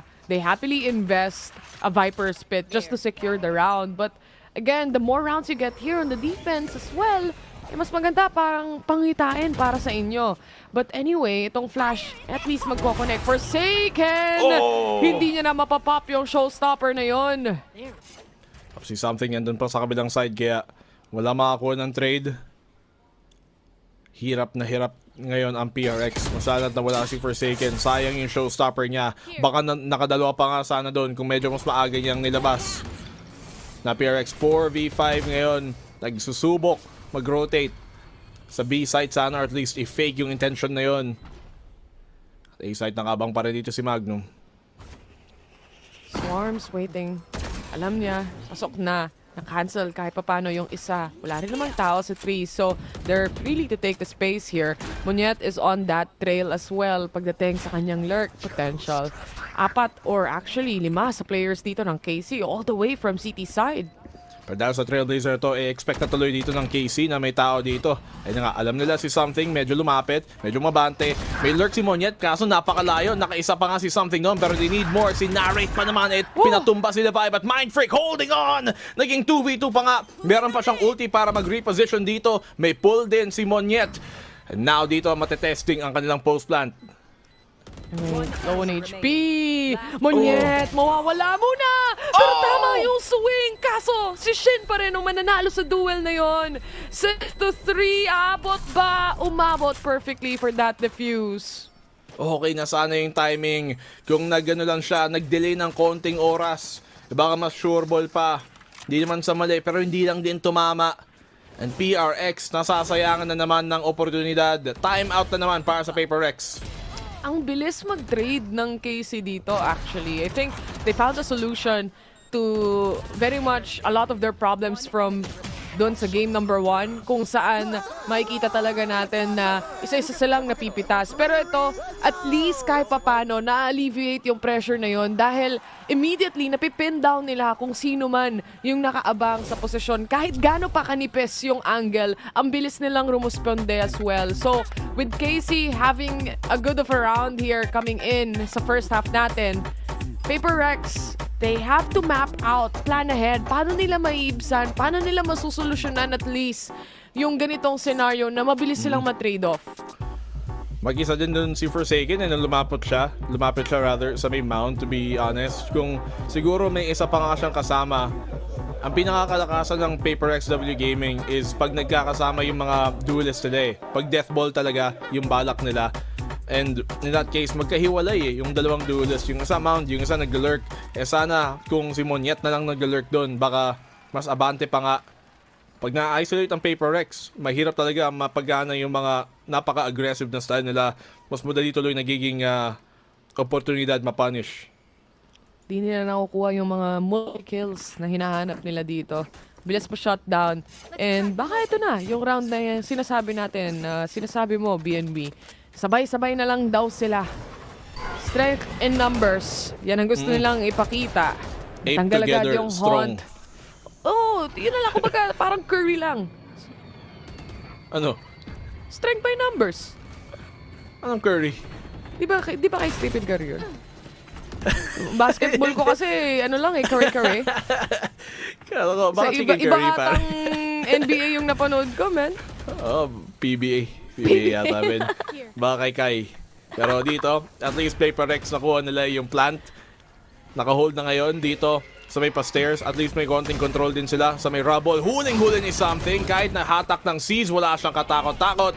At nakakuha ka pa nga ng isa. Paranoia kumonekta. Pero ayun, di ba? May kasama siya. May tumutulong sa kanya. Nandito dun si Forsaken sa may hell. Devi gets another one. Nagbabalak mag-retake pero hindi pinapayagan ng PRX makalapit dito. Nakadalawa naman din ng KC. Pero naubos din sila. Narrate na lang natitira. 1v3. And this round is done. PaperX pag magkasama, malakas. Tama ka, coach. Tama ang iyong sinabi, narinig nila. Kung ano ang iniisip ni Alex ay naiisip mo rin. At mukhang PM ko dito siya sa nga Discord, mas successful. Nakikinig siya Grabe sa ka. amin sa Discord, Boss. guys. Dito nga mas mukhang successful ang Paper Rex. When they all play together, mas nahahawakan nila yung choke point. Mas madali nilang natitrade off. And makikita mo na mas maraming angles kailangang i-cover yung KC instead of just one angle na tatlo silang sumisilip.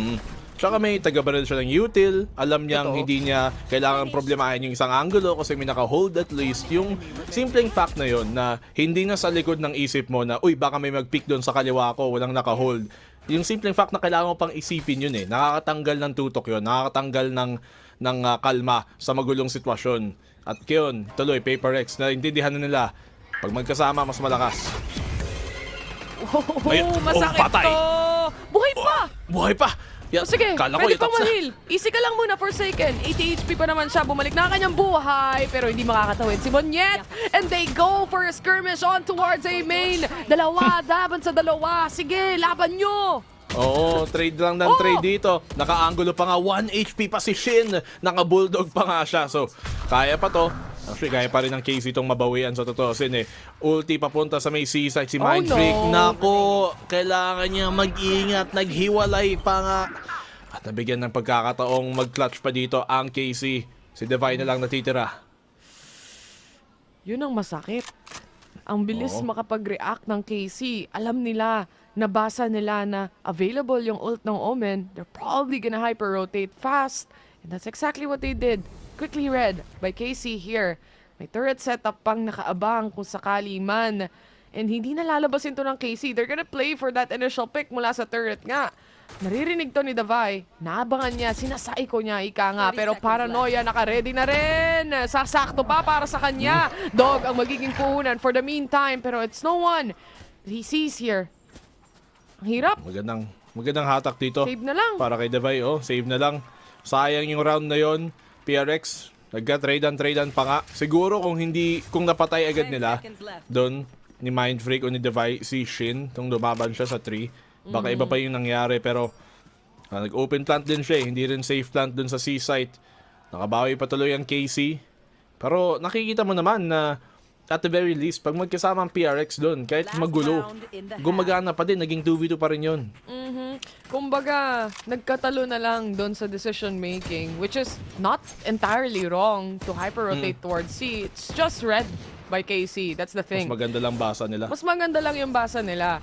And ngayon, mapupunta tayo sa 7-4. Posible pa mag 7-5, posible din maging 8-4. And to be fair, that's not too bad for both teams here as well. And kumbaga, sa next round na to, maraming pwedeng ilabas yung KC. Available yung showstopper nila. Available yung nightfall nila. 2 big ults that they can use here. At kala-half-buy pa ang Paper Rex. Nilabanan na naman nila. Davai! Nakapatest ng isa. Pero yun nga lang, it's still a 3v2. Hindi pa nakakuha ng ibang trade dito ang PRX. 3v2, katulad ng sabi mo nga, may showstopper pa nga sila dito. Monyet may angulo, sana makapasok gamit yung orb, pero si Shin ang una makakahanap dito. Nightfall, tumama actually. So mag-isa dito si Monyet, tas inultihan pa nga. 8-4 dito para sa Karmine Core. All out na yun eh. Wala na kasi last round nung half natin. And ngayon, 8-4 yung score. Di ganun kasama para sa PRX side, pero attacker-sided dapat tong mapa na to eh. Dito mo makikita na as much as they wanna try to utilize yung buong mapa na 3 yung sites na meron ka, hindi nila magawa yung lurking potential kapag Omen Viper. Yung meron ka compared sa isang Astra, talagang kailangan mong sumabay dun sa iba mong teammates compared sa isang Viper na kaya mong makapag-control at least ng A main and then the rest can rotate kapag na-stack up sila. Meron akong stat na medyo nakakaba para sa Paper Rex. Yung attacking side nila madalas mas okay. At medyo nahirapan sila sa attacking side yun. Konti lang naman labang, pero mas okay. Pero ang pinagkaiba doon is that Karmine Core, plus 15% sila sa attacking side kumpara sa defense. So ngayon, pag swap nila, mas lalong mahihirapan pa ang Paper Rex. So, malaki talaga ang chance na naaabot pa tayo sa ascent dito considering yung mga statistics na nakita natin sa mga huling laro ng dalawang team na to. I mean, they still defied the odds. Medyo pangit din yung stats nila pagdating sa bind. but they managed to pull it off against KC. So anything is possible when it's Paper Rex playing. Hindi mo pwedeng ma-assume agad-agad kung ano talaga yung mangyayari or complete outcome. But KC doesn't seem to be phased of especially what's happening here sa mapa na to. They seem confident to take space. Alam nila kung kailan lalabas yung perfect utility para lang ma-cancel out kung ano man yung gusto nilang i-cancel out. Malaking problema dito ng Paper Rex is naging matagal sila masyado mag-desisyon, mag-adjust doon sa pagsasama nila. Ang dami tuloy round na nabigay. Nasayang nga na pwede pa sanang makapag-build ng konting score dito. Kahit 2 rounds lang, isipin mo naging 6-6 to. Mas kayang-kaya nila sana sa second half. Pero syempre, katulad ng sabi mo, hindi pa yon tapos. Edi patuloy pa rin natin. So far naman, yung mga pistol nila, out of how many games we had right now? This is the second game. 3 out of 3 pistol rounds. Paper Rex was able to take that. Let's see if they can do it on the defense as well against KC. Sakit ni Narita. Lalo na yung mga util play niya dito. Laging sapul na sapul yung Paper Rex. Kailangan nila laging ma-shutdown bago sila makapatay. Tignan natin. KC, attacking side naman nila. May wall sila dito sa may pabilis site. So, yung information doon pwede lang i-fake. Pero, ang PRX, dahil kinuha nila yung A, alam na nila dito, pasugod sa may C site. Si Martin, natamaan din agad sa pagpasok niya. Ano yun, na-dink? Natamaan lang ng ghost? Pero mukhang position dito ng PRX is really more of a retake dahil 4 sa kanila. Sabi nga natin, sabay-sabay mula sa flank. Kumbaga si Monyet ang matitira dito towards city side. Kaya gusto nilang i-punish, gusto nilang i-push. Nakakaramdam din sila. Pagsugod dito sa may site mismo, something makakaunang pitas. So far, perfecto pa ang PRX sa mga pistol round nila dito sa series na to. May gagawa ba nila ulit? 5v4. Hinahawakan nila dito ang CT. Something makakaisa naman. Monyet sasawsaw at mukhang mapuflawless pa nga posible. Silaksak pero hindi mamamatay. Grinipo pero hindi pa rin mauubos. Monyet at the end para makakuha ng pistol. Flawless sa PRX. Ninakaw ni Monyet. Nasa kamay na ni Revay eh. Pero again, a pristine pistol round. A good decision mula kay Monyet as well to really rotate all the way para makahabol sa the rest of the team. Alam niyang ipopunish siya, alam niyang ipopush out siya in the very end. At nagalit na nga si Dabay, bakit mo kinuha yung knife kill ko doon? 8-5, 4 out of 4 pistol rounds towards Paper Rex. Uy, grabe, sakit. Na-classic si Monyet. Pero naalala ko tuloy yung inagaw ni Jing yung Ace ni Forsaken dati. Sabi si Forsaken parang, yun! What? Uy, grabe! Why Jing naman si Magnum? Si Mind Freak dun ah. Oo. Next! Grabe makiiko. Okay. Nasaw-saw naman si Monyet. So, bawian lang. Sige, 3v3 pa rin, lamang sa barel ang PRX, pero lamang din sila sa heal. Dahil mahihil nila kahit papano ang iba sa mga miyembro. Martin, do not walk out with a knife. That's what you get. Okay, swing out dito. Narrate, nakaabang gamit ang judge. Mahirap makapasok si Divide. Kahit low HP si Narrate, 1 hit na lang siya. Ayan na nga, tumama na rin. Something, naka-outlaw. Shin, classic lang ang kanyang kapit. Wala pa namang paranoia. Naka-isa pa nga!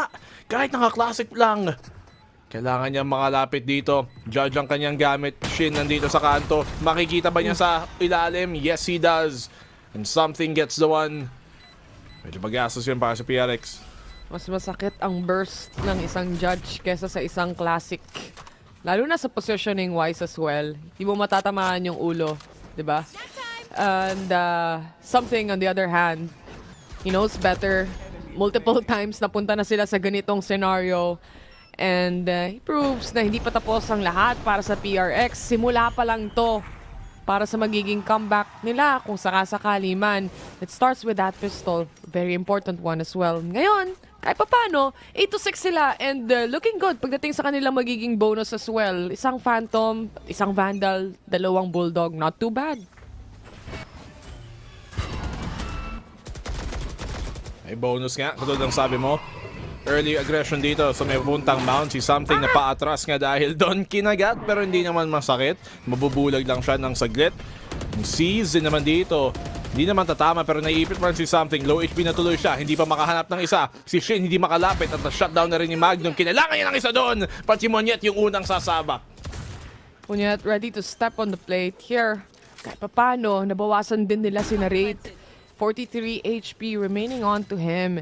And ito na yung pag-ipit ng PRX. Manggagaling sila sa trees. Manggagaling sila waterfall possibly as well. They have to clear out Magnum first though, and that's gonna be a problem kasi si Shin ang magiging first contact nila dito sa pagbukas ng pinto. Isa na namang pinto magbubukas. Aware ba sila? Monyet mamamatay muna for the meantime. Isa-isang nawawala mga miyembro ng Paper Rex, and Mind Freak save niya na lang. Nako, bonus pa naman. Wala masyadong nagawa pero okay lang. Bonus nga naman. Sa KC. Very aggressive push doon sa may Mount Kadina. At saka maganda yung pag-flush out nila ng control sa may C-site. Molly, Snakebite doon papunta sa sa may bend, papunta sa C-site.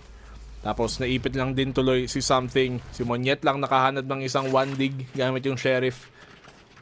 Hawak pa rin nila dito ang kanilang lead, ang kanilang lamang PRX. Dahil nga sa parang magastos nilang playstyle minsan, ayan tuloy, kahit buy round nila, wala masyadong dala.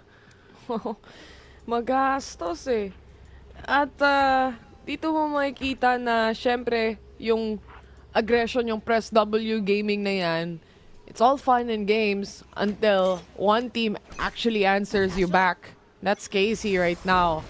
This is their map pick anyway. They've shown time and time and proven time and time again na malakas din sila sa mapa na to, even on their own region, which is EMEA as well. I mean, they eliminated Fnatic, right? Ayun na nga eh. KC. A team na madami ding sumusuporta galing sa EMEA. Mas lalo na kailangan ng EMEA to dahil yung mga representative nila nauubos din. Oo. Kaya sila na nagtitira sa PRX. Hirap din sila dito sa position nila ngayon. Makakapasok ba? Hindi pinapayagan ng KC makaretake. Isa na namang nawawala at nabubura ang Paper Rex dito. Nahanap pa rin sila, and Mind Freak. One and done position here. Unsuccessful on that take. Double-digit scoreline na ngayon ang KC. Nahanap na din nila yung momentum. And speaking of momentum, when it comes to economy, that's definitely not the momentum that Paper Rex is looking for. Naka-counter momentum sila dito ng Karmine Core. Paper Rex. Hindi rin kasi maganda yung yung buy nila, yung eco nila pagpasok dun sa round na yun, kahit dapat buy round nila. Kaya tuloy mas na tutuluyan pa ng momentum dito ang PRX. Eco round na naman para sa kanila. Sheriff, tignan natin kung may magagawa ba. C-site na naman kung saan nakapwesto ang karamihan ng Paper Rex. Excellent play. Uy, sis. Lahat out muna for the meantime. Laban kung laban, yan pa rin talaga. And the Vi wins the duel this time around. Walang magiging trade ang KC. Dito ngayon, nagwawagi yung PRX. Yung mga angle na walang bawi. C-site? Ayaw. B-site? Ayaw din. Ede, A na lang tayo, sabi ng KC. Yung spike nila, parang papunta pa nga sa C-site. Hinahatak lang nila yung depensa dito sa A. Isa smoke nila. I-fake din nila gamit yung Prowler. Magandang pag-default to, magandang pag-fake to. Tapos gagamitin pala yung Nitro para lang bentang-benta talaga.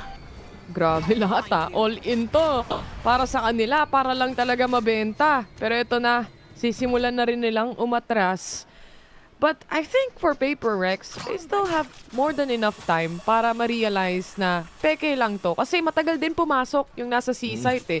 Kiniklear pa rin nila yung angles. They still wanna make sure everything is okay before they make this post-plant happen. Alam na nila na fake din pala sa Paper Rex. Tignan natin, kailangan nila mag-iingat dito sa stairs. Baka pa nga may isa. Si Something, nako yung timing, hindi nakuha. Si Shin nakapwesto pa. Tumazi towards long. Nakakaramdam na sila. Hindi nila naririnig yung gapang ni Martin on the other side. Si Shin. Alam din nila na may lurk. May ipit ang Paper Rex for now. May makakonektan ba yung paranoia? Mind Freak though, makakahanap siya at least ng isa. Meron pang Cosmic Divide. Naku, parang mapapaganda pa sa PRX. Tingnan natin, Paper Rex dito, nanggaling pa sa flank. Forsaken, finding the shot. Si Martin na lang natitira. Pero konti lang din yung oras. Kailangan nila makuha to. And Forsaken gets it! May oras pa ba siya? May oras pa ba ma-defuse to? Wala ata. Meron! Wala! Hindi nga! 0.5 na lang! 4 ng isang segundo. PRX, sayang yun. Buti na bilang mo, mahina ka sa math eh. 0.25. Kailangan pa mabilang yun. Pero kala ko meron. Ang pagkakasmoke. And the fact na nag-whiff. Oh my God, pasalamat siya. Nag-whiff. At umabot pa yung oras na yon. Kasi kung hindi siya makakatulog ngayong gabi. Di ba kung napatay ganyan Forsaken yun, edi matik pagsistick agad si Mindfreak na mas maaga. Malay natin. Oh well, it is what it is. Eco-buy din naman yon ng PRX kung tutuusin. Pero syempre, para sa KC, isa na lang, match point na sila. O nagkatitigan pa, tinitigan ko. Sayang. Pero sige, good eco pa din. Pero na-plant din naman dito ng KC. At para sa Paper X, hindi sila pwedeng basta-bastang magpabaya dito. Shin gets the opening pick. May paranoia pa nga kasama. Makakaisa pa nga dito si Shin. Hinahawakan niyang mag-isa to. Walang nagagawa sila kalaban si Shin. At winan B3 lang niya doon sa City. Grabe. Nag-model sila, rumampa sila sa harapan. Pero hindi pa daw tapos ang laban. PRX, at least nakahanap pa rin sila dito ng 2 kills. But I think they would rather save para maging OT to kung sakali mang gusto pa nilang habulin kesa mawala itong operator nila. May Blade Storm din si something. Napop ba yung Blade Storm? That's not, I'm not quite sure about that. Parang hindi naman. Na-rate though, gusto ipitin. Mind Freak, mawawala pa. Nako. I think mas importanteng masave nila yung op for now. Hirap na hirap to yung Paper X. 12-6 katulad ng nangyari sa sa bind nung Paper X naman yung nasa match point. Tignan natin kung may didikit pa nila. PRX dito. Katulad ng sabi natin nung end ng first half. Mas hirap talaga dito sila sa defense. Pagdating sa Lotus, medyo malaki yung gap din ng KC sa attacking side nila. Ito yung kalakasan ng KC ng Karmine Corp. Itong attacking side dito sa Lotus. Kaya papansin mo din naman, PRX nahihirapan kumilos. Push agad para sa KC dito sa mound. Lalo sa rubble. Early info plays. Forsaken. One and done kung sakali. May showstopper shadow. So makakakuha siya ng isa. Lalabas niya ba? Yan ang tanong. Ito na yung showstopper! Nag-connect lang sa isa. Meron pang nasa left niya. Kailangan niyang i-clear. And that's Tomazi. Finally shutting him down. Damage has been done though. Para sa side ng PRX, pati na rin sa KC. Mula sa likod though. Something! Hindi niya mapapagana yung Blade Storm niya. Doon sana naka-gauge. Doon pa nga nakatutok. Monyet naka-judge lang. PRX, ito na ba? Magwa-map 3 na ba tayo? Mind Freak. Magagawa pa ba niya to? Nakita tayo ng madaming magandang clutch galing sa kanya pero baka masyadong mahirap pa tong may convert. PRX sayang yung mga timing doon. Si Monyet isa lang nakuha niya gamit yung showstopper. Tapos naikutan pa nga. May baril na shadow. Medyo mahirap. Actually, sobrang hirap. Nandiyan na rin yung Viper Spit. May Prowler na nilaba. Huh, nalagpasan siya. So kahit pa paano, wala silang idea. Low HP na sila, by the way. 6 bullets, but Martin knows better. Siya ang may alam kung saan manggagaling ang kalaban. And Casey takes game number 2, map number 3. Hindi matatapos ang araw na to. Grabe. Paper X, hindi talaga nakayanan ang pinaka makating mapa dito ng KC sa Lotus. Nakita mo na medyo nababam out sila. Alam nila na sayang yung mga oportunidad nila. Attacking side din, ang tagal nila bago mag-adjust, bago bitawan yung operator ni something dun sa jet niya. So, hindi lang din naman niya kasalanan. Siyempre, as a team, as a whole, kailangan sila mag-adjust ng buo. Pero props sa Karmine Corp. Hindi talaga bumaba yung level of play nila galing dun sa map number 1 sa second half hanggat umabot dito sa map number 2. Yung Paper X pang sa pistol round lang talaga nagmumukhang maayos. Totoo. Minsan kasi mga teams literal ang kalaban mo, mental. Kumbaga, it's about mental fortitude. And I think that's what happened during yung first series na nakita natin kanina with EDG. But here, despite losing game number 1 or map number 1 para sa side ng Karmine Corp, dito sa game number 2, hindi mo mapapansin na lacking may emotional damage pagdating doon sa game number 1 kanina. And they just pushed through, pulled through.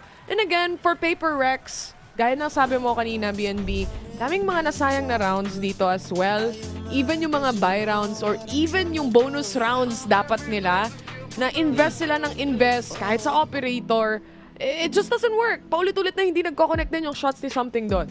No, at by the time na parang na-realize na nila na, uy, teka, magsama tayo, di ba? Mag-push tayo ng sama-sama. It was too late. Parang patapos na rin yung half at nawalan din ng chance dun sa mas pabor na side pa sa attacking. Pero, tignan natin kung paano to mangyayari at paano to matatapos pagpunta natin sa map number 3 when we come back from the break.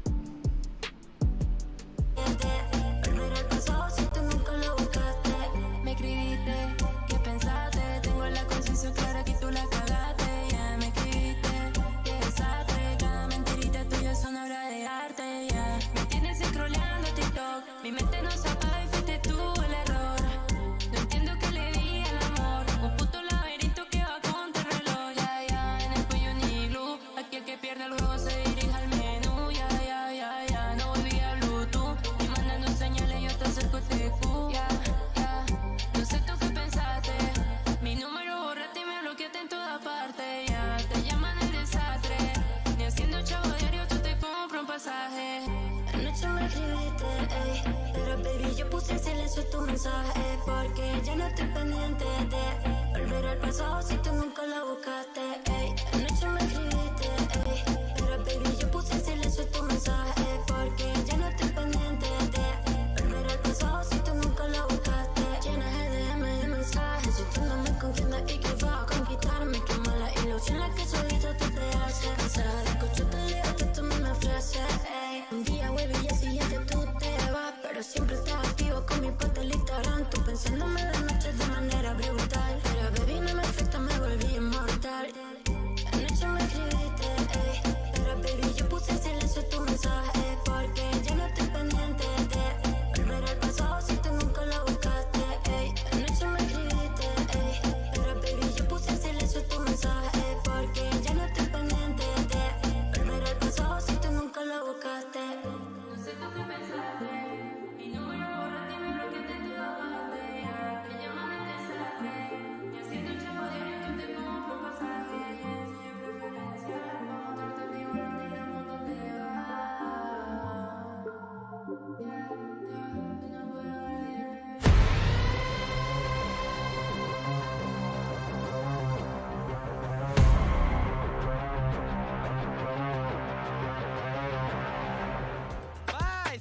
Karmine Corp managed to bring it back 13-6, and it felt like PaperX were all out of sorts because Karmine Corp just put them in their place. Now we get ready for a map 3, and we'll see what both of these teams opt to bring out. This is it, do or die now, right? It's now BO1. No, nothing. You got to forget about game 1. You got to forget about game 2. It's all about what's ahead. Of course, Golden Boy here with Mimi and Kukuka, and I mean, just this game has just been like so topsy-turvy, it feels like. But for Karmine Corp, they looked overall damn good on Lotus. Definitely a recovery from what happened on the first match. Again, on the first map, sorry.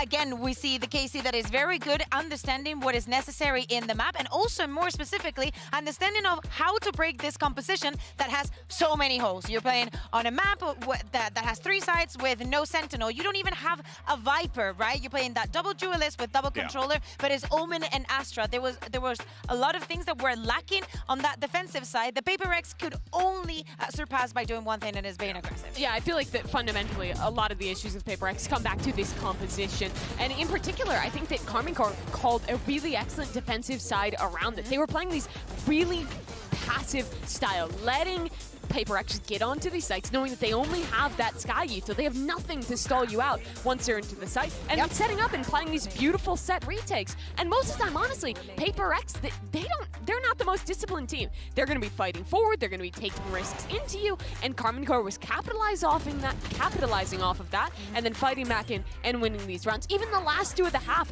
throwing in some forward aggression to spice things up. I thought this was a beautiful set of I love calls this from moment. Magnum. And I mean, Yeah, just look at it. When you have this comp, you just don't have the util to fight back through against these really oppressive retakes. And I mean, the poor guy didn't even know he had no bullets there. I think there's also the heat of the moment, right? He's pushing with the operator, he's pushing with his ultimate. He gets the kill and he's like, okay, I have my shorty, let me get a kill with this. Shoots onto the other gun, and it's not until the smoke is there. To me, for me, I got pulled into the allure of Paper X. These last two maps we've watched of them. Last night on Split, this first map as well. These guys are so good. They can run around. They can play any comp. They can kill anyone. They're the best team in the world. And then you remember that they play double duelist, no Sentinel, no Viper on Lotus, and they're playing one of the best Lotus teams in the world. And it kind of brings you back down to earth a little bit, right? Because for all of the you get shot, you die, sometimes you get outcalled, and you pick a comp that is outclassed by your opponent. I would love to ask them what made them make this last moment change, right? The go in and swapping things around a little bit on this map, and actually taking it this direction. Out of all the directions that it could have gone, why this one? Yeah, well, I mean, it seemed like the direction that they were going in was straight into the Ascent, to the gun, to the bullets of Narrate, honestly. Directly into Ascent. And directly to Ascent. But let's talk about Narrate. Young man is going up on that stage right now and really lighting it up. He's currently top fragging in the server across both games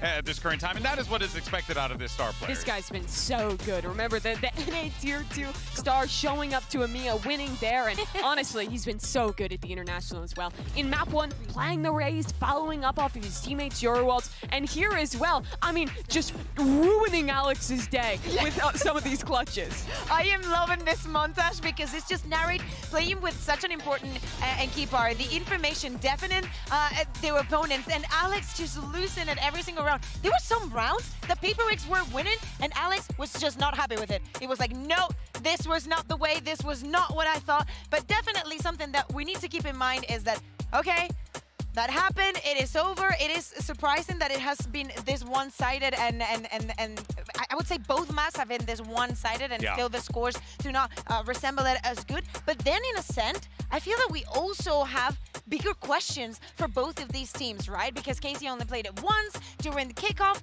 and it was a very funky composition, very much in the Paper Rex style. Yes. That doesn't really suit them, right?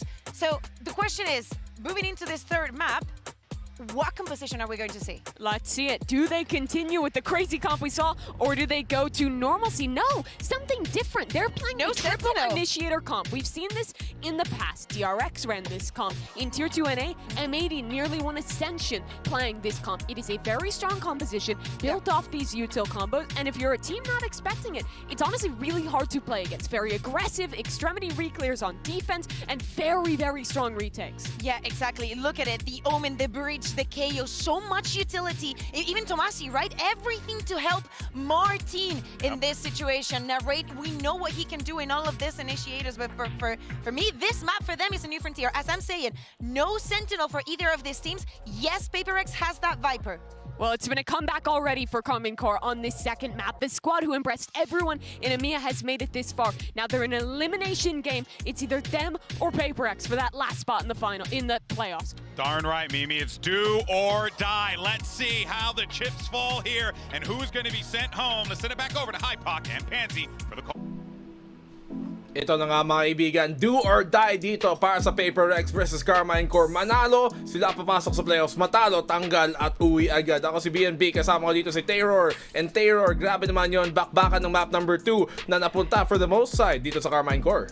I mean, what do you expect? You're playing against Paper Rex. So, syempre, bakbakan talaga yung makikita mo. Pero itong composition na kanina pa natin pinag-uusapan, pati ng panel, dito na naman magkakatalo. And something, he's back on the gecko na usually nakikita natin sa sunset nila.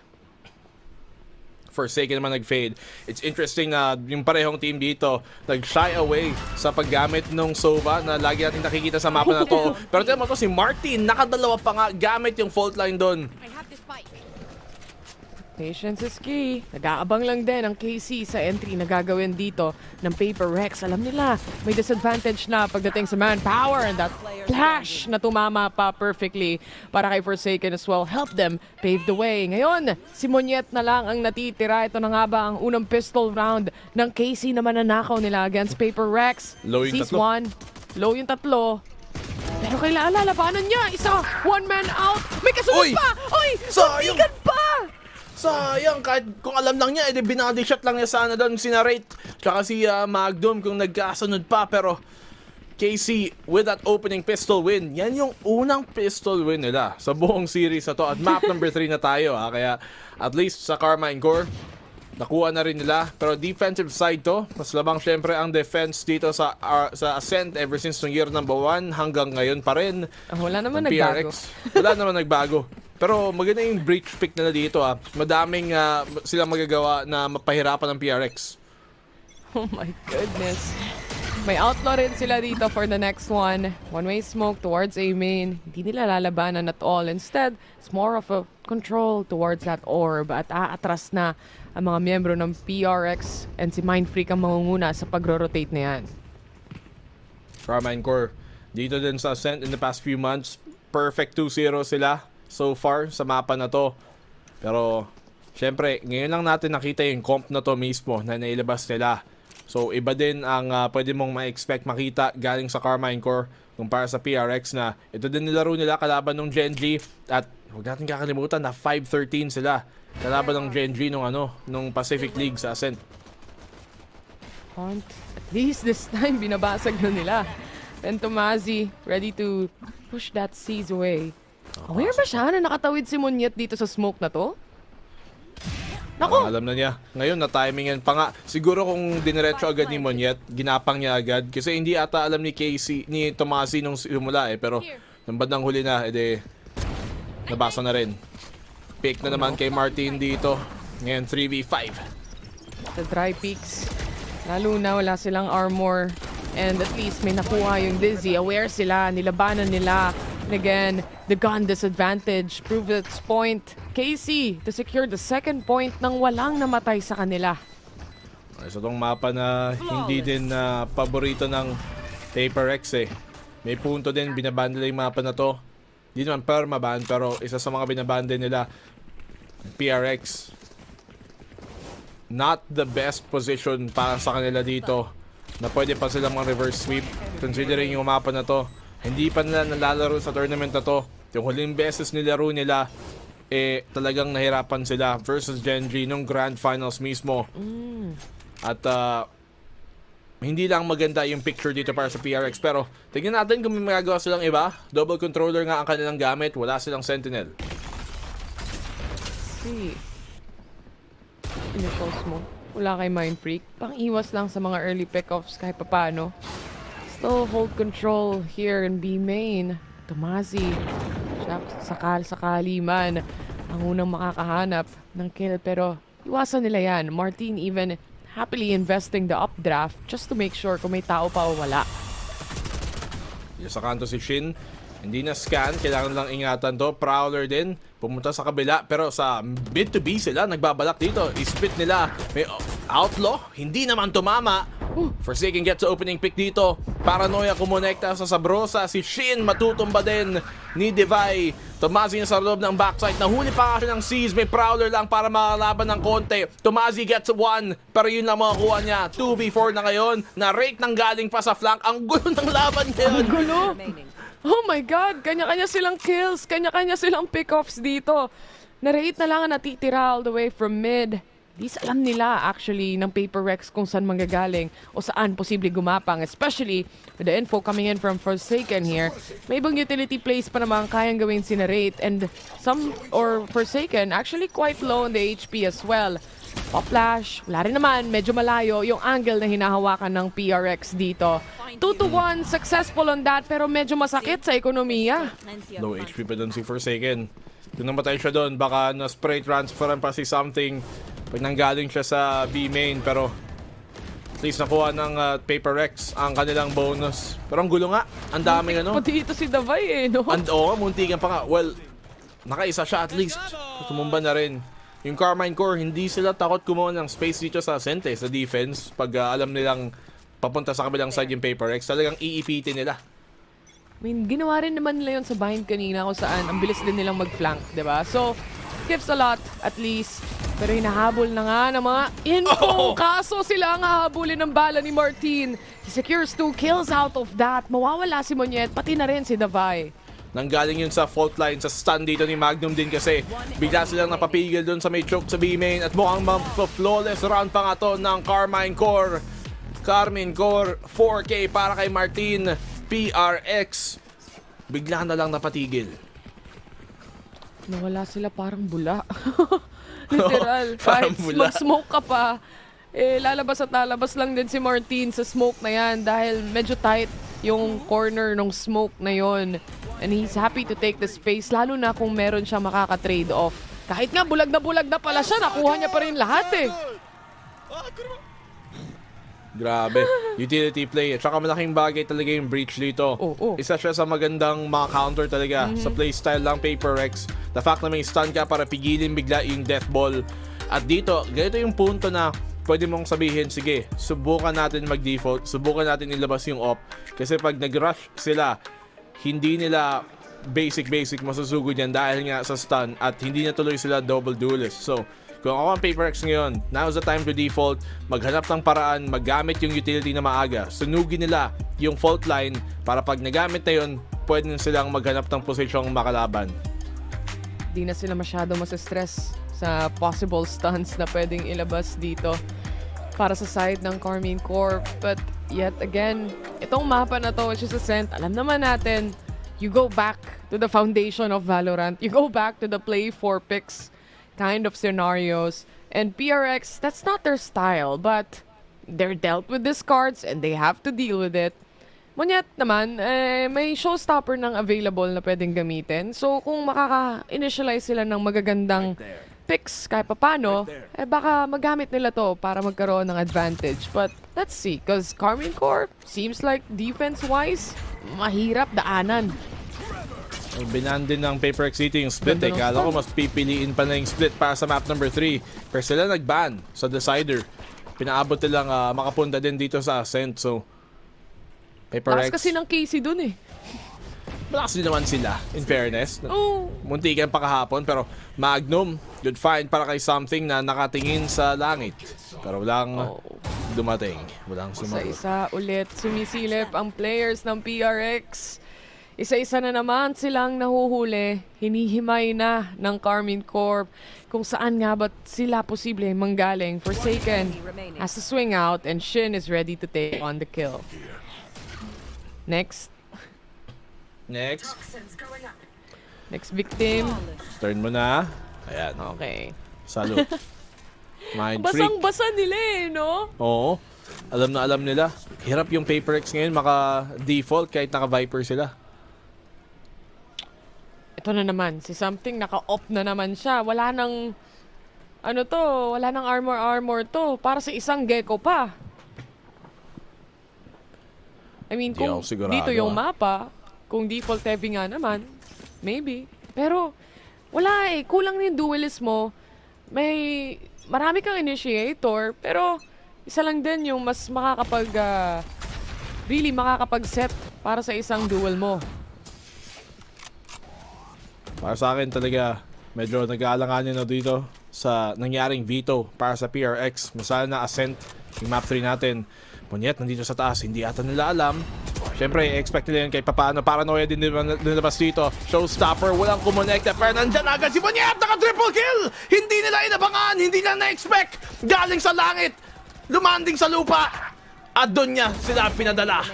Hindi pa siya tapos. Malaanghel ang galawan niya dito. And finally, that operator shot na kanina pa hinahanap ni Something mula game 1. And nagko-connect na for the meantime. But thanks to Monyet in creating that huge of a space for PRX. Grabe. Di na chinek kahit bulag pa siya muna. Paranoia. Bulag. Pero na-spray down din. Hindi nila in-expect. Doon na-landing pa sa likod nila. Napakataas. Sino ba naman titingin sa langit para makahanap ng isang lumilipad na race? At yan yung classic round na kinakailangan nila. Mga kilos dito. Get themselves going. Grabe yung hihi ni Monyet dito. Literal na hihi talaga. Kumbaga, kukulangin ka ng mousepad para lang masolusyonan yung problema na yon. Thanks to a satchel play and that vertical angle he's already holding. Merong trash available. Ang lalim ng opa. Napakalalim dito. Tignan natin kung saan pwesto. Kung magko-commit pa ba. Uy. Naka-damage. Naka-leg nga. Si Shin natamaan doon. Pero mukhang sa Shin nga. Sa binti lang. Doon lang tumama. Sakit yun. Tumama sa Shin mo. Pero buhay pa rin. Malayo naman daw sa bituka. Ayun nga, something. Nakahanap ng pitas. Sa wakas. Malayo sa bituka pero critical ang kondisyon. Tumatalon-talon na ang trash pero wala ring masastun, walang mahahanap. Available yung Blade Storm kay Martin. Yun! Ganun Yun daw! ang hinahanap nila. And mukhang talagang gusto nilang i-push out ang players ng PRX. Kailangan nilang i-aggressive. And mind free kahit na nakuha sila ng Nightfall dito kahit papano, na-settle nila yung deal. Pero Shin! San ka punta? To the moon, literal! And Monyet! Forsaken combo towards a main. Doon magtatapos and we now close off to a 4-3. Hindi tinignan ni Monyet si Shin para mabait siya na, uy, hindi nila alam nandito ako. Tapos pag kinumit niya yung TP, doon pa lang siya titingin kung kailan exposed. Tapos finally si something. Men, dalawang mapa na natin hinihintay ito. Yung mga opening pick siya. At finally, nagawa na rin niya sa mapa na to. As I said, I think now is the time na kailangan nilang gawin to, yung mag-attacking off sila kasi hirap sila maka first blood, hirap sila makakuha ng space, kailangan nila mag-slow default at doon nila mas mapapagana to kasi hindi nga sila double duelist. Pero kanina kasi, ginagawa nila yung style na hindi naman pasok sa kamay na dala nila. At saka, napakalaking pick-off na nagawa ni something dito. That's actually the operator player plus online yung Blade Storm niya during that time. So, that was huge of a kill. It paved the way for PRX to secure the round itself. Plus, tatawa si Monyet dun sa nangyari, pero nangyari din sa kanya yun eh. Yung kaso nga lang, hindi niya talaga chinek last time na naglaro sila. So, 3-4, mapipilitan mag-timeout yung KC just to, you know, break the momentum, plan, and map ahead. Kasi feeling ko hindi rin nila in-expect na ganito ka-aggressive yung mga positioning ng operator ni something para sa isang agent na walang pantakas at all. All things considered, okay ang laro ng PaperX so far kasi kahit hindi sila nanalo ng pistol round dito sa attack, close game pa rin. Kung makakuha sila ng 2 round na lang, at the very least, kung maging 7-5 to, kayang-kaya pa sa defensive side. Oo. And PRX, medyo overheat kay something pero syempre nakadalawa na siya, so sino ba namang hindi maghanap pa ng pangatlo? Off din si Martin. Invest lang. Uy, wall din agad. Lalim na ni Monyet agad dito. Buti na lang walang taga-punish kasi yung stun sakto din. Pero si Monyet susugurin niya to. Angulo! Monyet opening first blood. Narit, I don't think he was expecting that. Na Ferrari pick siya doon, kumbaga. Pero ito, space para sa side ng PRX. Hindi naman A site ang gusto nilang kuhanin. Instead, they wanna go B and Tomasi. Siyang magiging first contact kung sakasakali. Napakalapit pa ng posisyon niya. This gives away dahil nag-prowler siya. And plus the Dizzy as well. And Martin able to take a pin on towards Monyet from mid. Pero mawawala na si Tomasi at open na ang B site. Tsaka medyo mahirap pa mag-retake gamit ang operator dito. Masalat nakatutok na rin si something. So, KC, kailangan nila ng first blood. Kailangan nila makahanap ng oportunidad. Makakuha ng pick gamit yung operator na to. Kung hindi na matamaan, ayun na nga. Ayun na nga yung chance nila. At nakapasok na rin dito si Martin. Alam niya na sa may kanto. Mind freak, medyo natagalan. Pero natradean din naman dito. Forsaken down to the 1v1. Alam niyang nandito sa labas si Magnum. Stun, naka-angulo pa nga at si Forsaken nakakilo, sidestep lang na basic at PRX, tie game na rin.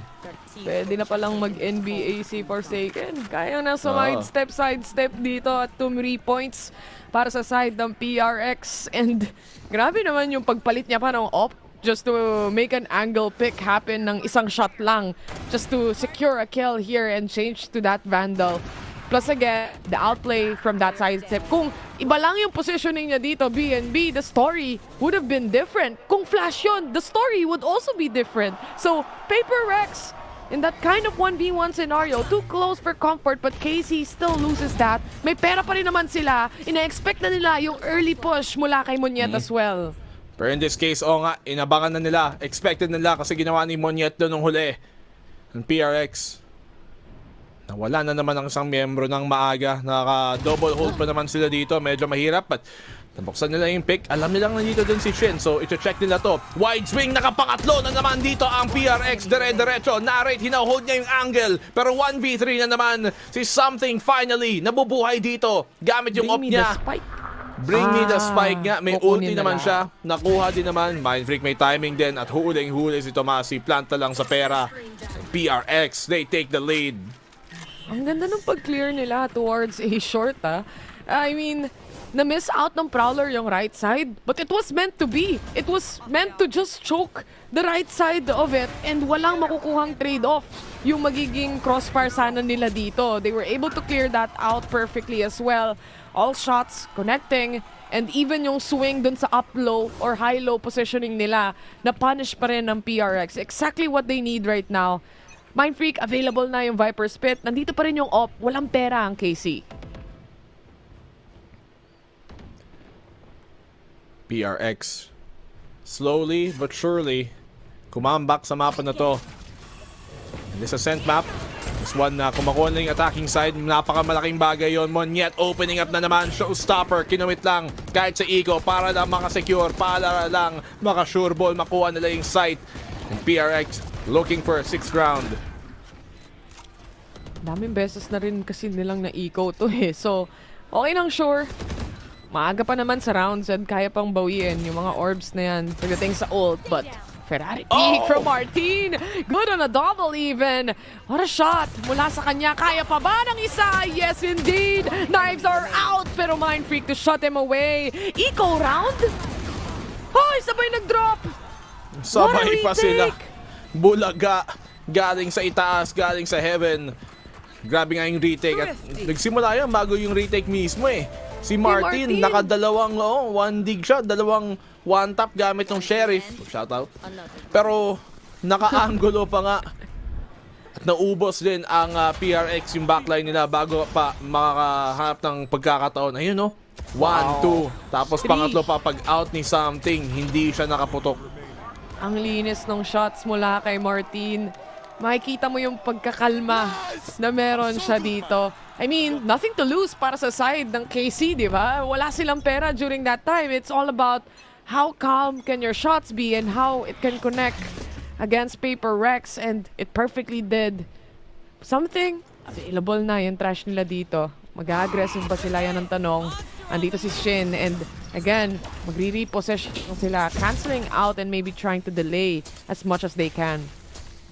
Operator nandito. Kailangan nila mag-iingat. Dizzy, buti na lang binato kasi nakatutok din yung operator din naman dito ni Martin. Papasok si Monyet pero nakaabang din ang Karmine Core dito para pigilin, para hindi payagan makalapit pa. Nandito sa may door, tatluhan sila na spray down pa nga si Forsaken. Nalkaman ginamit. Ngayon wala tuloy silang pwesto. Something matitrade din naman agad. Defy, only good for the one. Mindfreak na lang natitira. Napagugulo ng laban. Pero lamang pa rin ang Karmine Core.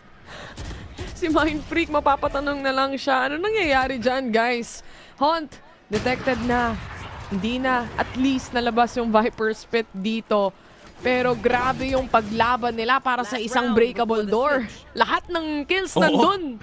Masyado silang nagkumpulan dun Gets ko naman na kailangan paglaban pero kailangan ba talagang tatlo yung magsasara ng switch? Ipit lang din tuloy na wala ng posisyon yung nasa kanto. Si Forsaken tuloy na spray down. Pagdating doon hindi rin makatrade dahil nga nakapop yung null command, nawalan ng smoke, hindi makatakas. And got tuloy si Coach Alex. Tsaka alam na rin nila na namatay na si Monyet. At least they have an idea kung ilan. Pero gets nga, gaya ng sabi mo, they're looking for that trade-offs. Unfortunately, they lost majority of that duels. Na-revive pa pati si Narrate doon. So, with that, we jump into a 6-5. And like you said, BNB, defensive side tong mapa na to. And for Paper Rex, as much points as they can get at attack, maganda ng possibility para sa kanila. May Viper Spit pang kayang i-invest kasusunod or dito sa round na to. And every utility you could ever imagine, ibabato na nila dahil last round naman to sa half. May Viper's Wall naman sila dito. Yung toxic screen, pwede lang iangat. Play that default game, hatakin yung depensa or makalurk man lang para makalapit sa may market. Pero syempre, ayaw nila muna i-take yung risk na yon. Medyo langanin. Hindi nila alam anong nasa kabilang dulo. Mukhang mag-execute nga dito sa B-site. Sakto yung magiging mosh kung sakali. Mapo-force out of the position kahit papano si Tomazi. He repositions onto the back ends of the site. Sasamahan na siya ni Shin. Ready yung paranoia kung sakaling gusto nilang umentry. This might be deadly pero nahuli si Martin nung Dizzy. Alam nilang may city side. Rotate. It's a quick rotate towards A. Kumpulan na naman sila. Forsaken was able to pick up one towards mid. Buti nga magkasama sila mag-pick down para sure ball. Pero yung Nice stun stun. ako, madidelay Ay, pa nga ng time. May aftershock pa. Uubusin ng Karmine Oh my Core God! dito. Lahat sila naipat sa may 3. At parang puno, hindi nakakilos. PRX, ipit. 7-5 ngayon galing sa Karmine Core. Ang ganda nung stun, nung aftershock, nung flash. I mean, lahat na ng pwedeng ibigay. Mula lang sa iisang player, mula lang sa iisang agent. Lahat naubos, lahat literal ng miyembro ng PRX. And wala silang choice kung hindi mag-push dito kasi 11 seconds na lang din yung natitira para sa kanila. Wala talagang takas, BNB. Ang ganda ng exec. Itong sinasabi ko kanina yung Breach is one of the best picks para kalabanin ang Paper X sa mapa na to. Para pigilin sila sa mga W Gaming na sinusubukan nila. Hindi sila nakakilos.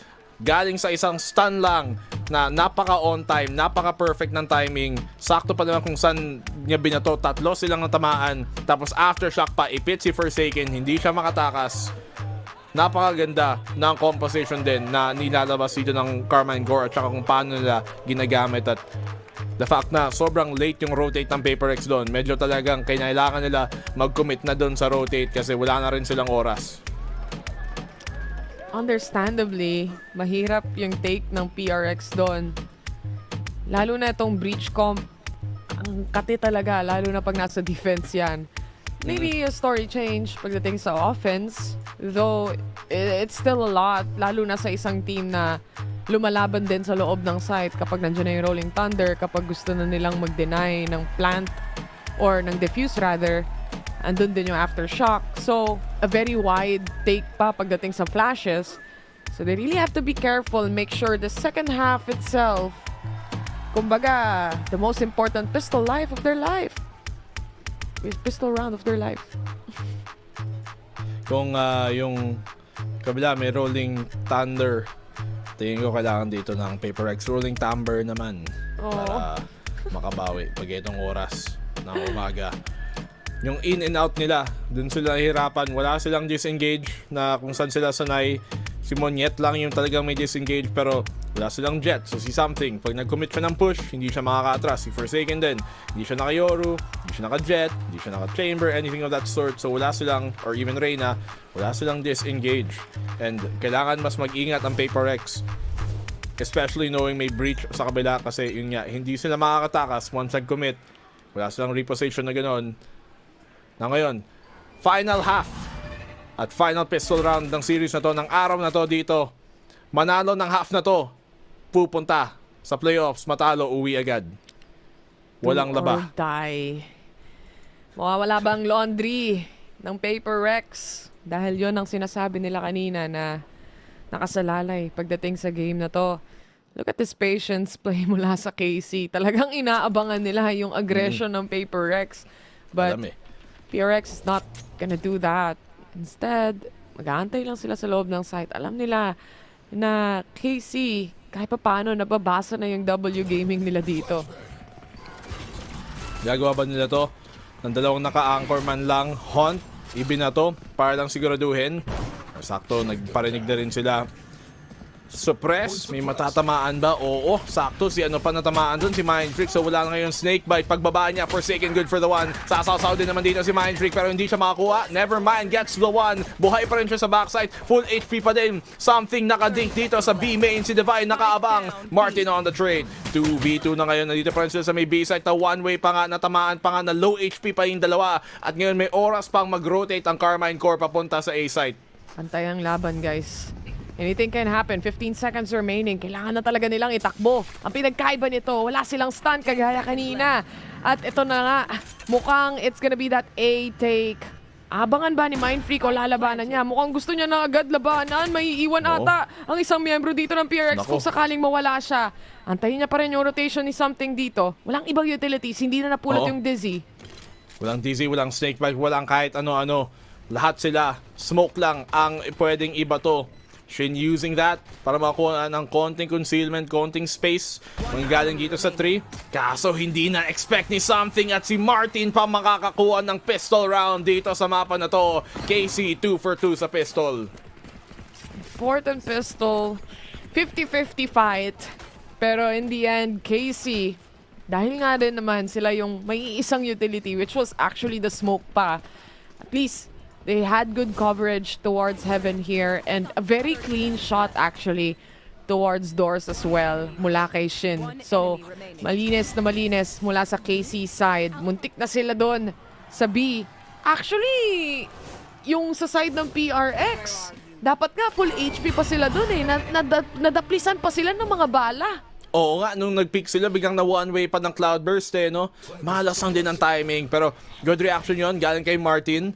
Sana iba pa nangyari, pero okay na sana yung hold. Ego na ngayon sa PRX. Sa mid sila nag-abang, pero sa talagang A-site ang susubukan dito ng Karmine Corp. Pasukan, makuha nila yung plant nang walang pumipigil. At magiging retake to galing sa PRX. Waiting game indeed. Wala silang mga barel. Na-plant na yung spike. And para naman sa KC side, magpo-posisyon na lang sila pagdating sa post-plant scenario. Sabay-sabay ba silang lalabas? Yun na nga, sabay-sabay. Kaso nga lang, the firepower itself, mahirap talagang pigilan. Smoked off, pati yung spike. Defy, he's looking for a pick-off here. Pero na-rate, wow, stinger pa yun ah. Wala din kasi silang utility para ma-flush out yung hell dun eh. Ayan, na-rate. Shot na naman. Kala mo bulldog pero stinger lang yun ah. All the way. KC 4 rounds na lang para i-secure yung mapa na to. At PRX kailangan nila to. Forsaken, nilabas na niya ang kanyang signature Odin dito. Dito na magkakaalaman. Meron ba siyang mapipitas? Meron ba siyang malalaro sa side ng KC? Especially, parang ano sila dito eh. Nag-organize na ng A-site take eh. Isa lang ata, pang fake lang. Or pang-hold na magiging posisyon, si Narate kahit papano, or rather si Tomazi. Narate, magandang performance niya sa mapa na to. Sa buong series na to actually. Laki ng impact niya na inadala dito kalaban ng PRX. Push siya ngayon dito, suppress. Dalawa pa ang natamaan. Martin, nagsusubok, lumalim. But that might telegraph na dito siya sa malapit. Martin, nakaisa pa nga. Monyet lang ang mga kapitas dito galing sa PRX na sulo pa rin ng site. Kailangan niya mag-ingat na hindi siya maipit.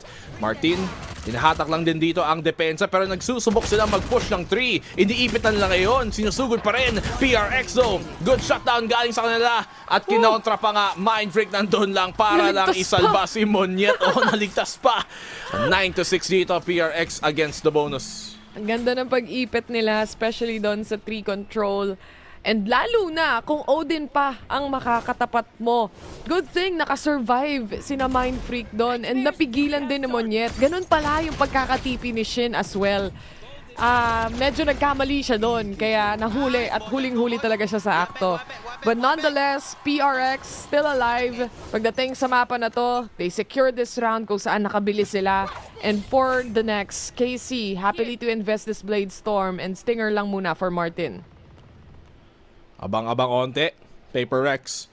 Hindi pa din maging masyadong aggressive dito. Wala silang disengage na madalas meron sila sa composition nila. Persasen, iba nga ang style ng laruan. Freak, alam niyang parating sila dito. Flash out lang konti, paint shells. Pero Monyet, magandang shutdown dito kay Martin. Si Monyet nagsusubok, sumugod din naman dito sa may A-site. Mind Freak tumutulong lang din para hawakin itong 3. Alam niyang madaming tao dito. Mind Freak, a double kill para sa kanya. Hinahold to ng Paper Rex. Kailangan na lang sigurin na hindi sila mag-throw na naman. 4v2, low HP yung iba. Tingnan natin, mahawakan ba ito ng PRX? Okay na daw yan. Atras na lang tayo. Though kanina may wine control si Davai. Pero after Monyet dies off, okay na. Pwede na tayo mag-safe play. 4v2 situation to, BNB. And if they lose this round, it's gonna hurt para sa side ng PRX. As much as they want, they really want to secure this one. Pero makikita mo angle coverage dito ni Something. Saktong-sakto lang sa timing. Na-drop na ang spike and he's heavily aware of that. Rotation-wise mula sa PRX, ikutan lang nila, hahanapin lang si Shin. Hinahanap na lang Maaamoy ba ni Mind Freak to? Shin, nasa ka na? Saan ka na, Sa kanto. Shin? Alam niya. Hindi. Kala niya sa kanan. Hindi. Yung parang tumingin nga pero mali pa din. So Shin, mahawakan naman niya ata yung Vandal na to hanggang sa matapos yung round na to. But Paper Rex, crucial round para mapigilan ang momentum ng Karmine Corp. 9-7 na ngayon. Oo. Para sa team na wala masyadong budget, talagang gusto nilang hanapin. Gusto nilang i-punish completely yung economy din dito. But good hold mula kay Monyet first of all. Not only towards trees, but towards a main. Pati na rin kay Mind Freak na nakadalawa at na-outplay yung pagkaka-smoke off sa kanya sa trees. This is exactly what Paper Rex needs right now. And going back to the momentum, ang PRX ngayon, mapapa-time out tuloy ang KC. Paper Rex. Paunti-unting humahabol so far. Pinaliit lang din yung lamang kanina. But they have to make sure na patuloy-tuloy pa rin ang momentum na to. It's Karmine Corp dito sa attacking side na medyo mas mahirapan nga. Yung mga aggressive push na dun sa may 3. Na-expect nga dito ng Paper Rex at na-hold naman nila. In fairness, si Mind Freak din, nagagawa niya ng paraan na makatiming para sumausaw. Wala siyang flash na tumutulong para sa kanya, walang ibang setup para sa kanya, pero nagagawa lang niya ng solo na makasawsaw nga galing sa smoke doon and getting those double kills.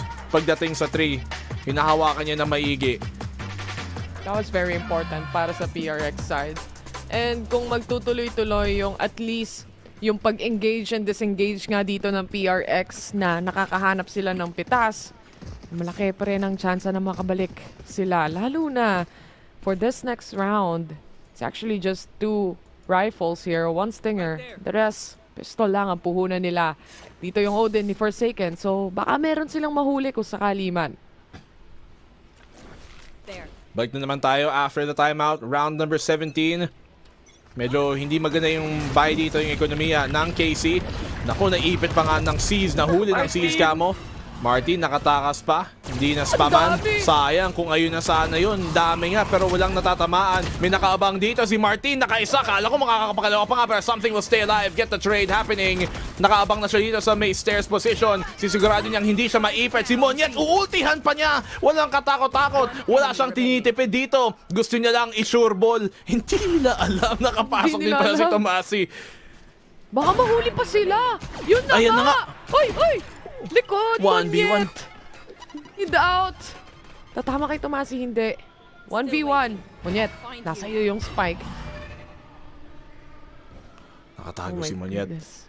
Sobrang nakakaba naman to para sa Paper Rex. Isipin mo kung iko pa dun sila matalo.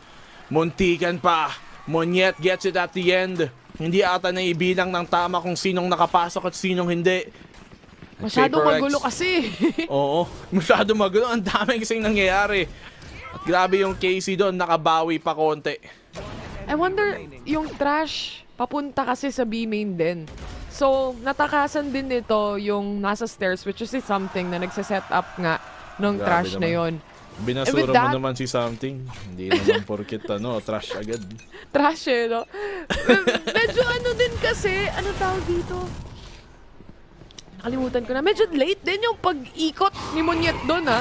Late din nasabi na nasa likuran lang. Tsaka, yun nga, nung parang sumugod, parang nakalampas na yung iba eh. Hindi tuloy nila napansin. Tsaka yun nga yung trash. Hindi na clear out ng tama lang din sana. Pero sige, Paper Rex, defensive side pa rin naman. Something. Naka-op ulit dito. May armor naman din.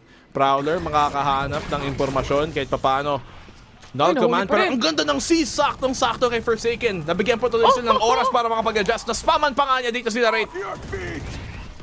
Ayan na, nilabas na nila. Rolling Thunder to push in. Labang pa din yung shorty. Close and personal. Something to get a carry sa paba. Hindi na. Shin and Mazi makakapag-trade off dito ng maganda. It's still a 3v3 scenario. Alam nilang ginagapan ng pakonti-konti. Ang ganda ng flash. Natamaan pa nga, nakapag-trade pa nga dito ang Karmine Corp. Paano nila nabalik yun? Na mukhang maganda na sana ang nangyari para sa PRX. Na-defend pa nga ni Forsaken yun. Pero dito, Mazi on the flick. Karmine Corp nananalo sa mga round na akala mong tapos na sana para sa PRX. Save? Question mark? Or no? Susubukan niya. Tatry niya pa rin makahanap ng exit frag siguro. Pero wala siyang angle. Pagdating sa stairs kung sakali man. Timing at least. Atras na lang siya. They're just gonna save this op. It seemed like nasa kamay na ng Paper Rex yun, black and blue. Nakaisa na dun si si Forsaken, na down niya si Narrate. Tapos nung na-res siya, sakto may Rolling Thunder, pero napatay niya si Martin. Tapos pag pick ni Something, napatay naman niya si Magnum. Hindi pa rin sapat. Hindi pa rin sapat, na-res pa. Kala mo 2v5 na, pero hindi, na-res pa. Tapos si itong si Martin naman din. Rather itong yung fade nila. Yun nga biglang yun yung nag-impacto pinaka-pivotal point netong round na to. Was clearing that B main control na lamang na dapat si Monyet. Pero hindi niya nagawa. Ito yun. Na ilang na siya pagdating sa Mosh, but in the end, he was still able to pick up the lurk kill. At saka ang ganda ng flash towards Market. Bulag na bulag silang dalawa Ganda ng flash na beto ni Narrate doon. Para lang makuha yung Market, para makakuha ng angulo. Ngayon, low buy na sila ngayon. Pero Monyet! Nakadalawa! Clutch move galing kay PRX, galing kay Monyet kung kailan kinailangan siya. Nakadalawa pa nga. Saang lason. At tuluyan ngang nalason ng ibang mga miyembro pero hindi na makakadalawa pa. Naku! Quickly trade but something is there. Dizzied pa yung dalawa. 3v2 scenario. Winnable. Pero yung baril hindi pa rin talaga sapat kung sakali man. Hindi pa rin. Baka pwede pang maidampot yung isa. Meron pa ngang Phantom dito. Hindi na idampot yung Sheriff doon. Something, bring it to the 1v1. Mind Freak na lang mag-isa. Naka-stinger. Hindi pa niya naipulot yung baril. Naka-classic lang dito. May stun pa nga. Ayan na nga, may Phantom na rin. Parang oras. Paunti-unting nauubos. Kailangan makagawa ng kilos dito si Mind Freak. Maikutan ba niya to? Tap ng spike. Alam ba ni Magnum kung nasaan ang angulo? Nako, tumakbo na rin. Naubusan ng oras. Sayang naman to para sa PRX. At Karmine Core, kumapit pa din. It's almost as if mananakaw pa nila yung round against KC. But they know better. You're playing against a very, very popular player like Magnum. Pero grabe tong kill mula kay Monyet. Nakapag-out pa siya doon at nakapagbato ng satchel bago mag-connect yung knife nung KO. But aside from that, a really, really good hold coming in from Magnum is there to seal the deal para sa side ng KC. Secure pa nga PRX. Kailangan na lang bumawi. Hindi nila pwedeng payagan maging match point to kasi pangit na rin yung ekonomiya nila. Na-stun pa nga si Something, nabulag pa nga siya. Ito na ba ang momentum nila? But Forsaken, makakadalawa naman siya. Kailangan niyang ingatan yung mid-market niya. Hindi siya nakatutok. Ba't siya tumingin doon sa B-main? May nakaabang naman. Binapantay naman ni Mind Freak. Binigay niya yung likod niya. At nakabawi tuloy ang Karmine Core 3v3. Sasalit-salitan lang sila ng kills dito. And Mind Freak has been holding to this Viper's pit for so many rounds actually already. Ang tagal lang hindi nalalabas nito para, alam mo yun, at least mapunish yung mga gustong umentry ng A or at least maiwasan na dito sila dumaan. But so far, di pa rin nila nagagamit yan. Nahanap pa rin nila yung correct timing. And speaking of timing, KC is holding a little bit longer. Let's see, makakahanap pa siya ng isa. Trade for trade naman dito para maging 2v2. Mga Spectre si Tomazi. Alam ba nila kung saan magagaling to? Mind Freak, good find. Monyet, kitang-kita na rin niya. At buti na ibawi pa nga ng PaperX dito at naiwasan ang match point. Pero nakita mo, minsan medyo naging ambisyoso dito ang PRX. Nagkakaroon patuloy ng butas. Itong mga butas na to, happily lulusutan ng KC. Lalo na tong mid-control. Think akala niya dalawa lang talaga. And once na nakarinig siya na may prowler sa B main, doon nabaling yung attention niya. And instead, you know how it is, playing 4 picks towards mid, lalo na sa ascent map at attacker ka, and nauubusan ka na ng options sa mga pushes mo towards mains. Ito na yung option mo and Something would take one down. Nice pick off para kay Something. Siyempre, ego to ng Karmine Core. Pero hindi pwedeng basta maging kampante ang PRX. Nako, nako, ang ginagawa mo, Chong. Dumaan sa firing squad. Kala niya siguro nakasmoke. Yan, si Davai, inubos nga. Double kill para sa kanya. Narrate na lang natitira. Nakaisa pa nga kay Forsaken. Sige, tingnan natin. 1v4. Susumbong na si Forsaken. Kunin nyo naman yung aking Odin. Rinig na Shadow ni something. At with low HP, expect the expected, sabi nga nila. 11 to 10. At unti-unting gumagapang ang PRX. Medyo nawalan ng momentum ang KC dito dahil din naman sa economy. But nonetheless, still a very close fight. PRX, slowly but surely. Yeah, gumagapang dito. Pero sa tamang direksyon naman. Isang round lang agwat nila sa ngayon. Pero isang round na lang din para mag-match point para sa Karmine Corp. Ayun na! Labas mo Ayun na! Gagawitin na niya. Hiningi mo daw kasi. 6 na rounds na yan eh! I guess it's towards A. At ang daming utility play na pwedeng gawin dito ng PRX. To be fair, andyan yung Nightfall and Trash available. Rolling Thunder for KC, yes. And kung matatalo man sila dito ng PRX sa round na to, for the next one, kahit mag-eco sila, may Blade Storm possibly si Marty. Kaso si Narrate, ang problema dito, baka magkaroon pa siya ng ult, especially after that pick galing kay Monyet. Masyado maaga yung ano nila. Di nila kailangan mag-risky play ng ganon. Total, may control naman sila ng A-main. Ngayon, mapaparotate pa ang PRX. Kahit mag-play for retake sila gamit nung Nightfall, gamit nung Thrash. Nasa lamang din naman ang KC dito. Saka magkakanol command pa nga. Something, kinailangan na yung pitas na yun. Nahanap pa nga niya. May isa pa ba? Bastaman mo! Sayang! Ayun pa nga! Nakita yung puwet! Tumama pa din! Ayun, Rolling Thunder hindi tumama kay Forsaken. This might be huge for Forsaken. He didn't get shot. He gets the double and Martin from behind. Bulag or Bingina. For now, ipit siya. Hindi tumama. 1 HP na lang dito. Martin, tutumba na rin. Something, what a play kung kailan kinailangan nila. Siya ang sumagot, siya ang nagsalba. 11 to 11. Paper X tie up the game. Parang puputok yung utak ko sa... yung mga ugat ko sa utak ko pag nanonood ako ng larong to. I mean, this last shot especially, catching Shin there was very crucial. And then mapo-force out pa sila na mag-push sa B-main dahil doon sa Trash. It was the perfect play at the right time at the right moment for PRX. Get out of my way. Bilis ng reaction niya doon para lang makuha. Kung kailan nawala yung smoke, nagka-angulo pa nga. For Karmine Corp, always a danger. Always a threat dito. Kaya PRX, nakita mo dito ngayon si Mind Freak. Play outside of the site. Alam niyang pwede siyang ma-one-tap ng blades na to. Pag nasa loob lang siya. So bibigay lang nila at mag-retake na lang.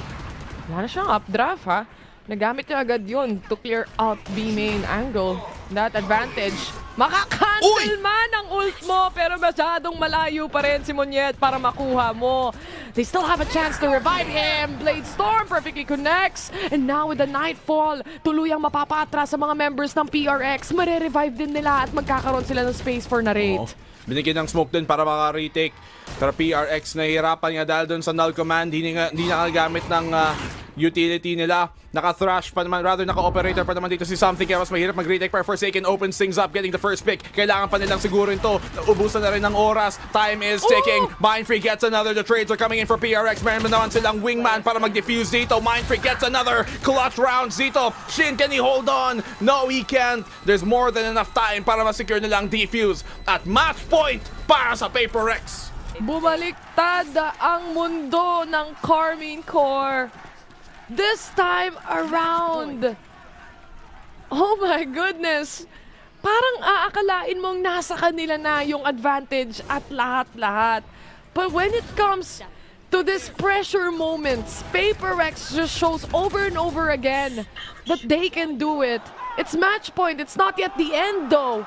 Pero yung momentum shift na to, napakalaki. Yung confidence, mapupunta na naman sa kanila. We all know though that was a very much an eco round para sa side ng KC. So kahit paano lamang sila doon. Pero look at this early advantage when it comes to the pick-off. Hindi nila makukuha. Ang daming na-detect pero Martin was there. Hindi nila na-expect, nakatagos na pala si Martin. Nakapasok siya doon. Nakalalim na pala sa may A-main at nakadalawa pa nga. Okay na sana. Ang ganda na sana para sa PRX. Pero ito, Something. Ina-expect nila to kanina. Kasi may mas ilalim naman siyang angle. Yung paranoia pa rather yung Prowler hindi pa tumama. Nabaril na rin. So alam nilang may isang tao sa A main. Mag-iingat sa pagtawid dito. Ang Karmine Corp pwede nilang gamitan ng Cloudburst para makatawid. Yan. Timing! Tumalon pa! Timing yung pag-akyat mo! Mind freak din! Nasama na! I guess we're going to an overtime here unless mag-wild si Forsaken dito. Pero mahirap kasi may crossfire sa lahat. Nakakita tayo ng 1v5 ng isang araw. Na-clutch naman niya pero ito masyadong mahirap. Martin, big round galing sa kanya. Clutch play din. 4K para pilitin ang overtime. Oh my goodness. Napakadikit na laban. Ito ang tulay na do or die. Kasi literal, first race to 2 ang pwede mong makuha dito. And again, yung early pickoffs na yon napaka-importante. Kahit na outplay nila pagdating sa info, itong KC, kailangan mo pa rin tamaan para mapatay mo yung kalaban. Fortunately, Martin was definitely faster on that round. 28 kill on him, by the way. Oo nga, grabe si Martin. Paper Rex versus Karmine Corp dito. Nagmumukhang isa na namang tong classic map na makita natin. Ascent talaga has had some of the best overtimes sa history ng VCT. Scan pa si Martin dito. Oo, longest din. Naka-out pa nga. Naka-off dito, glass cannon si Something. Wala nakabantay ng short niya. Pero wala siyang Wala siyang pake. Wala siyang pake. Alam niyang hindi magpupush yung nasa short kasi I feel like inaabangan niya si Munyet doon from the play a while ago. Baka kasi siguro niya, no? So, good read dito galing sa PRX. Nakahap ng isa. Pangalawa ba? Nakita niyo yung binte? Hindi tumama. Ako yung natatakot para sa KC. Kahit glass cannon to for something, wala siyang takot na mag-peek or mag-swing sa mga angle na to. Pero napakaliit or napaka-tight ng mga angles na hinahawakan niya. And he might actually sell out yung fake na meron dito for KC right now. They have no clue na medyo nakaikot na ang PRX towards A. Depensa pa naman. Ito na, nag-a-adjust. Papunta nga dun sa may A site. Ina-expect na nila. Monyet, nagbabalak ata pumasok. Nag-ingay na nga. Paint shells to clear out the site. Wala naman din tao, pero para sure ballin lang. Kailangan nilang siguraduhin na hindi sila mabawasan, hindi sila magkumpulan na naman dito sa pag-post plant hold nila kasi dun sila naiipit nung mga huling post plant nila. Lalo na sa doors, diba? Nakita na natin yon time and time again. I like this position mula kay Monyet. So, dito magbabase ang lahat. Meron bang mahuhuli nung Rico na to mula kay Tomazi? So, we'll give out a lot of info para sa lahat ng nasa loob sa site. May aiming control din sila. This might be huge. Para sa side ng KC right now, they have to do it perfectly. But Something punishes one. Nauubos sila isa-isa. And PRX secures the match point. Grabe yon. At si Something talaga, nilabas na nga yung op. It took 3 maps para makita natin talaga ang Something operator on the attacking side na mapagana nila. At tignan mo to, konting jiggle peek lang, walang nakabantay sa short niya, wala siyang katulong-tulong, pero hindi na daw niya kailangan. Tapos one and done siya dito sa paghawak ng short, one pick, tas out agad. At pagkatapos nun, nasira na ang structure sa retake ng Karmine Corp. Hindi na tradean, nag-counter swing. Ganda ng post plant dito ng Paper Rex. At dito talaga lumalabas yung experience nila. Sila ang isa sa pinaka-experienced na team dito sa tournament na to. Oh, that's definitely true. Especially going up against Karmine Corp na alam naman natin, young bloods to pagdating ngayon sa Masters Madrid. And time again, PRX have competed in a lot of international tournaments na meron tayo sa Valorant. So, experience-wise, definitely nasa side ng PRX. Pero iba ata ang agimat ng mga new bloods pagdating sa mga ganito kalaking event eh. Halos parating may chansang makuha pa rin talaga. But with this kind of match point scenario and maglilipat na naman tayo ng sides dito, at least pantay yung laban. Wala nang, kumbaga, kung mag-o-op ka, lugi ka kasi wala kang armor. Oo. Hindi na yung op ka na nga, makunat ka pa. Same. Wala nang ganun. Pero yung Paper Rex dito, katulad ng sabi mo nga, aside from maybe Loud, sila lang ang dalawang team dito na may core na veterano pa rin. May mga ibang veterano naman sa ibang team, pero as this team na hindi pa naghihiwalay, silang dalawa lang. Paper Rex, ilang beses na sila ng Grand Final. Ito na ba ang tournament nila? Ito na ba ang mapa nila, kamo, ang series nila? Parang sa ngayon, hindi pa muna si Monyet ang masya-shutdown. I mean, paulit-ulit nila rin ginawa yun eh. So, expected na rin ng KC kung anong mangyayari. Just like the previous round. So, you really have to do something different when it comes to this kinds of overtimes we are looking at and seeing. Forsaken, deep pa rin nung angle na hawak niya. Nagbibigay pa rin siya ng onting mga bala towards the side of KC. But it's just this KC preparing to take A site ng sabay-sabay. Chance pa naman dito ng Paper Rex. Makatapos ng series na to, pero ito na, susugod dito ang Karmine Corp. Nandun sila sa may Jenny. Forsaken, good for the one. Nakadalawa pa naman, pero nakiikot din sila. Pero ito na ba? Ubusan na ang Karmine Corp. Tapos na ang laban. Tapos ang boxing. Paper Rex take map number 3 and the series to the playoffs. They won against Karmine Corp here. A crowd favorite for now as well. Pero same goes to Paper Rex. I mean, this game was basically a do or die for them. Pressure to pressure, experience to experience, and they still stand strong. They go to playoffs. Mapapaalis nila ang isa sa mga pinaka-inaabangang teams din dito, which is Karmine Corp. They managed to pull off games that looked like na akala mo mapupunta na sa kabila. But they still survive time and time again. NT talaga, valiant effort para sa Karmine Corp. At considering na karamihan ng mga player nila dito, halos first time nila nang getong kalaki na stage. Si Shin lang isa sa mga pinaka-experienced players nila kumpara sa team na Paper Rex. Talagang malaki ang experience diff at tingnan mo ba naman nagawa nila overtime sa map number 3. Paper Rex, syempre may konting edge lang din sa experience dyan. Kaya nagagawa nila yung kailangan nilang gawin pagdating sa mga ganyang klaseng overtime.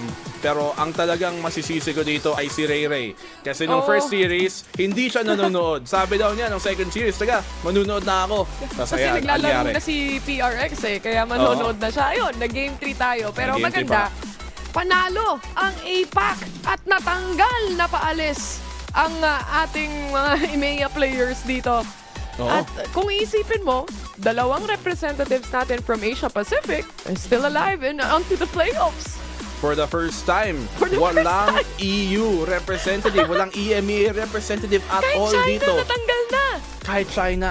Dalawang Amerika, dalawang Pacific. What does that say? Baka nag-iiba na nga dito ang simoy ng hangin pagpasok sa 2024. Lumalamig As we said, lumalamig na nga. At saka, I mean, you also have Magnum who's also part of Fnatic way back bago tayo magkaroon ng Alpha Jer. And eto yung mga moments na for Paper Rex, it's all about reacting and how fast can they deal with the other team. Nung nag-media conference sila, isa lang ang sinabi nila, ayaw nila sigurong matapatan, pinaka-ayaw nilang matapatan, aside from Genji, kasi sanay na daw sila sa Pacific, pagod na daw silang maglaban sa Pacific, is an EMEA team. Dahil iba yung playstyle nila compared sa NA or more on China even, mas slow kasi yung play nila. And dito mo makikita na up until the very end, Paper Rex will just stand tall. They win again. Congratulations, APAC. Masaya ang lahat. Ito nga sinasabi doon ng coach nila, malakas talagang kalaban to. Pero mas malakas ang ating panel. So, for the end of the night, kami nga pala ang iyong casters. Maraming salamat sa inyo at ipatuloy natin sa panel. And what a way, honestly, if KC was going to go out in groups, there's no better way than this. Playing against a great team who pulls off some ridiculous stuff in OT. Yeah, I mean, you basically went to the wire there against a squad that is no shame in losing to. I mean, let's not forget, these are the runner-ups of the World Championship last year, for goodness sake. Only difference is, you know, they have a new player on the team. And if anything, I think that this just further confirmed for me that Monyet belongs on this team, and oh, that kid's got something special. He's got that dog in him for sure. He absolutely does. All right, well, let's just go ahead and head down to the floor right now. We got Kuka standing by with Monyet. Let's see what he's going to say with the Verizon post-match. Let's give it up for Paper X one more time! congratulations on making playoffs, on making that top 4. Before we even begin with the interview, real quick, if it were up to you, Race, Omen, or Astra? Can I pick all of them? No, you have to choose one. I think I'll still say Omen, but I'd say my race is picking up right now. Is the momentum. Yes, exactly. We love that. Lo primero que le quería preguntar es, de entre todos los agentes que ha jugado, sobre todo por cómo le vemos cómo se mueve, ¿cuál prefería? Parece ser que se queda con los controladores, pero dice que ahora mismo su race está en ascenso, así que ya lo veremos. So, in 2 days, your team has defeated the 2 EMEA and sent them home, the 2 EMEA teams. What can we expect this time around from Paper Rex in playoffs? You'll never know what comma we're using. That's for sure. Do you see yourself lifting the trophy? I cannot jinx it. I mean, we'll see. Okay. Like one by one, you know? Le he preguntado que qué es lo que podemos esperar de Paper Rex después de que mandaran a casa a los 2 equipos de EMEA. Dicen que desde luego lo que nunca vamos a saber es qué composición van a elegir y que bueno, que no quiere todavía como endemoniar, ¿no? Si van a sacar ese trofeo o no. My last question is going to be, tell us about, now that you mentioned those compositions, tell us about that composition in Lotus. Help us understand, right? You make those changes from one day to another, right? Like now you go with the Astra. It's a Lotus comp with no Sentinel. So, you know, help us understand why you make these changes. I mean, it's just like we're trying to what's comfortable for us, so we decided to change it to Astra Omen since 4Second was playing well on race like yesterday, so we decided to do that after we came back from the venue. And that's it? Did you just double do this double control and send it? Yeah. Oh, okay, that's good. Le I mean, we prepped something, but it's not like very big preparation, you know? Okay. Le he preguntado también por esa composición que han sacado en Lotus en la que deciden estar con el doble controlador, el doble duelista, pero ni centinelas ni nada de lo que solemos ver. Dicen que lo decidieron anoche, que Forsaken tuvo un buen game con Race y que, ¿por qué no? Estas son las típicas decisiones que te llevan a lo más alto. Well, thank you very much. We'll see you in 3 days during playoffs, but we're not done. Todavía nos queda una cosa por hacer. We're going now to the draw, so to see who's going to be facing off against each other in 3 days.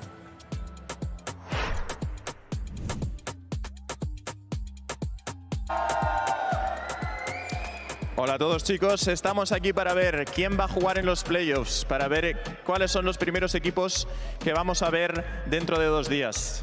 Victoria, let's do this. All right, so this draw is very simple and straightforward. This is for playoffs, so you have 2 teams that are 2-0, 2 teams that are 2-1. The 2-0 teams will be higher seeds. They will play one of the quote-unquote lower seeds. It is a new stage of the tournament, so there are no rules. Any matchup is good to go, and it's a double elim, so there are no separation rules. I think that's it. So if you want to just kind of, you can give me one of these, and then we'll see what the first team for the first match is. Okay. Perfect. All right, so the first team for the first match is going to be Sentinels. Sentinels, let's see. And then well, by default, we'll do this. Okay. By default, the first team of the second match, so they don't play each other, but the first team in the other match is going to be Genji. Sentinels against Genji, 2 de los equipos que se clasificaron a los playoffs los primeros. Yeah, there's 2 outcomes, so let's see who plays Sentinels. ¿Quién va a jugar contra Sentinels? Loud. Sentinels contra... Oh my god. So yeah, by default, we're gonna have Genji, Paper Rex. Against Paper Rex, yes. Duelo de APAC, el Pacífico. Primero contra segundo. Bueno, estos son los equipos, chicos. Nos vemos dentro de 2 días en los playoffs. Muchas gracias a todos por venir. Un abrazo muy fuerte y nos vemos.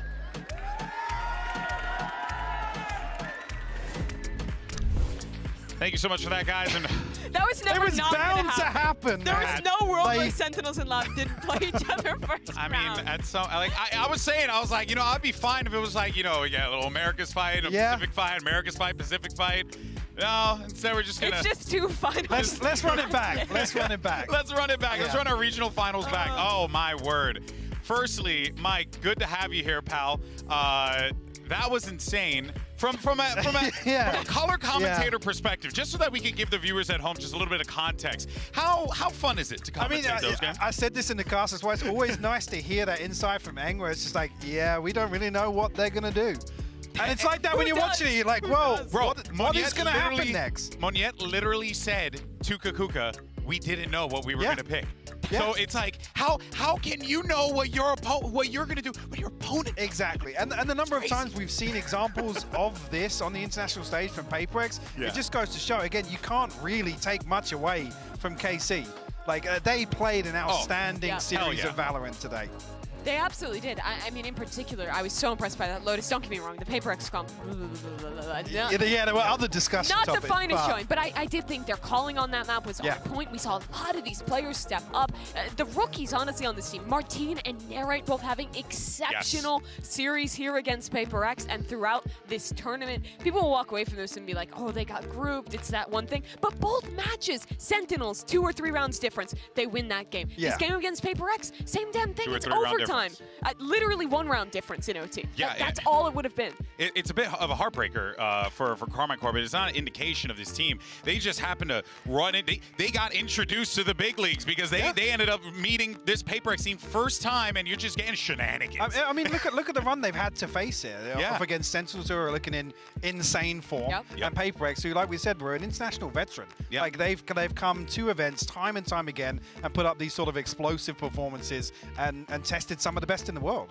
But man, does that set us up for a wild I playoff. mean, We're starting with the Let's regional show the rematches, graphics. which is like, okay, it's a regional rematch. But after that, the games we can get here, I want to see Sentinels PaperX so bad. So bad. I want to see Loud PaperX also, because both those teams are going crazy with the compositions and stuff. It is, I feel like all these matchups are going to be really interesting. We have such unique styles throughout this one as well. We have Sentinels' balance of like individual risk and like pre-cooked stuff and counter-stratting. You have Genji's fantastic fundamentals. You have inexplicable PaperX, and then you have a Loud who are finally looking back in, you know, like championship form just as they get into playoffs. The concern being if PaperX just start going down the rabbit hole before playoffs. I mean, they've already started today, right? They're happy to just bring out a composition, not really know what the hell's going on. It feels a lot like Copenhagen. It's got Copenhagen kind of vibes. It's got Copenhagen vibes. You know what's wild too? We're having a tournament in EMEA and both of the teams go home, and it's a tragedy for this crowd, but I'm also just so sad about it because both of those matches for Heretics and Karmine Corp to be eliminated, both just a round away. I think this tournament is proof how close every region is, how close every team is, that people were doubting Pacific coming in. Both their teams are in playoffs. People didn't know what Loud would look like. They've stepped up. They're in playoffs. People doubted Sentinels. They're in, like, everyone was here to play. I mean, Benji alluded to this, right? This year is going to be a very different landscape. There are some new contenders here, and I think even losing both EMEA teams, I think it's a real positive in terms of the performance, in terms of the demonstration, the level that they've shown here in Madrid. Definitely a positive to take away. Oh yeah, this in no way, shape, or form is this an indication, because we were saying it leading up into this. This is one of the most competitive, wild tournaments that we've ever had. It was impossible to predict. It was impossible to predict. Everyone came here to play. This is the peak. This is like what Valorant esports, what this sport is all about, and it is freaking awesome to watch, man. I'm having a blast, just like a little guy just enjoying it on the side. It's amazing stuff. But folks, we're gonna get Mike out of here because he just casted a game that gave him a headache more than likely. Same thing for Mimi también. But guys, thank you so much for joining us. Thank you all at home for sticking with us throughout the week. We hope you had a really good time checking out the Swiss stages and all that good stuff. Make sure you let everyone know what you felt about the event. Use that hashtag Masters Madrid as well as hashtag VCT. But the good news is we will be back here Thursday, and it's time for the playoffs, baby. This is gonna go in, and I'm so excited. We'll see you then, folks. Take care and have a great week.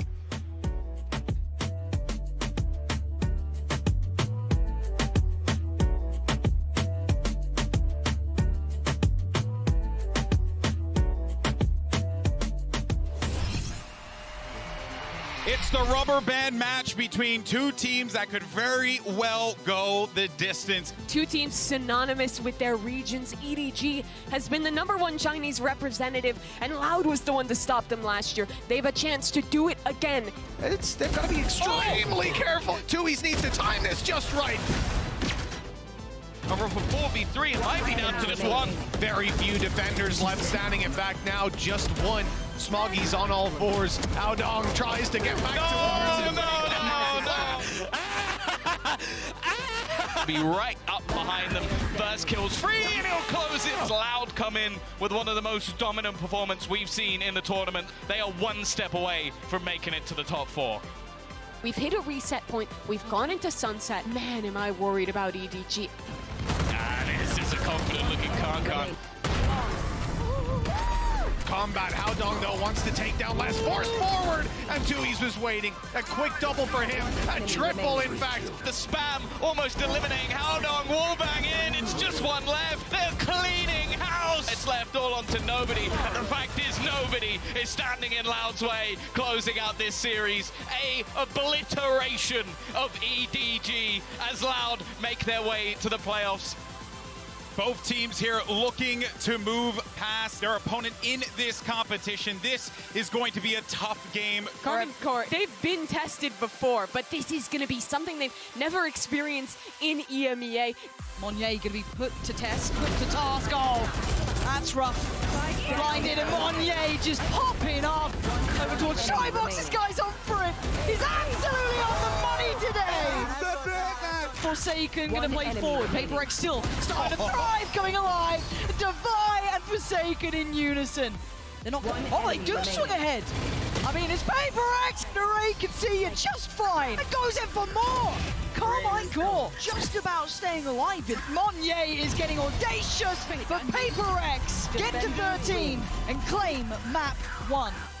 It's tough to mount a comeback versus a team like Paper X. Can he do this? Can he really pop off here? Oh, but Divide just... Oh, he's got him! This time he gets his 3.